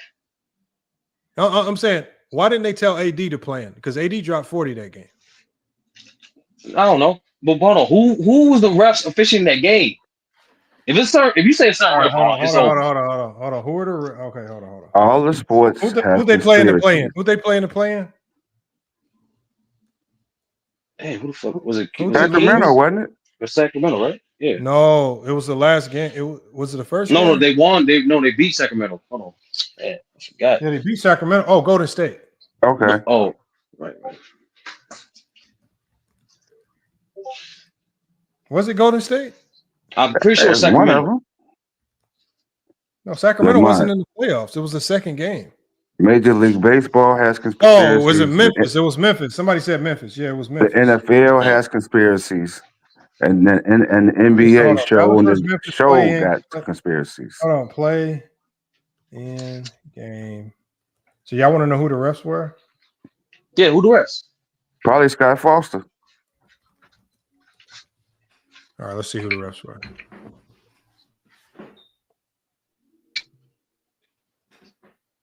It was Courtney Kirkland, Sean Wright, David Guthrie, and Ray Acosta. Is Shine right there? Country talking one. Is that him? Hold on. Ray Acosta wasn't on the court. He was the alternate ref. Who was who's the three? Why are you playing games, Lamont? Who's the three? No, I just the told country you. talking one? Courtney Kirkland, Sean Wright, and David Guthrie. Sean Wright is the little country talking one, right? Yeah. I don't know. Yeah. Come on. You don't even know these people, man. That's what I'm saying. I'm guessing. But if that's him. All right. Man. Nah, if George know more, he got it. If George know about Sean Wright, yeah, he got it.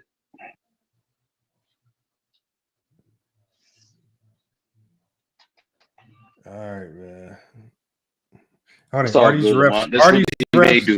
Are these refs corrupt? They got caught gambling. They got caught betting no games. Not all of them. Not all of them. He said, "Are these?" It says there's no public or verified evidence that these refs are corrupt. Lamont, if there was public evidence of these refs being corrupt, you think they'll still be refing the NBA? All right, Lamont, come on, bro. Like, I don't know. Hold on. When I say corrupt, they might have a history of bad calls or funny games or funny results, anything. Oh my god. They might be watching OnlyFans. Who knows? What are you saying? I mean, y'all don't want this is y'all claim. Remember all this stuff to happen, all of these things. I'm not going no deeper. Hold on. For all this stuff to happen, the refs have to be corrupt in the Memphis-Dallas game to make sure Dallas loses. Right? Because we know that AD was trying hard as hell to win because AD dropped 40. So so what happened was they had to make sure not to tell AD, but they had to make sure to let enough people know to make sure that Dallas lost because they knew AD was going to come out and try to win the game by dropping 40. So they had to do something else to nullify his 40. I'll ask you a question. Do you believe that the NFL has conspiracies? He don't watch the NFL. I'm just saying. I just asked him one question. No, I don't think. I think when I look at business, especially when I look at businesses like the NFL and NBA, I think the first thing you sit back as a business person is you think about the risk versus reward. No, you think about. Hold on, George. Okay. You asked me a question. Okay. So what I'm saying is, when you're running a $1 billion business, the first thing I'm going to think about is, okay, maybe manipulating a few things would definitely help our bottom dollar. But there's also going to be another element there. If it gets exposed or if anything that we do in this process is found to be illegal, there's another side of this that could also tear us down. So there's also a risk reward in doing these things, in manipulating these outcomes. Right, and doing certain things because at the NBA level, there's a lot at stake. There's gambling involved. There's companies involved. There's big businesses involved. It comes at a heavy price if something gets outed that you are out here manipulating outcomes, games, things of that nature. And if that comes to be public information and we start to find this grand conspiracy, somebody's going to get in trouble and a lot of money's going to be lost. And so when I look at the risk versus reward, there is just it's too much. There's not enough of a reward to manipulate these outcomes. There's not enough of a reward factor for the risk that's involved. That makes your question. Does the NBA push their big market teams? Yes. Okay. Well, it's not necessarily an NBA. It's the media companies associated with the NBAs. So when you think about it, the media companies pay the NBA for the NBA rights. But the media companies then decide, okay, it's more profitable for us to push X, Y, and Z teams. So the media chooses who to push, not the NBA. The NBA really don't care. They got their money from the media already. I mean, the media can go push the Toronto Raptors for all they want, but they've already gotten a $1 billion deal from these media companies. So it's the media companies that push the teams. It's not okay. That's in your thinking, right? So the media company. Wait a minute. Let me get mine though. The media company pays the NBA billions of dollars for what you're saying, right? It's rights, media rights. It's called media rights. Okay, but doesn't the NBA still make money if the two big markets make it to the finals? No, the NBA has already gotten it paid. They don't make nothing extra. They don't make no extra money. The people who make money are the media companies. The people who lose money if the ratings are down in the NBA Finals, the only people that lose money are the media companies. The NBA's already gotten their money. They got their money from advertisers. I asked you that they money. make extra money, Lamont. I didn't ask you So about the money they already got. The NBA is not in the business of waiting to get paid. They get paid from sponsors, brand partners, media companies. They are getting paid. They're not sitting around waiting for jersey sales to come back, or they're not sitting around waiting for TV numbers or pay-per-view numbers to come back. This ain't pay-per-view. They've already gotten paid. This ain't boxing. Right. They get paid by the media, but don't they make extra money? No, George, what? George, let me help you out. So Lamont, what does happen, it helps them make money down the line, George, like to help you out. So for example, it behooves the NBA to make sure the big markets are in good positions, so that way it behooves the media to push the big market. No. Hey, hear me out. It behooves the NBA to make sure those big markets are in good position, because those big media markets want to push those franchises. So if you, especially the NBA that have that constantly have to negotiate for a new bargaining agreement and new contract almost every decade. So Sturdy, if that's the case, then why did David Stern nix the Chris Paul trade to the Lakers? That because some of the owners was part of that decision too. Okay. The owners. The only person involved was David Stern. David Stern is the one that said no. He was running. So there wasn't other owners that voted against it? No. The other owners did not have a say. That was just David Stern. David Stern came out and said, I said no to the trade because how can you sell this team after you trade its best player? It becomes a harder asset to trade. And look what happened after all that happened. His job was to keep the team sellable so it can go under ownership of a new owner. They had to run the team. He said it wasn't in the best interest of the team to trade Chris Paul at the time, right? So if the NBA is all about keeping the big markets and the big team, what other way to inject life into the NBA to be pair up Kobe and Chris Paul and send Chris Paul to one of the biggest markets? I mean, it would have been all eyes and ears on the NBA at that time. Until Mark Cuban said something too, bro. Don't leave out Mark Cuban crying. And this is when the NBA was down. This is when the Lakers were down. The Lakers were down at this time. They weren't winning championships at that time. They had if according to y'all logic, the NBA would have had every reason to send Chris Paul to the Lakers at that time. But you had other owners complaining about the trade too, Lamont. Oh, hold on. But if it's all an organized conspiracy, why would they come out and complain?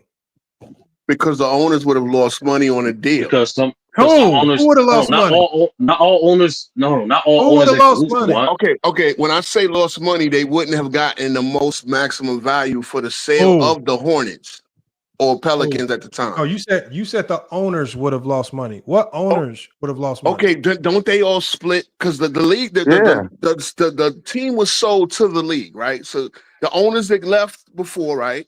They share revenue. Paid, so they got the share revenue. They got paid. The only teams that share revenue are the teams that are in profit. Most NBA teams operate at a loss. Yeah. That's different. That's different than a sale of a team, though, right? Hold on. David Stern already came out publicly and said it would have been too hard to sell. He said, "How can I pitch a new owner selling this team to a new owner if we trade the best player?" He said it makes it harder to sell. So he said wanted the new owner to make the decision, not the league. But hold on, I know the ins and outs of why Chris Paul didn't get traded. You don't have to tell me why he didn't get traded. Yeah, so we agree. What I'm saying is, if we go down this line of the NBA has a vested interest in making sure that that big market teams get stars and always winning, because the media that pays the NBA, they love to gravitate towards those big teams. There was no vested interest. There was no money in keeping Chris Paul in New Orleans. There was no money there. New Orleans was not a profitable franchise, right? Revenue share is only for the teams that are actually operating at profit, where most NBA teams operate at even or a loss. So how can it be about money? So what happened the very next year, Lamont? Didn't they trade Chris Paul? No. Hold on. What I'm saying to this, y'all, is this. You cannot, in one sense, in one conspiracy, say that everybody is in cahoots and it's all about sending players to big markets. But then when I give you an example of when the big market team gets turned down by the small market team, then there was no.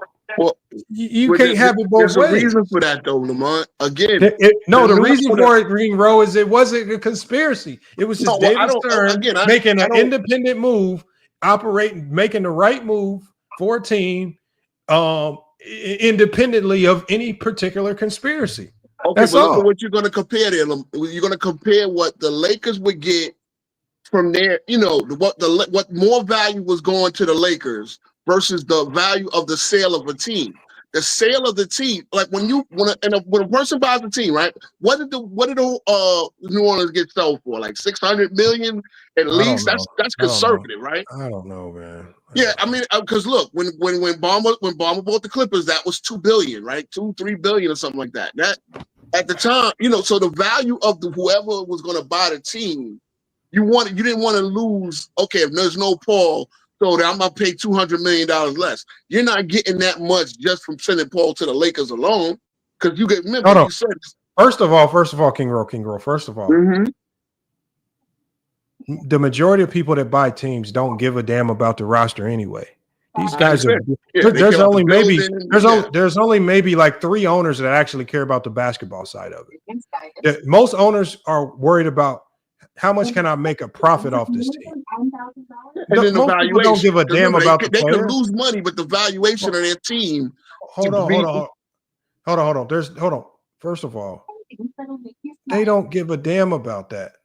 A new owner, the people that buy these teams are only worried about one thing. Is it going to be a profitable business venture or not? Most of them don't give a damn about the winning and the losing. I mean, the Atlanta Hawks owners came out publicly and talked about that. Most of them don't give a damn about winning games. But that's the thing, hold on. But you cannot, in one sense, come up here. First of all, y'all arguing 2 ways. First, y'all saying there's a conspiracy to send stars to big market teams. But then when they don't send a star to a big market team, this is a new conspiracy. The new conspiracy is, they're just trying to keep the value of. You think there's 2 different? But you went all the way from Dallas what David Stern had to do. David Stern had to act as not just the owner of that team. He had to kind of act as the GM of that team. Yes. Even if you look at the trade package for Chris Paul, that wasn't even a very good trade offer.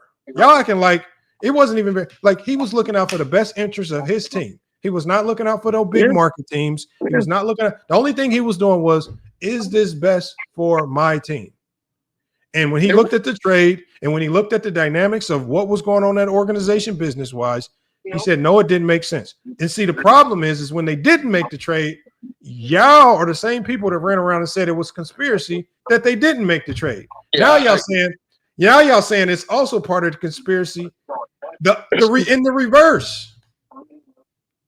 Well, Lamont, that conspiracy doesn't make no sense. It's not the same as saying there's never been a conspiracy in the NBA. There's never been like a value in putting somebody somewhere. Who said that? Okay. I'm just making sure. What I'm saying is, hold on, the link is in the chat if anybody wants to pull up. Hold on. All I'm saying is this.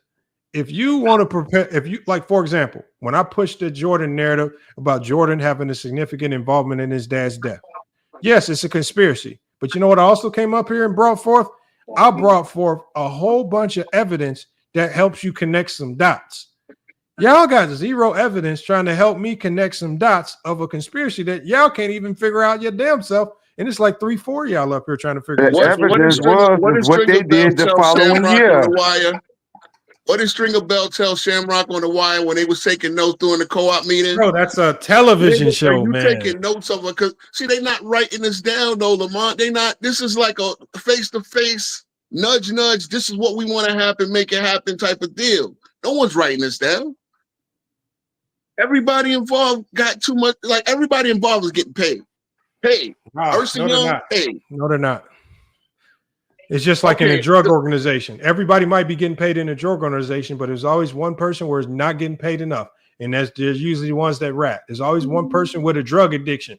You said not enough, but they are getting paid. Well, what I'm saying is when you look at all these conspiracies around the globe, they all fall apart. They all get exposed. Why? Because there's always holes. There's always somebody willing to talk. Well, I would say, see, even the writers, even the NBA media, is the only organization in the world where they can run all these conspiracies and never once in the history of their league one person has come out to out them. Yo, the mob ran the world. The mob ran the country for about 100 years before Rico. Okay, so they did everything. Hold on, two peas in a bone. All you got to do to join is I'm putting the link in the chat. Look, you just click the link. This is in the chat. It says click the link to join the StreamYard right there. Just click that link. You sure he's in the right? You put it in both of them? Because don't you put it on GJK as well? No, I'm not on GJK right now. Oh, okay. I thought you might have been simulcasting. So if they watching another stream, no, I'm simulcasting. Yeah, whenever I type it in the chat, it pops up on Twitch. It pops on all three places. So okay. Just gotta click that link. The link that says join the live. Two peas in a bunk. It says join the live. Click that link right there.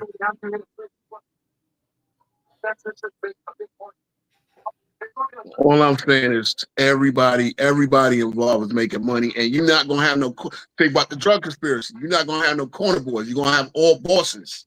So everybody involved got too much to lose. It's in the room where this conspiracy happened, got too much to lose to let stuff leak out. Now, stuff could leak out. It's possible. You're right. But I just think the people that's in the room when the conspiracy happened, they're the big boys. There's money in exposing conspiracies. If after I leave the NBA, for example, if I'm an employee at the NBA and let's say I get to work late one day, these motherfuckers fire my ass and I'm disgruntled. Well, you know what my disgruntled ass might do? I might take my ass to the Washington Post. Hey, I just used to work for the NBA. I got a nice little story for y'all. I'm gonna tell y'all about this conspiracy. I'm gonna put you on notice. All I'm saying is, do I believe conspiracies happen? Yes. Do I believe these things are happening in the manner that y'all are trying to prescribe? No. Hey, I'm gonna put you on notice. With all the shit you do, and all the things that you be trying to put across there and try to put to the people, I'm gonna challenge you doing something. You find a way to do a lot of different things on YouTube, and we've seen it over the years. I challenge your ass to get Tim Donaghy in the interview, goddammit, and we'll see. Bro, I already tried. I already messaged him on IG. I can show you the. Hold on, Herb. I messaged him on IG, and just like most other people, you know what he said? Hold on. No, I messaged Tim Donaghy on IG. He hit me back. He didn't hit me back. Somebody hit me back with a message saying the link to the publicist is in the bio. I'm not about to say that bread, bro. I'm not about to pay. No, I'm not paying. I'm not paying no $1,500 for Tim Donaghy. I knew it was something. I have to pay $1,500. Hold on. $1,500. Hold on, Herb. Spot me. It's $1,500 for 15 minutes. Hell no. If I pay you $1,500, you better come on my show every day for the next 6 months. How much you think Vlad paying? Hey, that's worth. I'm not paying nobody no $1,500 for 15 minutes. You love Herm. Herm, you pay it. Herm, you got the big money, Herm. Hold on, y'all. Herm just bought his girl about nine different Gucci purses. Spot me the goddamn $1,500. You love no, Herm. Spot me the controversial king, nigga. Yeah, I'll help you with the $1,500, nigga. Okay, to get him on there. Okay, Herm, spot me $1,400. I got you. Nah, nigga. You come over half, nigga. We'll do it. You come over half, nigga. I come over the other half. Oh, I'm not paying that much for no Tim Donaghy. No. I go half. I'm not paying. Not for 15 minutes. I'm gonna get up here. If I get up here with y'all on the panel, y'all gonna jack off 10 minutes just trying to argue with them and arguing with each other. You love controversy, don't you? You love controversy. I'm not for 1,500. Yeah, 1,500. I think it's right because you gonna make. If you get them up there, we get to ask one question apiece, and it's already written and given to you. Hold on. So y'all want me to pay 1,500 just so y'all can come up here and ask y'all fantasy questions? You get that motherfucker a month, you gonna make 10 times more than what you think. No, hell no, no. 1,500. No, No, Yes, I will you never will. make that punching out your back. No. No, you don't want the truth out. That's why your ass don't want to do it. 'Cause you don't want to hear the real, nigga. That's why you don't want to do it. I'm calling your bluff. I got half on it a month. I got half on 50. Okay, send me the half. When you gonna send me half? My PayPal. Once I see your half, once you tell me, once I see conversations with Tim Donahue from you, I'm gonna do it. I'm gonna text you as soon as we off the live stream. I'm gonna text you. Damn right. Well, once I see some shit that I need to see, we gonna do it. Goddamn, we gonna get. Yeah, y'all heard Herm, right? We gonna hear Tim Donahue on FYF Sports.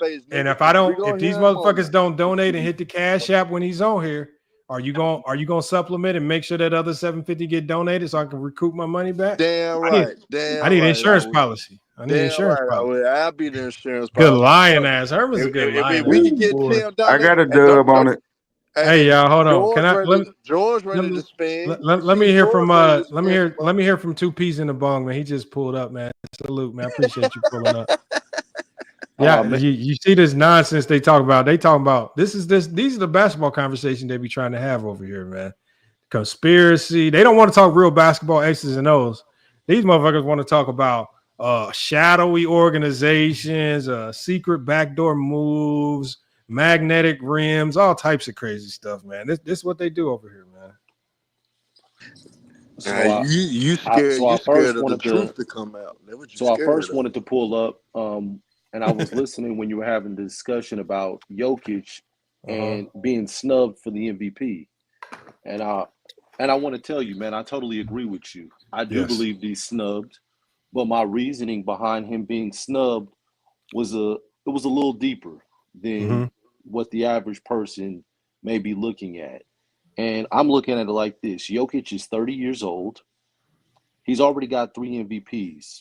He's got about another 5 years based on the way he plays to continue to be dominant and be in the conversations for MVPs going forward. So with him having 3 MVPs now, that puts him in the category of Moses Malone, Magic Johnson, Larry Bird. You capping, man. If he continues to can he get his takeout? He capping. He would have said that last year. He capping. Let him get his takeoff, man. Come on, Herm. Hold on. If he continues to get MVPs at the rate that he's playing, with him not slowing down, he'll pass Kareem Abdul-Jabbar for 6. And now you're talking about legendary status and the greatest NBA player of all time. He can never pass Cap. I said that. Man, he don't know what the hell he talking He can never pass Cap. He don't know what the hell he talking about. They don't want to believe me when I tell them that. I said this is about legacy. You want to know why, Lamont? You want to know this is about protecting the old head's legacy. You want to know why we don't believe? Because your ass should have did the video last year. Maybe we'll believe you would have done it last year because he was up for the running for the 3rd straight MVP. He should have said the shit that he's saying now last year. Fuck what are you talking about? I said it last year, but it wasn't as flagrant as it was this year. It was even more flagrant this year. Yeah, cap a motherfucker. That's what he is. How can he say, Lamont, that he'll pass Kareem, but he won't pass LeBron? The only thing that SGA had better than Nikola Jokic was a better overall team record. There was nothing else he did better on a basketball court. And that's what matters the most. In points per game. Oh, those points per game was very marginal because Jokic shooting 60% efficiency, 40% from the 3, which makes his 29 more valuable than that 30. No, I'm not saying this. Let's ask ChatGPT he averages more points. Hold on, what do you want me to ask ChatGPT? Has there ever been a scoring title winner on a 68-win team that didn't win the MVP? Bro, why 68 wins? 50-win team. Okay, so you want me to go 60 win? Let's go 60 wins over a guy that won 50 games. So 60 to 50, because he won 68 now. Hold on, there's only been 7 teams in the Hold on, what's the question? Has there ever been a scoring title winner on a scoring title or 30-point game scorer on a 60-win team? Just say a scoring title winner. Just go. That's because that's what he did. Scoring title winner on a 60-team win team to not win the MVP. Yeah. And what are the examples? But they lost it to a team, a player that won 50 games. Man, come on, man. Hold on. Let's see what it says. I kicked it out. I typed it in. It's researching. There you go. Yes. Man, remember this energy last season, man. That's all I What's got to what's say. the example? I wasn't in the chat last season. Yeah, shut your ass up then. It says when Jordan lost. It says when Jordan lost to the MVP, Yo, man. he lost. It says when Jordan Karl Malone won the MVP over Jordan in '97. That was the most recent one. Okay, the problem with that scenario is the Jazz won 60 wins too. That's the thing. You gotta have But the Bulls won 69 games. But the Bulls won 69. But the Jazz won 64.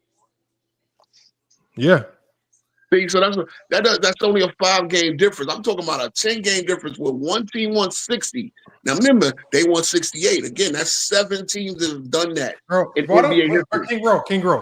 King Rowe, just say this.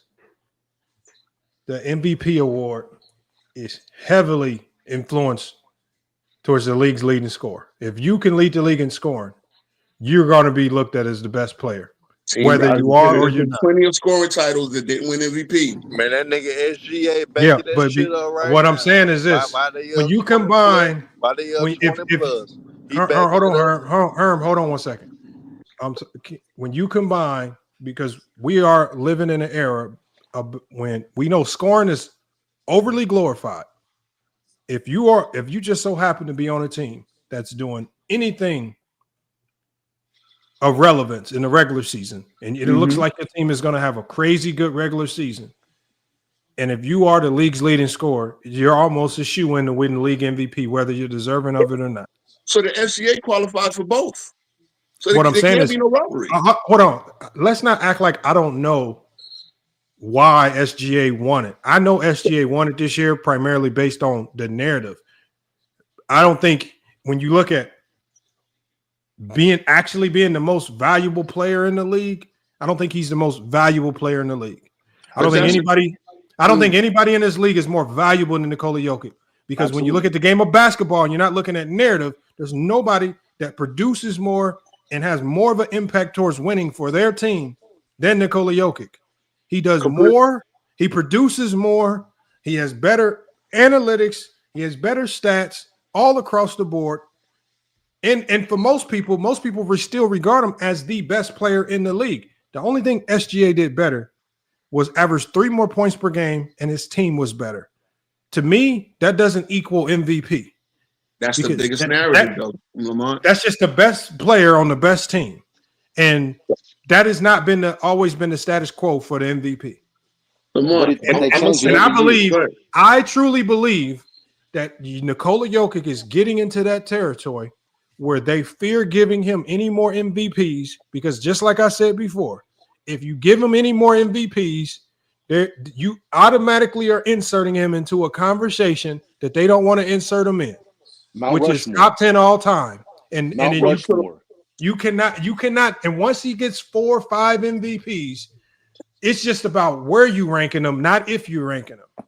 And I just don't think they want to kick some of them old heads that they got in there. Nah, that's not it. You got to win 60 games. Look, okay, when you say that's narrative, bro. You win 60 games because of you don't win 60 games because of one good player. You win 60 games because you got a hellified team, a hellified coach. That's why usually if you win 60 games, your GM is up for GM of the year. Your coach is up for coach of the year. Your 6th man is up for 6th man of the year. Your best defender is up for defensive player of the year. Your best players. When your team wins 60 games, typically you have a player in the running of all those categories. How do we know this? Just look through NBA history. We just saw with Cleveland.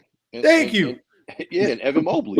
That's called a hellified team. The MVP has nothing to do. I never saw an MVP you having a hellified team. The MVP is about your impact towards winning. There's no player in the league that has more impact or value to their team than Nikola Jokic. There is no number, there's no narrative, and there's no statistical production that supports that. I completely agree with you right there. It's for feelings right now. I just think people fell out of love with the way Jokic's game looked. I love Jokic. Ugly game, is slow, is methodical, because it looked too much like 90s basketball. Y'all secretly really hate 90s basketball because it is some trash basketball. I love Jokic. And no, you don't, because if you Them truly niggas don't appreciated like his Jokic. game, Them niggas don't love Jokic.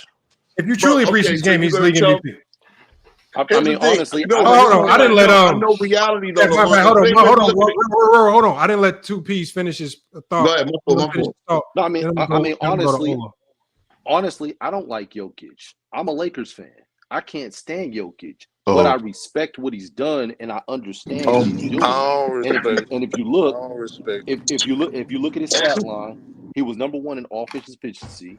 He was number 2 in assists. He's number 2 in steals. He's Player number 3 in efficiency rate. scoring. What that He's number mean? 3 in rebounds. What He's that number mean? 4 in minutes played. Win shares. What that mean?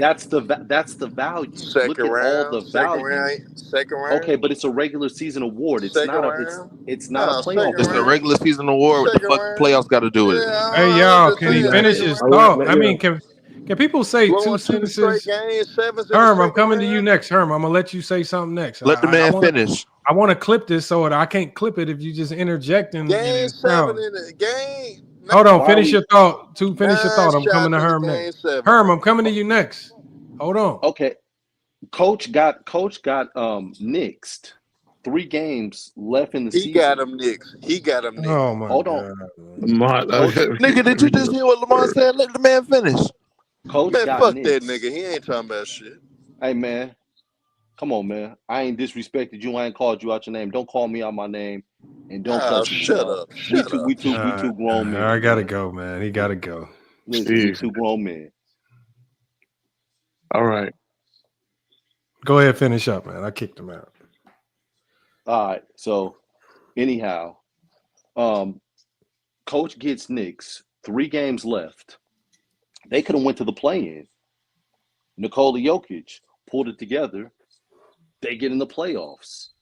Every time it looked like it could have failed to, you know what, Nikola Jokic was the one saving grace and the constant piece that constantly held it together through the injuries, through everything. We saw how it looked when the team fell apart in the playoffs, and he was still dominant. That just goes to show you, the value that he brings to Denver and the value that he has.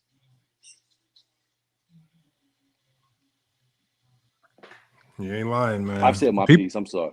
No, I just think with Jokic, it to me it's sad that players today are so great that instead of us, like for example, I use Oscar Robertson as my example. That man, for the most of his career, had a whole bunch of first round exits and losses and all types of letdowns and upsets. This man averaged a triple-double. Everybody forgets about the winning and the losing. It was so great just individually that he cracks the top 10 for most people. He was, before the Kobe's and stuff came around and the King, he was in most people's top 10. And he didn't have this winning resume that people say. He had the one championship. When we got that, He was a sidekick already. He wasn't even the man anymore. And so by most people's standards, it don't really count like it should count because you didn't do it when you was the man. And so he cracked the top 10 for just a statistical anomaly that rarely happened. People looked at it, they saw it was great. Now we got players today doing the exact same things, greatness. And it's just like every time players do it, all Herm and everybody doing, they just finding excuses to tell us why it's not great. It's still great. It's still great. But you can't. It's only so much pretending you can do. We like right now to say SGA is the MVP. You literally have to pretend that what Nikola Jokic is doing is average. That's what you have to do. You have to go into pretend mode. I know how hard it is to get a triple-double. Like that's why I said I know most people who say this stuff. I could put you on a court with 13-year-olds and you can't even get a triple-double. I'm almost positive of that. You can try. We can let you stat pad it on. Yeah, you must be one of. Let's say this, Lamont. Because I know how hard it is to get a triple-double. Lamont, let's just say this. The NBA made a mistake last year and not giving it to SGA, and they made it up this year at Joker's expense. That's still wrong decision. No matter what the excuse is, they made a wrong mistake decision. for Embiid in 2020. They made a mistake. The MVP award they gave to Embiid, it should have went to Jokic. That's the mistake that happened when he should have got his third straight MVP. That's the shit that need to get talked about for us him being robbed. The nigga was but the same thing happened. it was still a robbery because they didn't want to give him 3 in a row. Nah, but he would have got his 3rd in a row if they didn't give it to Embiid. Yeah, but remember, they are being overly cautious with how they give Jokic another MVP. They are not about to give him company if he gets 3 in a row. Jokic just had Jokic, to be honest, it's gonna be hard for him to duplicate this season. This is a season, it's historically great. It's a 1-of-1 season. And I mean, Giannis had a 1-of-1 year. A guy in SGA who's having a good season, but it's not a historically great season. But Giannis had a 1-of-1 season too, though. And what a lot of niggas not recognize is IQ, which you should. So, but why we using? I'm just talking about y'all talking about a whole bunch of has-been situations. I don't care about what they didn't do in years past. I'm talking about this year alone. Now, 30 points per game, shooting 60% for the field this year. That's historical. Nobody ain't done. But it's not more historical than what Jokic was doing this year. It's not more historical, and nobody. Jokic threw the whole. Nobody ain't never done what Giannis did. But Jokic threw the anomaly off because Jokic. I'm not even a Giannis fan. Hold on. Tell me another center that averaged a triple-double. None. Russell Westbrook did it for multiple years. No, I said center. Tell me another center that averaged a triple-double. He already done did that before this year. No, okay. So tell me another center that while doing that shot 41% from the 3. Hey, while you talk about this 40% for 3, I'm talking about a guy that 30+ points per game, shooting 60% from the field, which nobody has done, including Jokic, a guy that you're speaking about this 40% for 3 from. Jokic don't even shoot 60% from the field, but you ignore Giannis. Well, that's because he shoots threes. Jokic. So, like I said, the same energy you got for Jokic, I want to hear your ass get the same energy for Giannis. If you're speaking about Jokic, Giannis should have been in the conversation with him. Well, first of all, I can only care about Giannis. I can only pick one person to win the MVP. So that means I can only make the case for one person to win the MVP.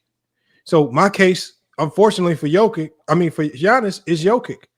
I feel like his season was better. I feel like as from an efficiency wise, he was far more efficient. From a team standpoint, even with all the deficiencies of Denver's roster, from losing the coach, from having Aaron Gordon out with injury, from having Jamal Murray regress back into being a 3rd option, from Michael Porter Jr. playing hurt. Dame was in and out the lineup. I know that Dame was in and out the lineup, but what did we see with the Bucks? As when injuries happened to the Bucks waned. When injuries happened to the Denver Nuggets, they won the same amount of games. What you talking about? In the East and the West. They won the same amount of games in the regular season. Thank you. So what you talking about? Okay, very different conferences. So what you very different conferences. Very different conferences. It don't matter. The Eastern Conference was just as equal to the West this year as it was. No. Now you smoking crack rocks, man. Stop it. No. Break it down. Stop it. Prove me wrong. Prove me wrong. Stop it. Okay, talk about. Okay, go look at this. Go look at the 8 seed. Go look at the 8 seed in the East. Nah, you look it up, nigga. Since you trying to say that I'm wrong, I can pull it up. All right, pull it up then, nigga. The last time I checked the West, you had like 4 teams with 50 wins. No, pull it up. It ain't take no teams winning 50 wins to make it to the playoffs in the West. So pull it up. Hold on, right here. Hold on. Pull I got it it right here. So the 8th seed in the East was 37-45. Okay. Ew. The 7th. So the worst team in the East had a losing record. And all the potential teams that could have got in via the play-in all had losing records. The Bulls, the Hawks, the Heat, the Magic were 7 seed. Were 5. Hold on. Can I finish, her? Okay. We go to the Magic at 500. The Pistons, who again, okay, yeah, they were better, but they wasn't no real comp. They were 44-38. And then the next best team is at the 5 seed. The Bucks had 48 wins. They didn't have 50 wins like Denver. They had 48 wins. The only teams that have 50 wins and up were the Pacers, Knicks, Celtics, and Cavs. And the 2 contenders, minus injuries, were the Cavs. How many teams in the West? Hold on, let's go to the West. How many teams in the West have 50 So when we go to the West, the 8 seed literally has the same record as the goddamn Bucks at 48-34. Nah, That's but how just the many 8th seed. teams in the West? Can I read off these teams? How many teams in the West have Hold 50 wins? on, hold on. So the Bucks, who were in the East, the Bucks who in the East were the 5th seed, were 48-34. But when you go to the West, just to be an 8th seed, the Grizzlies were 48-34 just to be an 8th seed. I'm talking about from 8 to 3. All these teams were practically dead even. The Lakers 50-32, the Nuggets 50-32, Clippers 50-32, Timberwolves 49-33, Warriors 48-34, Grizzlies 48-34. You damn near got to win 50 games just to crack the 8th seed. You can't blink twice. You can't sniff a bad game. None of that. You damn near got to win 50 games just to crack the 8th seed in the West. That's why it's the stronger conference. You got teams with losing records in the East, huh? Yeah. How And many the East is teams playing have each 50 other. wins, man? The East is playing each other 4 times. Now, how many teams have 50 wins, man? Hold on. The Yeah, you team don't with want to the answer that, nigga. I know why. hold I on. know 4. I Hold know on. why, You bro. have 4 teams with 50 wins. How many teams in the West? You have 1 team with 60 wins, 4 teams Okay. with 50 wins. You have 1, 2, 3, and then you have another 3 teams with you got 2 teams with 48 wins and 1 team I'm with talking about 49 with 50 wins. plus wins. How many teams with 50 plus wins? Herm, you talk about the strength of the conference. No, how many teams have 50 plus wins? Herm, Man? why is the 8 How seed many 40? teams have 50 plus Herm, wins, man? Herm. Why does it take 48 wins just to be the 8 seed in the West? But you can have a losing record in the East. That's the weaker conference. It's just a weaker conference, Herm. I mean, it's not rocket science. Why we gotta pretend? Question. You don't want to answer that though, nigga. How many teams have 50 plus wins in the I just told you that 4. Lamont, question. Yeah. Didn't the Lakers have what, like 47 wins last year at the 7th spot? Mm-hmm. Yeah. Bro, why do we gotta just because Charm wants to prove a point? Why do we gotta argue stuff that don't need to be argued? The West is the stronger conference. There's nothing wrong with that. It's just a stronger conference. They're saying the East is strong because they got 1 more or 2 more 60-win teams over there, but it really don't mean that much. No, I mean you can do that when you're beating up on the East. And you when you're 4 beating up games on against those teams. Yeah, you can beat up on the Wizards, Hornets, Charlotte Hornets, Sixers, Nets, Raptors, Nets, Bulls. Yeah, Hawks, I get the Nets Heat. 4 times. Them teams suck. You get to beat the all of teams the that you're talking about helped out all them teams in the West because they gave them all the players. They gave them all the players. Yeah, they gave them all the players at the West. Oh, now they gave them players. Sure did. They gave them all the players the West got. God. Now the other Kevin thing Durant. with your Kevin Durant came from the East, right? Yeah. Let's keep going. Let's keep going, nigga. How many years he played in the East? Like 2 years? Your argument with Giannis. Your argument with Giannis. But Giannis should have an argument if he have a historic season. That was a historic season that Giannis had. Was he a better rebounder than 30 points per statistically? game with 60% shooting from the field? That's okay. season, right? That's historic, right? Was he a better rebounder than Jokic this year? They about even. They about even a rebound. Giannis was 6. Giannis was 6 this year. Jokic was what, 2nd? Assists. No. Get the amounts, nigga. Get the amounts. Okay, so Giannis averaged 11.9. Okay. And Jokic averaged 12. Jokic 12.7. Oh, they ain't that far for you to talk the shit that you talking. So what you talking about? One is 3rd and one is 6th. That's the difference. But motherfuckers, it's only about point something that they fall from each other. They're about point something fall from each other. Right now, we're Giannis shot comparing what's better, 60% right? from the field after 30 plus points per game. That's historic. So for y'all to ignore Giannis' historic season to elevate Jokic's historic season, y'all full of shit and y'all pushing agendas. So if you go push Jokic, you need to push Giannis as well. Maybe Jokic and Giannis. How many assists did Giannis average? No. This what I'm trying to tell y'all. Maybe Jokic and Giannis should have been the only motherfuckers in the conversation. Okay. Her. You keep what you're trying to do. Instead of talking about Nikola Jokic, who we've both picked as the MVP, your only argument is to deflect and start crying about why we didn't pick Giannis. Just talk about Nikola Jokic. That's our selection. We didn't choose Giannis. We didn't feel like his season was as historic as Nikola Jokic. Yeah, because you pushing the agenda, nigga. That's why. All I'm saying is don't cry about who we picked, just like I'm not crying about you picking SGA.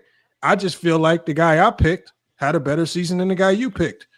Don't then, by default, go cry about who we didn't pick. Just like you didn't pick Giannis either. You picked SGA. And a case could be made that Giannis had a better season than SGA as well, statistically. Yeah. But you didn't pick him. But so instead of actually arguing the player for player because you know because you know, hold on, Herm, just being loud. Oh, it's crashing out time. Crashing out time. It's the loud, disruptive. Just trying to muck up the conversation because he's scared to address the actual topic. Punk ass don't and I do. Please, hold on, Herm. Let me ask you one question. Who was better statistically this year? You don't. Okay, Herm. Can I ask you 3 questions? You don't. Can I ask you 3 questions, Herm? I fuck your 3 questions, nigga. Okay, Herm. There's the first question. Who was better statistically this year? Jokic or SGA?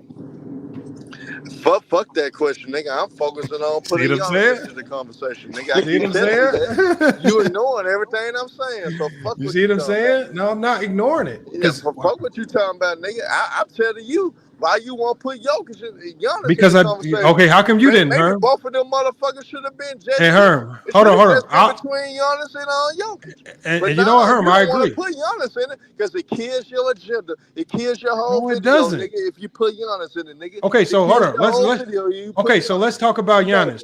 Let's talk about Giannis. Who had a better points per game? Herm. Let's just talk about it. Who had a better season? Who's done that in NBA history? Herm. We've established that though. Like, no, the only thing Herm is someone another smoking gun. Herm, what Herm wants to do is this. He wants to be so disruptive and not answer questions. He wants me to kick him off. Man, so fuck your question. See, hold on. So what he's gonna do is he wants me to kick him off so he can go parade and run around and his back panel chats. Hold on, this is what he does. Look, two pieces wrong. Herm, watch this. I'm gonna put him in the backstage because he won't stop. Herm will want you to. He will be disruptive. So one, he don't have to address his own talking point of proving why SGA is the MVP. So he's just gonna argue and just yell and over talk. But he wants to be able to say that, yeah, we kicked him off and he cooked, but all he's done up here is tell us nothing. He don't tell us, he hasn't told us why SGA is the MVP. The only thing he said is Giannis had a historical season. Yeah, he might have. Wasn't as good as Jokic. Like, why are we talking about a guy that neither one of us feel is in the conversation? Yeah. I don't know. I mean, it's a very odd strategy that he has. Herm comments. Herm is about to say in the comments he was cooking. Herm is about to say y'all cooked. He's about to say a whole bunch of dumb stuff in the chat. And mind you, 2P's in the bone. This is the man. And check this out, 2P's. And I wish I had the sound bite. This man hates LeBron James so much that 2 years ago, we have the sound bite. I'm gonna try to find it for you so I can play you. He went on a crash out session on this channel, and he said, "I'm riding with Nikola Jokic." He says, "I'm riding with the Nazis." He says, "Fuck LeBron James." He literally said on his podcast, he says, "I'm riding with Nikola Jokic. He gonna beat LeBron James." He had a whole crash out session about how he is gonna be a Nazi now. You think I'm joking? Anybody here has heard it? I played it. Somehow I deleted it out my media. I normally would play it all the time when he crashed out. But, man, he went on a long crash out session talking about he's riding with Nikola Jokic and the Nazis. Now all of a sudden, he don't like Nikola Jokic no more. He hate Nikola Jokic, all this stuff. I mean, this is one crazy dude. He just sold out to be a Nazi for Nikola Jokic 2 years ago. And now he hate Nikola Jokic. And now he switched up for SGA. This and is Giannis. right, bro, he don't like Giannis either. He didn't have Crenshaw sessions about Giannis. Hold on. I wish I could find this clip. I'm going to have it next time you pull up, man. It's the funniest thing you've ever heard. And I want to be clear. I'm not a Nikola Jokic fan. But I understand his greatness. And I understand the season that he had. And I understand that he was the best player in the NBA this year. And what the NBA is doing in terms of legacy. They don't want him on the Mount Rushmore of basketball. And this starts, he's already in the top 5 for centers. And he's just going to keep sliding up as he keeps having these historic seasons and winning these MVPs. Like the NBA knows they messed up. Shaq got 1 MVP. You can't change that.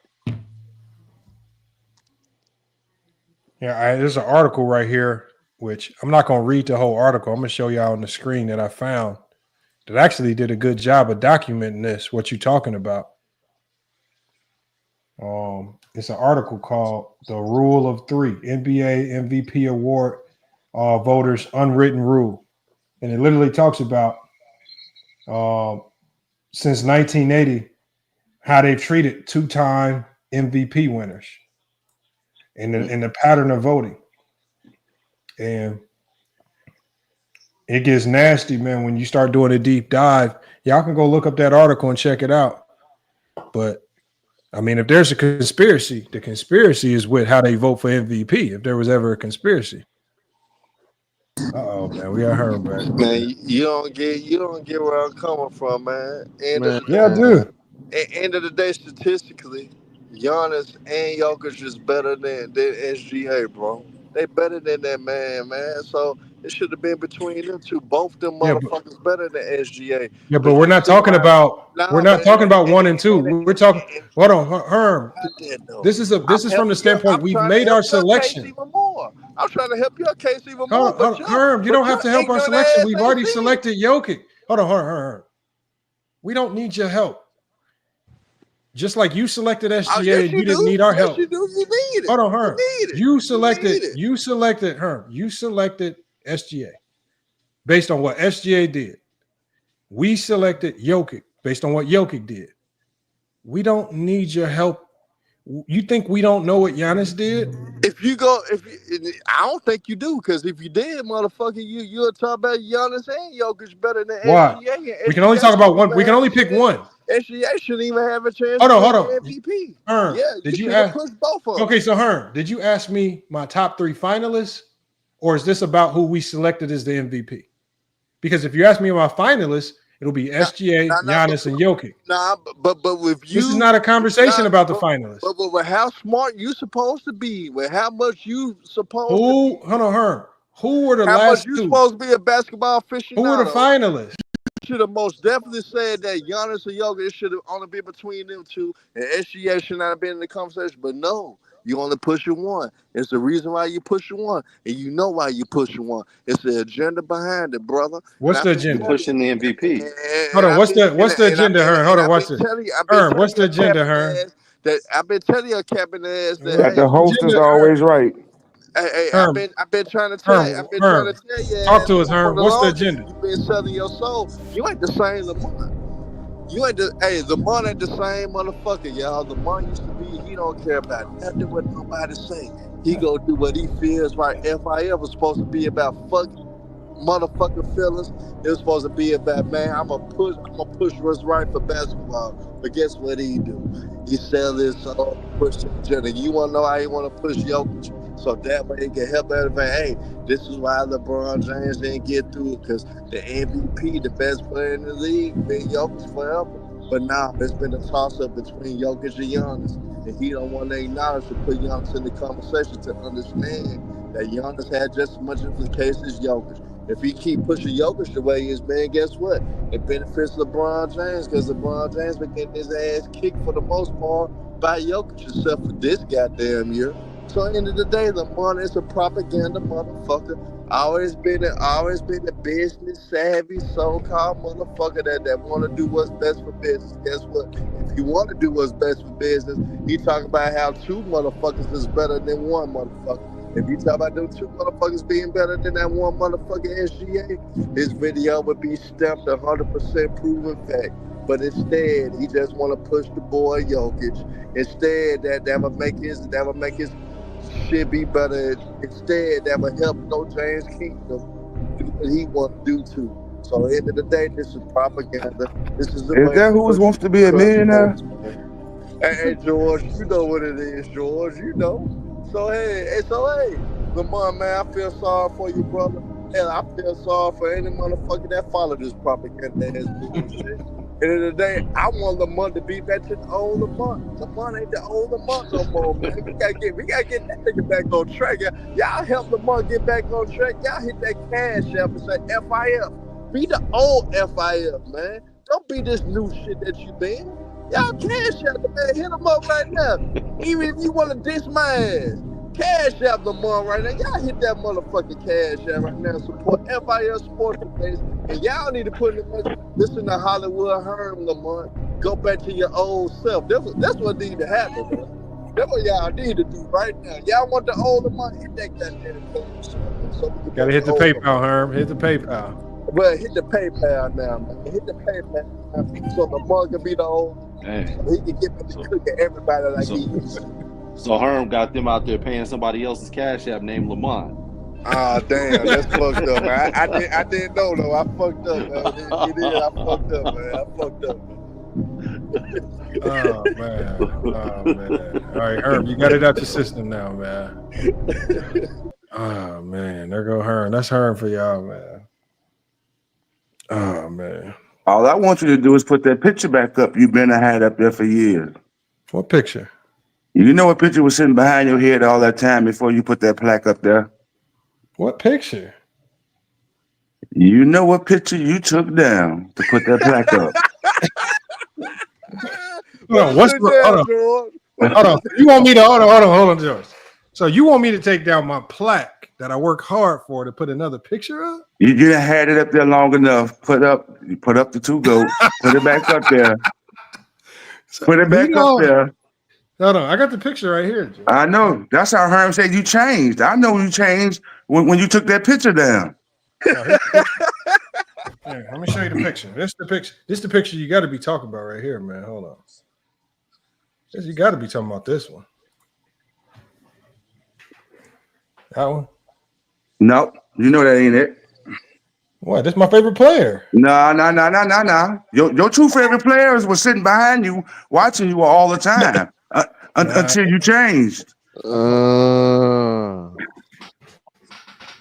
see, I got another picture. No. Lamar playing? He playing? Yeah, he know what I'm talking about. That's why he going through all that. He know what he did. Get him, George. Get him, George. He know what he did. Get him, George. You had that picture. No, you probably Lamar, had that picture as long as you've been in Arizona, and now you took it down because you pushing the narrative, like Herm said. Chinese scroll. Hold on. Did you talk about this picture right here? That ain't it. That ain't it. That ain't it. Keep getting them, George. Hey, Lamar, you just bought that one. No, I didn't. I've been there the whole time. No. Look, you know exactly what I'm talking. When you was back there blowing yourself up, when you was back there blowing yourself up and all that old type of stuff. Hold on, George. I mean, look, I can't put all the pictures up. Nah, you know what we're talking about. They say you know what they talking about, Lamar. George. I just want George to tell me what picture. I got a whole bunch of pictures. You know which one you had up for years. Just go ahead and tell them, George. Tell them. For years.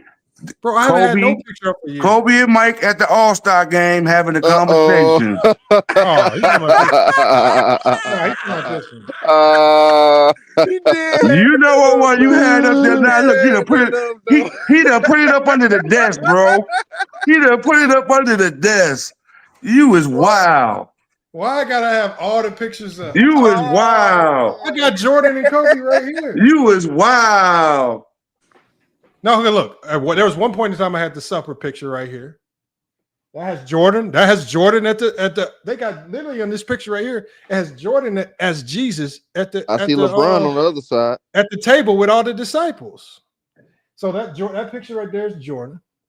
You know, obviously I got the GOAT, Incredible Hulk. He did have the Kobe and Jordan picture. I haven't. And see, and 2 peas in a pod. See, that's who I got to bring out. That's who they're afraid of. They haven't seen me when I go into the Black Ranger mode. I haven't done that in a while. I might have to bring the Black Ranger. I seen you blow yourself up. What are you talking about? Ranger, man. You need to bring the Black Ranger back, man. You need to bring that back.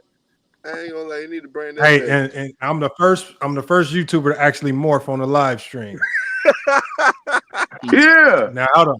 Have you seen anybody else morph on the live stream? And that picture was up when you did it. No, it wasn't. I don't remember. It probably was up because it was so long ago. They want me to take my plaque down for a Jordan picture. Now, if you put a gold one up there, then hey, I ain't got nothing to say. That would have been up there for a minute. That would have been up there for a minute. You can take it down now, bro. We trying to reach new goals. That's crazy, man. All right, George, I'm gonna put it back up just for you, man. Next live stream is gonna be back up, man. I got you, George. You convinced me, man. That's crazy, man. Hey, George went all the way back, man. That's what I'm saying. Thank King Asia. They're just super glazed, man. Man, I ain't trying to talk about it, goddamn. I'm actually though about to change the whole background. I'm about to redo everything. Oh man, this shit funny though. That was a good one, George. I ain't gonna lie, that was a good one. If he bring the Black Ranger back though, that is gonna be funny as fuck though. If he bring that back, man. I ain't gonna lie. We ain't seen the Black. Y'all don't know nothing about the Black Ranger, man. I ain't gonna lie. They don't know nothing about that, man. Bro, that was you done blew yourself up. You done put on costumes and all that. And now all of a sudden, got that plaque, boy, and you just changed brands. That's not true. Hold on. I was just a priest. I did Batman. I did Mario. He did do the Pope though. He did. Yep. The Pope. Yep. Pope. I can't find none of them videos. Them videos is all in the vault. They may have deleted the Pope though, man. I ain't gonna lie, man. Them folks like that, they deleted that one, man. Nah, the Pope video's still up. They still get mad at that. No, they are mad at that video. Oh man! Oh shit! You be bringing radicals from everywhere, bro. Oh shit! Hey, look, man. The Pope video was funny though. I can't even lie. Hold on, which one? I did 2 Pope videos. Yeah, but the latest one though, the last one you did though, that was off the chain. The sermon. Oh, yeah, we had to get the 90s up out of here. Man, I got so many hate comments on that video. It's crazy, bro. Yeah. How could you get the 90s up out of here? Ain't that when you fell in love with basketball? Nah, this is what I fell in love with basketball with Brandon Roy. Oh, Lamont. Or no, I started collecting basketball cards when Pippen joined the Blazers. Man, Lamont, come on, man. You from that town, right?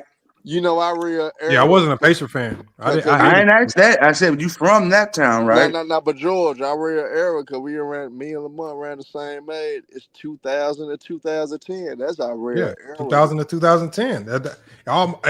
It was older version of Scottie Pippen with the Blazers. That was my favorite team because this is when they had all the big men. They had so many big men.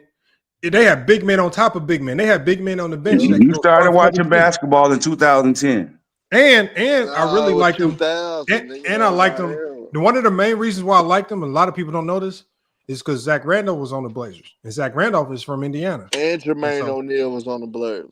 But no, I was a fan of Zach Randolph because he's from Indiana. I used to watch him play in high school. Cat though. Zebo was that cat. Yeah. So that was another reason for me to just start cheering for him.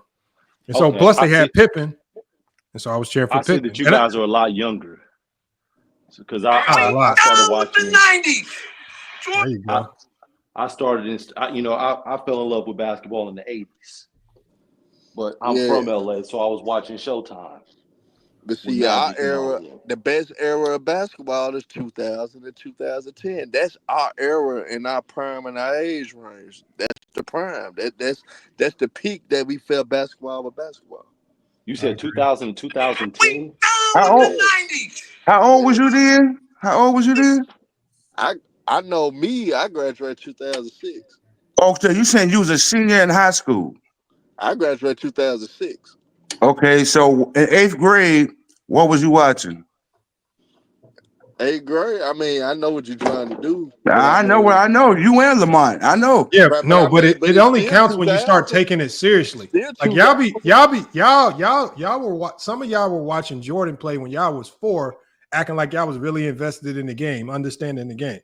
You don't really start breaking down basketball and really understanding it until you about 10, 12. And that's only if you are really about 14 to be honest. Yeah, really not truly until you're a little older.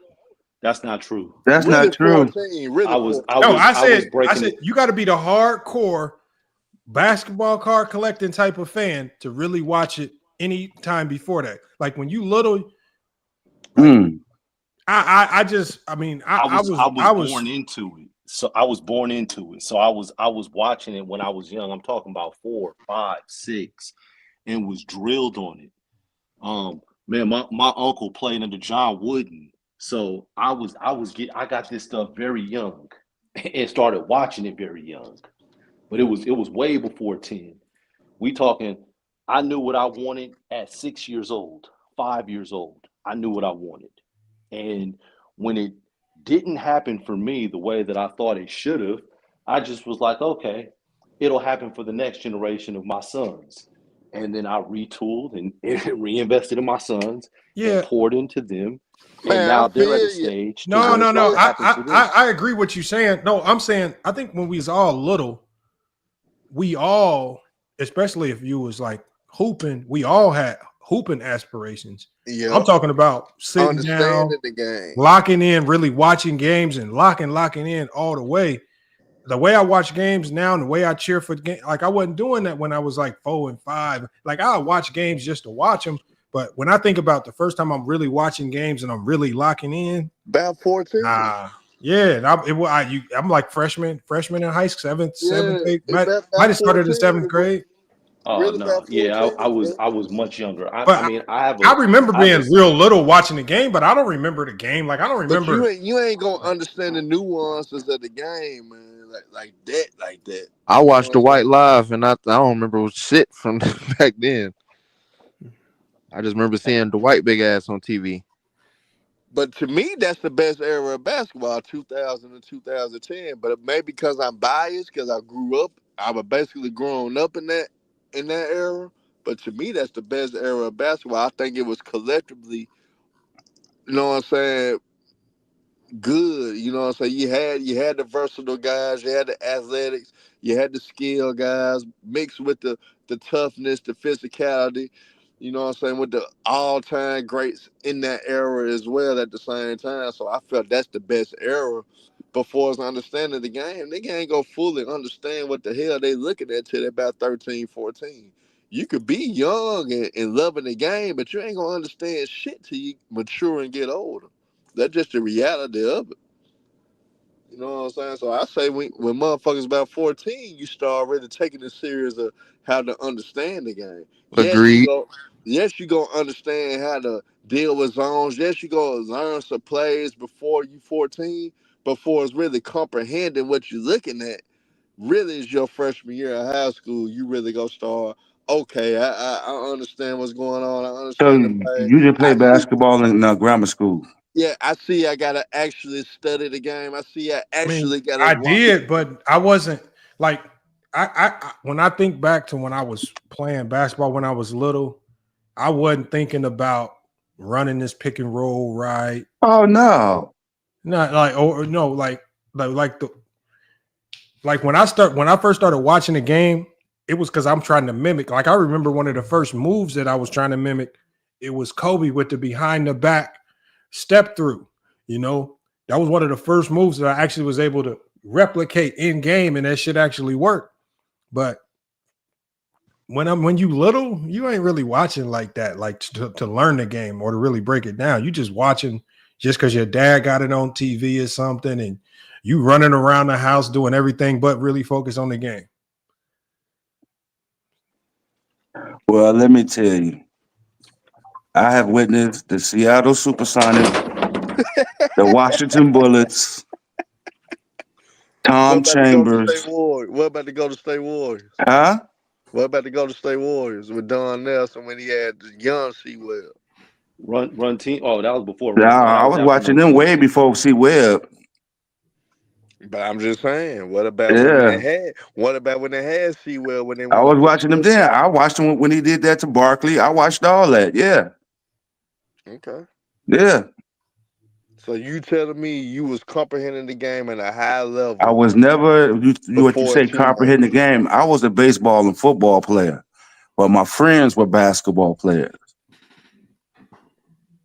So they was comprehending the game before they was like they were playing grammar school basketball, being taught how to comprehend the game. And as we played in summer leagues and stuff like that, I was still a baseball and football player, but I played. We had to learn how to play organized basketball. When you're going into park leagues and rec leagues, you ain't playing playground style basketball, even though some tried, but you end up losing. Or you end up getting sat on that bench. Same thing. You just said you was playing rec basketball, man. Y'all was out there just hooping, man. Y'all wasn't doing nothing special. No, they had leagues, Lamont. I'm sure you played in the league and at the park or whatever community center you had, or with a church league or whatever. Now I can understand Georgia, like it cats you knew, like they was like 13 years old. They playing with the seniors at high schools and shit. Maybe you'll have a point. You know what They I'm saying? love the game of basketball. I love football and baseball better than I love basketball. But if they wasn't playing at a high level for us, playing with cats that was older at a young age like that. Now I knew some cats that played when they was like 12, 13, playing with the older cats, like with the juniors and seniors of high school, playing on the upper level for us in the leagues or AAU and things of that nature. But if they wasn't playing on that type of level at a young age, you really still not really comprehending the game until you get on the high school level and start playing for a high school team, and you start having to watch film and having to understand what you're looking at and what you need to do to become solid and how to prepare each and every game for whoever you're playing against. So, I mean, I think to me, when you about 14 and up, that's when you really start comprehending the game, in my opinion. But that's my opinion, though. You know what I'm saying? I could be wrong. Some niggas could be that advanced. They can learn at 10 years old and comprehend at a high level. But to me, most niggas ain't gonna start comprehending and actually trying to learn the nuances of the game till they about 14, in my opinion, though. That's my opinion, though, George. Bro, you spend all them years, you honing your skills, and then you get to a stage in your basketball where once you start playing organized, like around, usually it happens around, I would say for me, the most organized basketball started in 6th grade. Because that's when, at least for me as a 6th grader, you're trying to play on the 8th grade team. And then when you get into high school, you a 9th grader. Well, shit, nobody wants to be freshman. So you're trying to be JV or varsity. And when you on JV, shit, you try. So from 6th grade on up, when I'm trying to really make competitive squads, that's when I'm really locking in, trying to figure the game out, the zones, the reads. But from before then, shit, no. Nah, hell no. But Lamar, the only reason I say 14 though, because that's when that Letterman shit, and that's when he playing on JV or Because that's varsity. freshman. That's freshman year. Yeah. Shit, 13, 14 is your first. You Yeah, better yeah. shit. You got to wake up freshman year, your ass. Because if your name on that list, man, bro. Boy, hey, your name not on the list. It feel like the whole world is over with, ain't it? Yeah. So that's why I say 14. That's why I say 14. Well, your name not on that list freshman year. Shit, the whole world ends, man. Shit, you don't know what to do with your life. You said that list. What you know about your name being on that list and having an asterisk next to your name? What the asterisk mean? I ain't never seen an asterisk. Man. Does that mean you the manager or something? Hey, man, I had the asterisk, man. The asterisk, and it said "See Coach." I got fortunate, man. I was on JV. I was fortunate, nigga. I was on JV and shit. You should have said "See Coach." Bro, I remember. I don't know why I remember. Well, I remember the first tryout I had in high school might have been the best game I ever played in my life, man. I don't know what the hell was going on that day. I'm talking about everything was going in. Well, these motherfuckers thought I was about to be a 5-star. I felt I might have tricked everybody in the gym that day. Well, I'm talking about I had the whole school talking about my trial, my very first day of trials, man, freshman year, bro. I cooked everybody bad. Mm-hmm. Then I came back down to earth the next one. Put my ass on the freshman team. Oh no, I had the asterisk, and it was the "See Coach." And when I saw Coach, it was like, man. He was like, I like you, but you might want to play freshman and sophomore this year. And I was like, I made up some story about my grades not being good enough to play on that. And I had to play JV. And, whatever I said, it was good enough. So I ended up making the team. But we were, in that time frame, I'm in LA. Los Angeles, California, and I was at Crenshaw High, and Crenshaw High was the best high school in the state. So even though I had the asterisk next to my name for JV, at that point, everybody that made JV at Crenshaw could have played varsity anywhere else. It was just one of those things. So like our JV team was putting up 150 points, and we was dunking. Everybody was dunking. Damn, y'all was nice then. Oh yeah. We were machines, and the way that it was, most JV teams have maybe 15 guys, 18 if you really, strap, because 18 could dress at home is what they used to say. 15 could travel. We had about 22 guys on JV, and we had about 22 guys on varsity. And a bad practice could, lessen your chances of dressing for the next game. So everything was serious. We used to. I ain't never been on a high school team with that many players. That's a lot of damn players right there. We used to have 7-hour practices, and I'm not exaggerating. We had 7-hour practices because we used to have something called block scheduling. I ain't trying to disrespect your program, but I kind of think that just shows that the coaches wasn't sure of what type of talent on it. We was winning state championships. They put limits to our practice times. Like we could only practice for so many hours a week. They kept tallies on that shit. We was winning state championships. We was one of the best teams in the country. No, I don't doubt it. What I'm saying is like now, they like in high school, you can only practice so many hours a week, and they keep tabs on it. They limited the shit out of us. We couldn't practice like that. Yeah, we couldn't. We couldn't, and we can only practice like Memphis. We couldn't. Hell no. Yeah, there was a cap on our practice time. They would literally have people come in and shut our shit down if it was still going. Part of the way that we were able to get away with it is because our 6th period, we used to have block scheduling. So basically 2-hour classes. We did too, but they still didn't let us get away with it. And so in our first 2 hours of practice, we'd have our first 2-hour practice during school, because practice would start at 1 o'clock. So you got 1 to 3 o'clock, and then after 1 to 3 o'clock, you go another 4 hours, 4.5 hours. So not 7-hour practices, 6.5 hours, 6 to 6.5 hours. And our short days were like 4.5. And y'all could free play.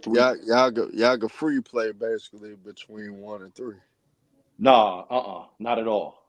Yeah, Not at all. straight Like, but practice. we would spend. But I would tell you, we may spend 30 to 45 minutes throwing different post entry passes from different angles and different things. So we did a lot of skill development during our time of practice. During school hours, damn. Absolutely. Well, where Absolutely. I'm from, you had a freshman team, you had a frost off, and you had varsity. Frost off is a mixture of freshmen and sophomores that were, I guess, kind of good. And the freshman team was guys trying to make it to play, and the varsity was the varsity.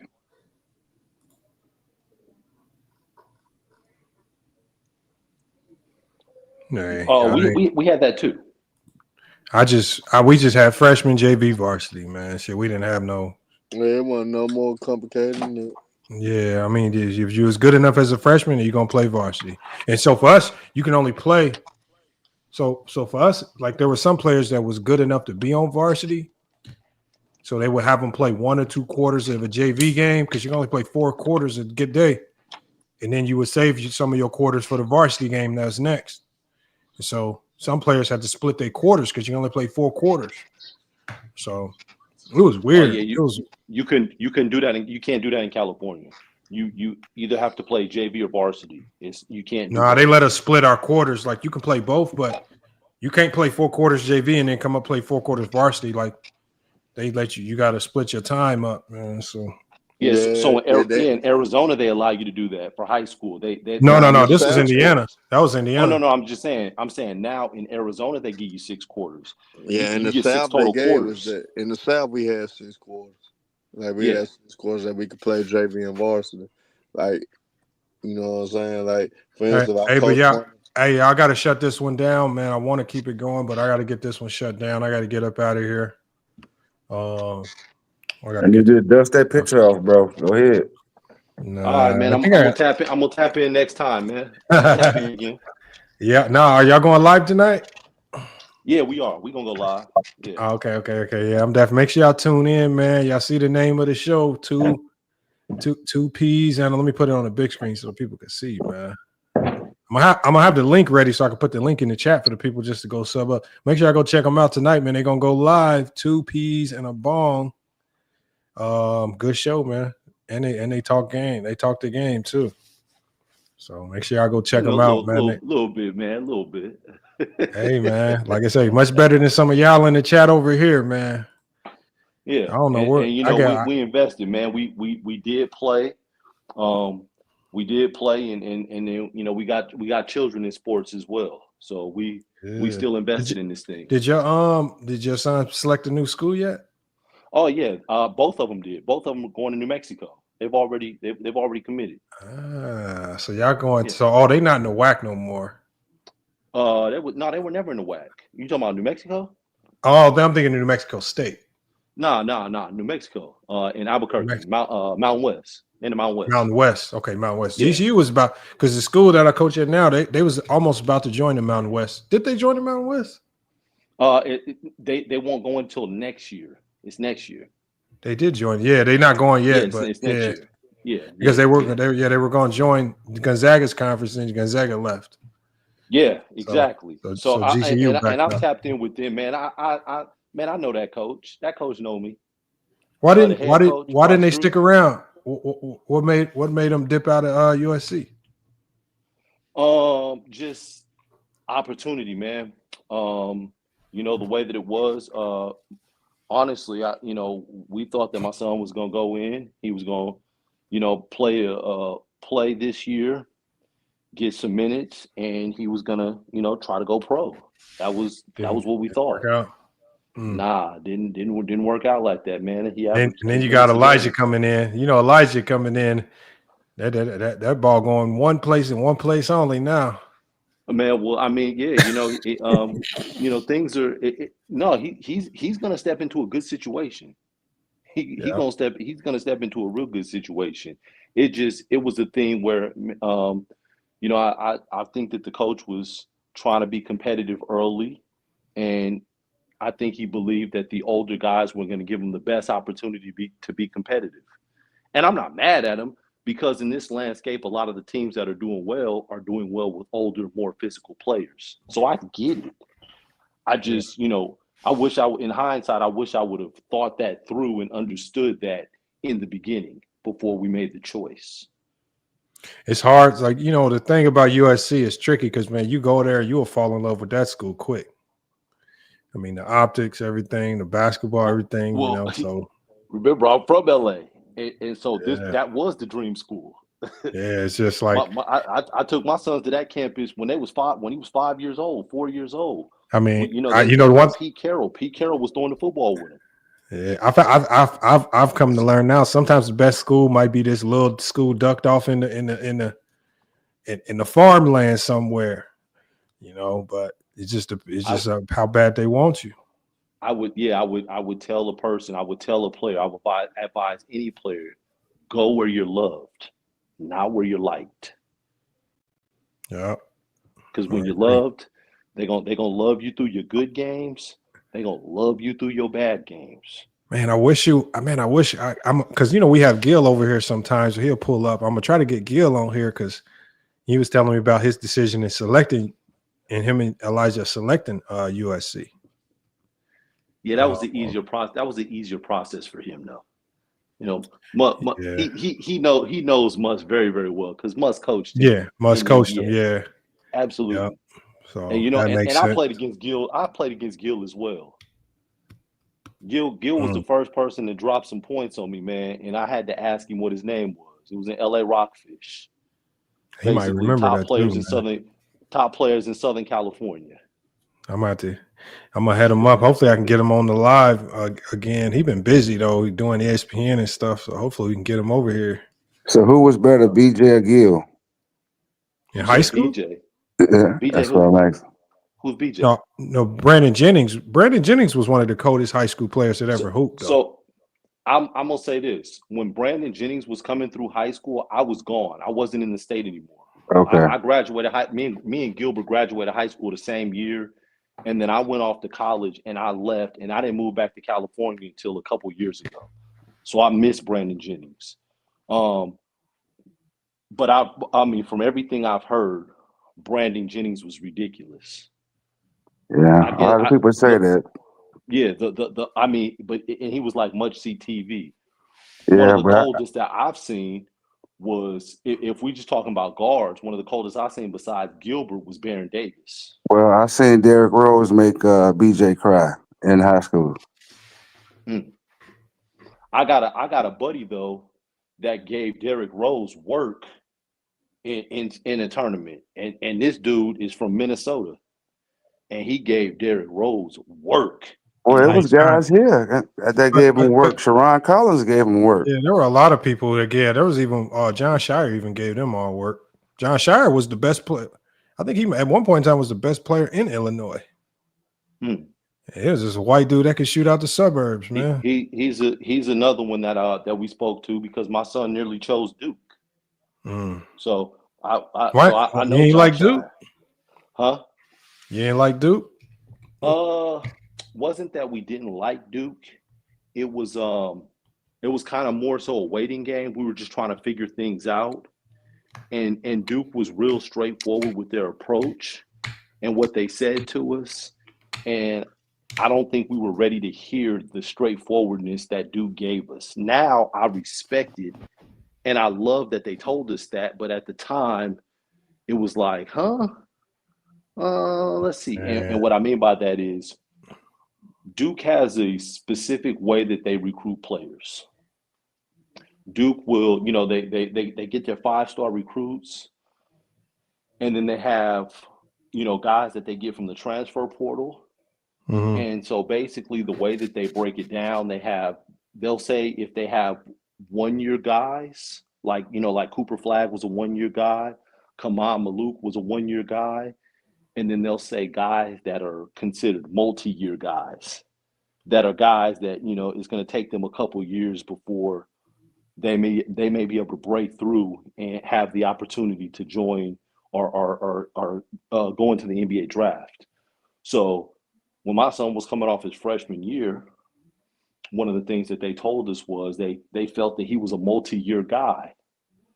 Now, at that time, you're just coming off a really good year. you got some buzz. You're like, man, I'm not trying to be a multi-year guy. I'm trying to get somewhere, be a plug and play and have an opportunity to do something.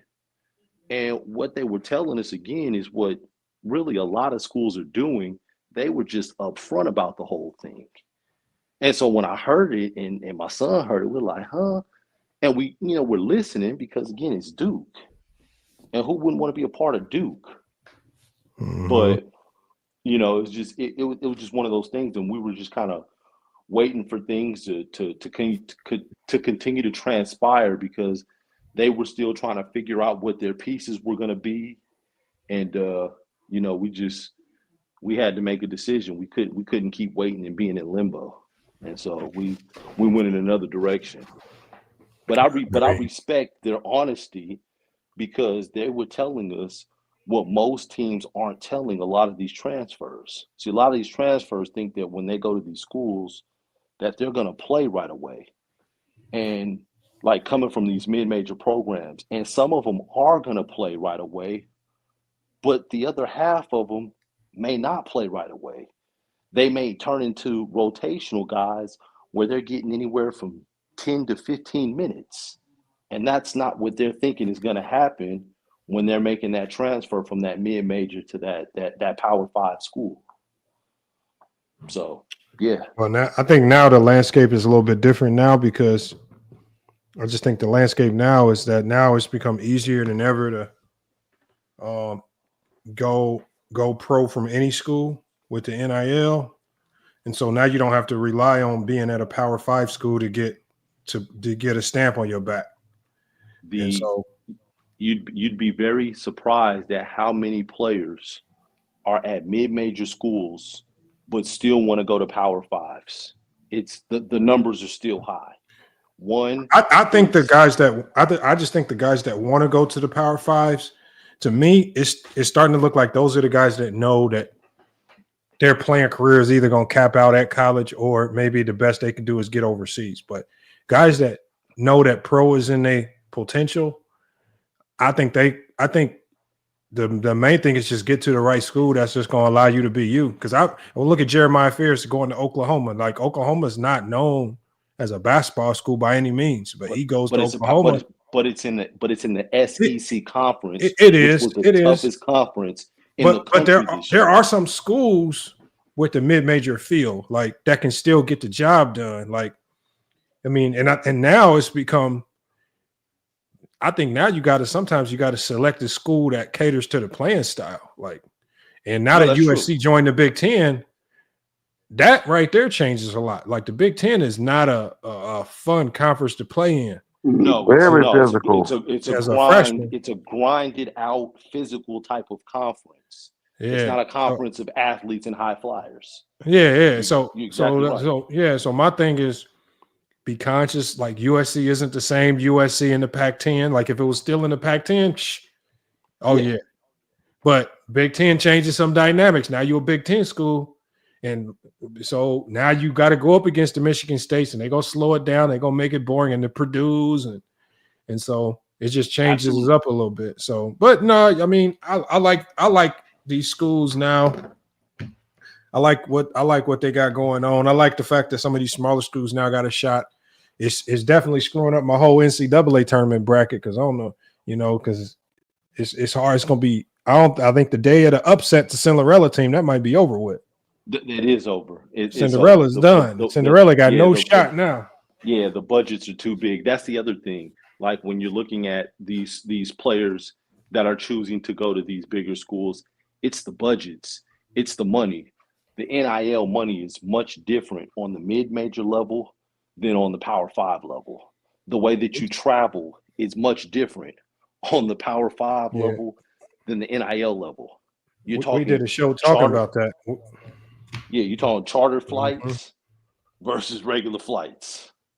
Yeah, and my son is being able to experience both. His first year at San Diego. I know some Power 5 teams that's not flying charter still. Who? Like Purdue don't fly. They don't fly charter. I know for a fact they don't. They only fly charter when it's time to go to a big boy tournament, like the NCAA tournament or something. But they don't fly charter. Mm-mm. So they're flying. Okay, so are they must be in a small place then? Well, the airport's not very big. I mean, you got the Indianapolis International Airport right there. That's where they fly out of. I've never flown in Indiana. Well, I did. I don't remember it being busy though. Yeah, so it's an international airport, so it's one. So it's a super. But so when they want to fly charter, there's an airport on Purdue University's campus. So when they do fly charter during them big tournaments, they'll take the university plane and fly charter. But for the most part, they traveling regular, man. They ain't doing nothing. You telling me that their football team ain't flying charter? I'm only referring to the basketball team. Okay, I'm like the football teams get treated differently because the money in the Power 5 football teams is different. Like the Power 5 football teams bring in the most money. So, obviously, they get, and then you're trying to fly so many guys. It's probably damn near impossible to get these motherfuckers on a commercial flight. Yeah, on a basketball team, you're looking at what you're traveling 25, 30, sometimes 30 people. I'm gonna have to look into that, man. I gotta ask around about the Indiana. I know that my son knows some people. I gotta check that one, man. Indiana, Purdue, not flying. I know that for a fact. A lot of my buddies used to hoop at Purdue too. Yeah. But I'm talking about now versus what 10 years ago. I'm talking about most recently. I'm almost for sure they do. They had Zach Edey. They weren't flying charter. I'm telling you, they not, man. I call my buddy up right now. I could probably get him on the podcast, Penny, because he still deal with PJ Thompson. Them, he's an assistant coach. I'm almost positive he's just flying regular right now. Huh? Yeah, Purdue they don't do no frills, no nothing too crazy. Wow. They haven't even heavily dabbed into the NIL. Like Purdue just turned somebody down, a big name player. Oh no, they let one of their best players go to Duke, Mason Gillis. They let Miles Colvin go. They let Miles go? Yeah, Miles he's gone. Nice too. I think Miles went to Wake Forest. Probably because of money. Like Purdue, so like they lost Mason Gillis to Duke. Because he went to Coach Painter and was like, this is what they offer me. Painter was like, shit, you better go get that money. That's what he told him. He said, you better go get that money. Yeah. Purdue ain't giving it. Purdue ain't giving it. Man, yeah, bro. You sure? Nasty. Bro, I know I heard that from a very, very good source. Very, very good source. Mason Gillis was like, Coach, this is what they offer me. Yeah, but Mason Gillis was a grad transfer, so I know his bag was gonna look different. Yeah, going into Duke, and I believe he shot over 40% from three. And so he said, Purdue ain't giving out no NIL. Maybe the football players are, but the basketball players, I'm gonna have to. You know what? Within a month, I'll be able to have that answer. Well, let me put it like this: they probably getting some type of NIL money, but I know they're not getting no collective. No, money. you're just talking about how much. Yeah, I get the collective money. I know Purdue ain't doing that. They probably getting like NIL off their own little stuff that they might be doing, or sponsorships and promos. But as far as collective there's money in Indiana. Yeah, but you got to tap into it. Like, for example, you saw how good the IU football team got as soon as that new coach came and said, we got to tap into this money. As soon as he tapped into that money, they top 5 in the country in football because they just said, fuck it. Let's allow that last coach. So that's why they just fired IU's basketball coach. He out of there. This new coach, I guarantee you. That's not why. But that wasn't NIL. Why IU's coach? No, he didn't. The basketball coach didn't get fired because of NIL. He just got fired because he was trash. He didn't know what the hell he was doing. I don't want to call him. I don't want to call him trash. Bro, he had too much talent to be that bad. Shout out to Mike Woodson. Too much talent, bro. He was getting so much. Like this last year, they had so much talent, and when you fail to that degree, it has to. Like when they were paying out so much money to the high level 5 stars that they had, when you fail to that degree, it's just like something's going on from the coaching infrastructure part where you can't get these guys in order because He could not to get them motherfuckers to play together for shit. Their big center kept getting in trouble. Some of them was going out and getting caught in bars and shit. And it's just like, yeah. my God, bro. Like the fact that you even allowing some of this stuff to even get out. Like, I've heard stories from like in the craziest stories, and it's just never leaks out. But IU was letting every little dirty little secret get out and letting a big man get thrown under the bus, man. Everybody transferred, like literally everybody on their roster transferred. But everybody transferred because they got DeVries, and so they you get well, yeah, you want to get to the new coach, but I think some walk-ons stay, but nothing too crazy. I mean, and even with the walk-ons stayed, but they didn't know what the situation was going to be because they were going to take walk-ons away. And I guess they just didn't. They didn't come to the terms as far as letting walk-ons go. So it's over with unless you at a school that is just locked in, and we got to have our walk-ons. The walk-on spot is over with. That's over with. Well, this year they went from 13 to 15 scholarships. Mm-hmm. So that was the other thing. It was dying out anyway. But that's why they were talking about the walk-on situation changing because of the amount of scholarships that they were going to be getting. You're getting two new scholarships. I mean, like most teams, everybody doesn't have 4 and 5 walk-ons. Some teams may have 2 walk-ons. So I'm saying that's the average. So that's the average. What? The average was 2 walk-ons on a D1 basketball team. The most walk-ons, like on let's say a Power 5 school, it used to be the average was about 1 to 2 walk-ons, and they were primarily used to help keep the team GPA up. Like, go get your 4.0, help carry the team GPA. That's your job. And because I remember even Matt Painter, there was a walk-on that he had. I forget his name. But I mean, his GPA, he kept it so good. I remember they even faked an injury for him one year just to keep him on the roster as a red shirt. Oh wow! And they brought him back again, man. Yeah, they just said, yeah, you got a hernia surgery, you out for the year, red shirt. Just to keep him around, man. But it was important to have them 4.0 guys because remember the NCAA did that rule where you got to have a team GPA, cumulative GPA to be eligible for the tournament. But I mean, carrying the shit out of the team. To redshirt a walk-on with no intent on scholarshiping him is nasty work. That is nasty. But the walk-ons, when the walk-ons know that's your role, like the one thing the school that does the walk-ons the best was Purdue, because when you come on as a walk-on, like Painter will know if you a walk-on, you never gonna play. But if you a preferred walk-on, well, you can earn something. And so I've seen the preferred walk-ons come in there. And I've seen a guy walk in. His name is Grady Eifert. This motherfucker walked in. His brother plays in the NFL. He said, I just need a shot. He earned a scholarship. He came in and had a hell of a couple years at Purdue. But you got to earn it. So yeah. I hear you. Yeah. And that was honestly, that was something that Arizona State wanted with us, was prefer walk-on. And I just wasn't in the space to try to do that. Bro, I would never play for Hurley, man. No. I'm talking about back in my day.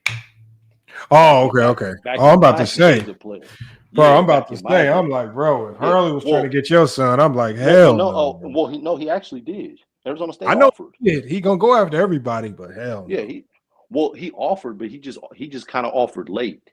And the way that they do the offering is a little different at Arizona State. And it may have changed, but at that point, there was another coach that was kind of doing the offerings. He's not there anymore, but he would offer, and then afterwards, they call you, talk to you, and then afterwards, Hurley will call you and be like, congratulations, I know you got an offer. It was weird to say the least. It was a little different than a lot of the other schools that we kind of dealt with. But I mean, Hurley's an acquired taste, man. It's a matter of what you like as as a player and what you prefer as a player. You know, some people like that. Some people need that. Feel like they need that yelling at you and they feel like it's challenging them. It And just some don't work people, no more. Not if you're trying to win. It just you got to be. Well, look at Dan Hurley. Dan Hurley won. He doubled down on it. I think it's a difference between degrading and teaching. And that's how I would define it. Because Dan is more of a teacher. Bobby is more of a degrader. From what I've heard.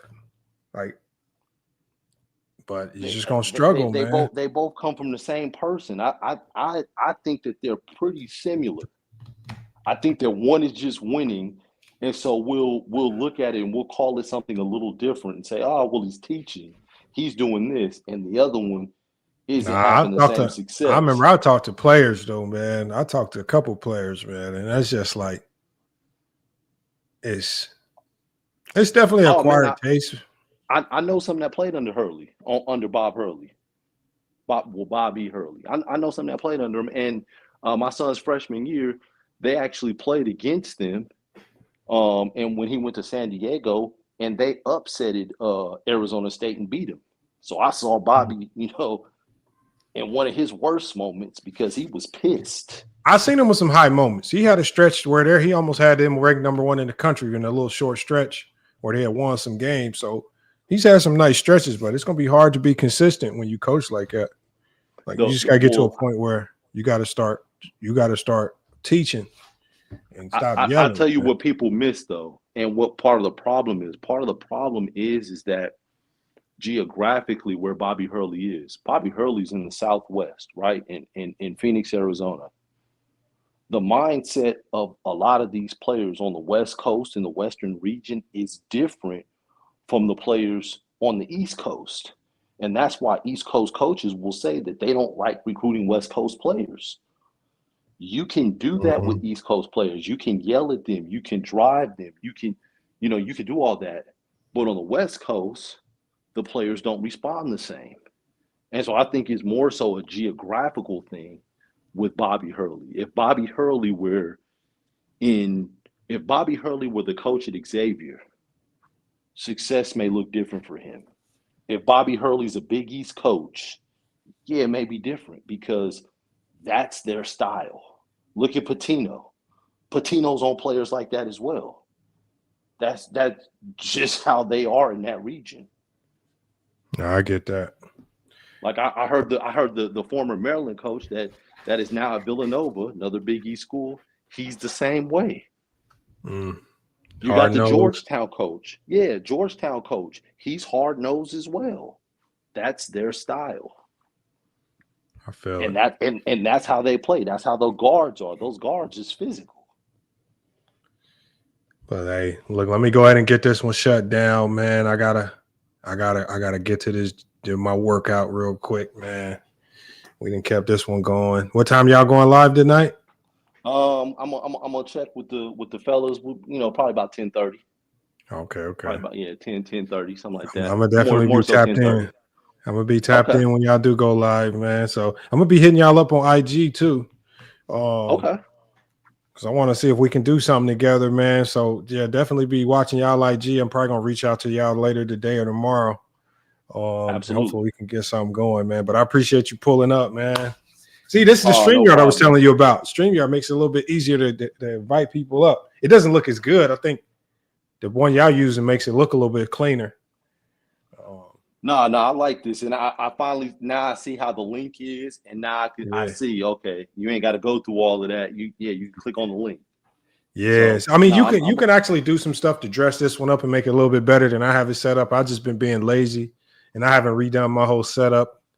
But it is. I got some questions for you when we get offline, though. I want to ask you. Yeah, I'm gonna shoot you. On IG, I'm gonna shoot you my number. You just give me a call. Absolutely. All right, man. Well, thank you so much, man. Appreciate your time, man. All right, man. Appreciate you. I'll catch up with you on the next one. All right. Peace out. Yes, sir. Hey, y'all. Make sure y'all check them out. 2 Peas and a Bong. Salute to Hink in the basement with the last super chat of the night, man. Make sure also y'all check out Hink, the basement, man. Sports, life, politics. They be cooking it up on everything, man. I'll be watching when y'all go live, man. So make sure y'all check out Hink as well, man. Another content creator, man. Always coming through.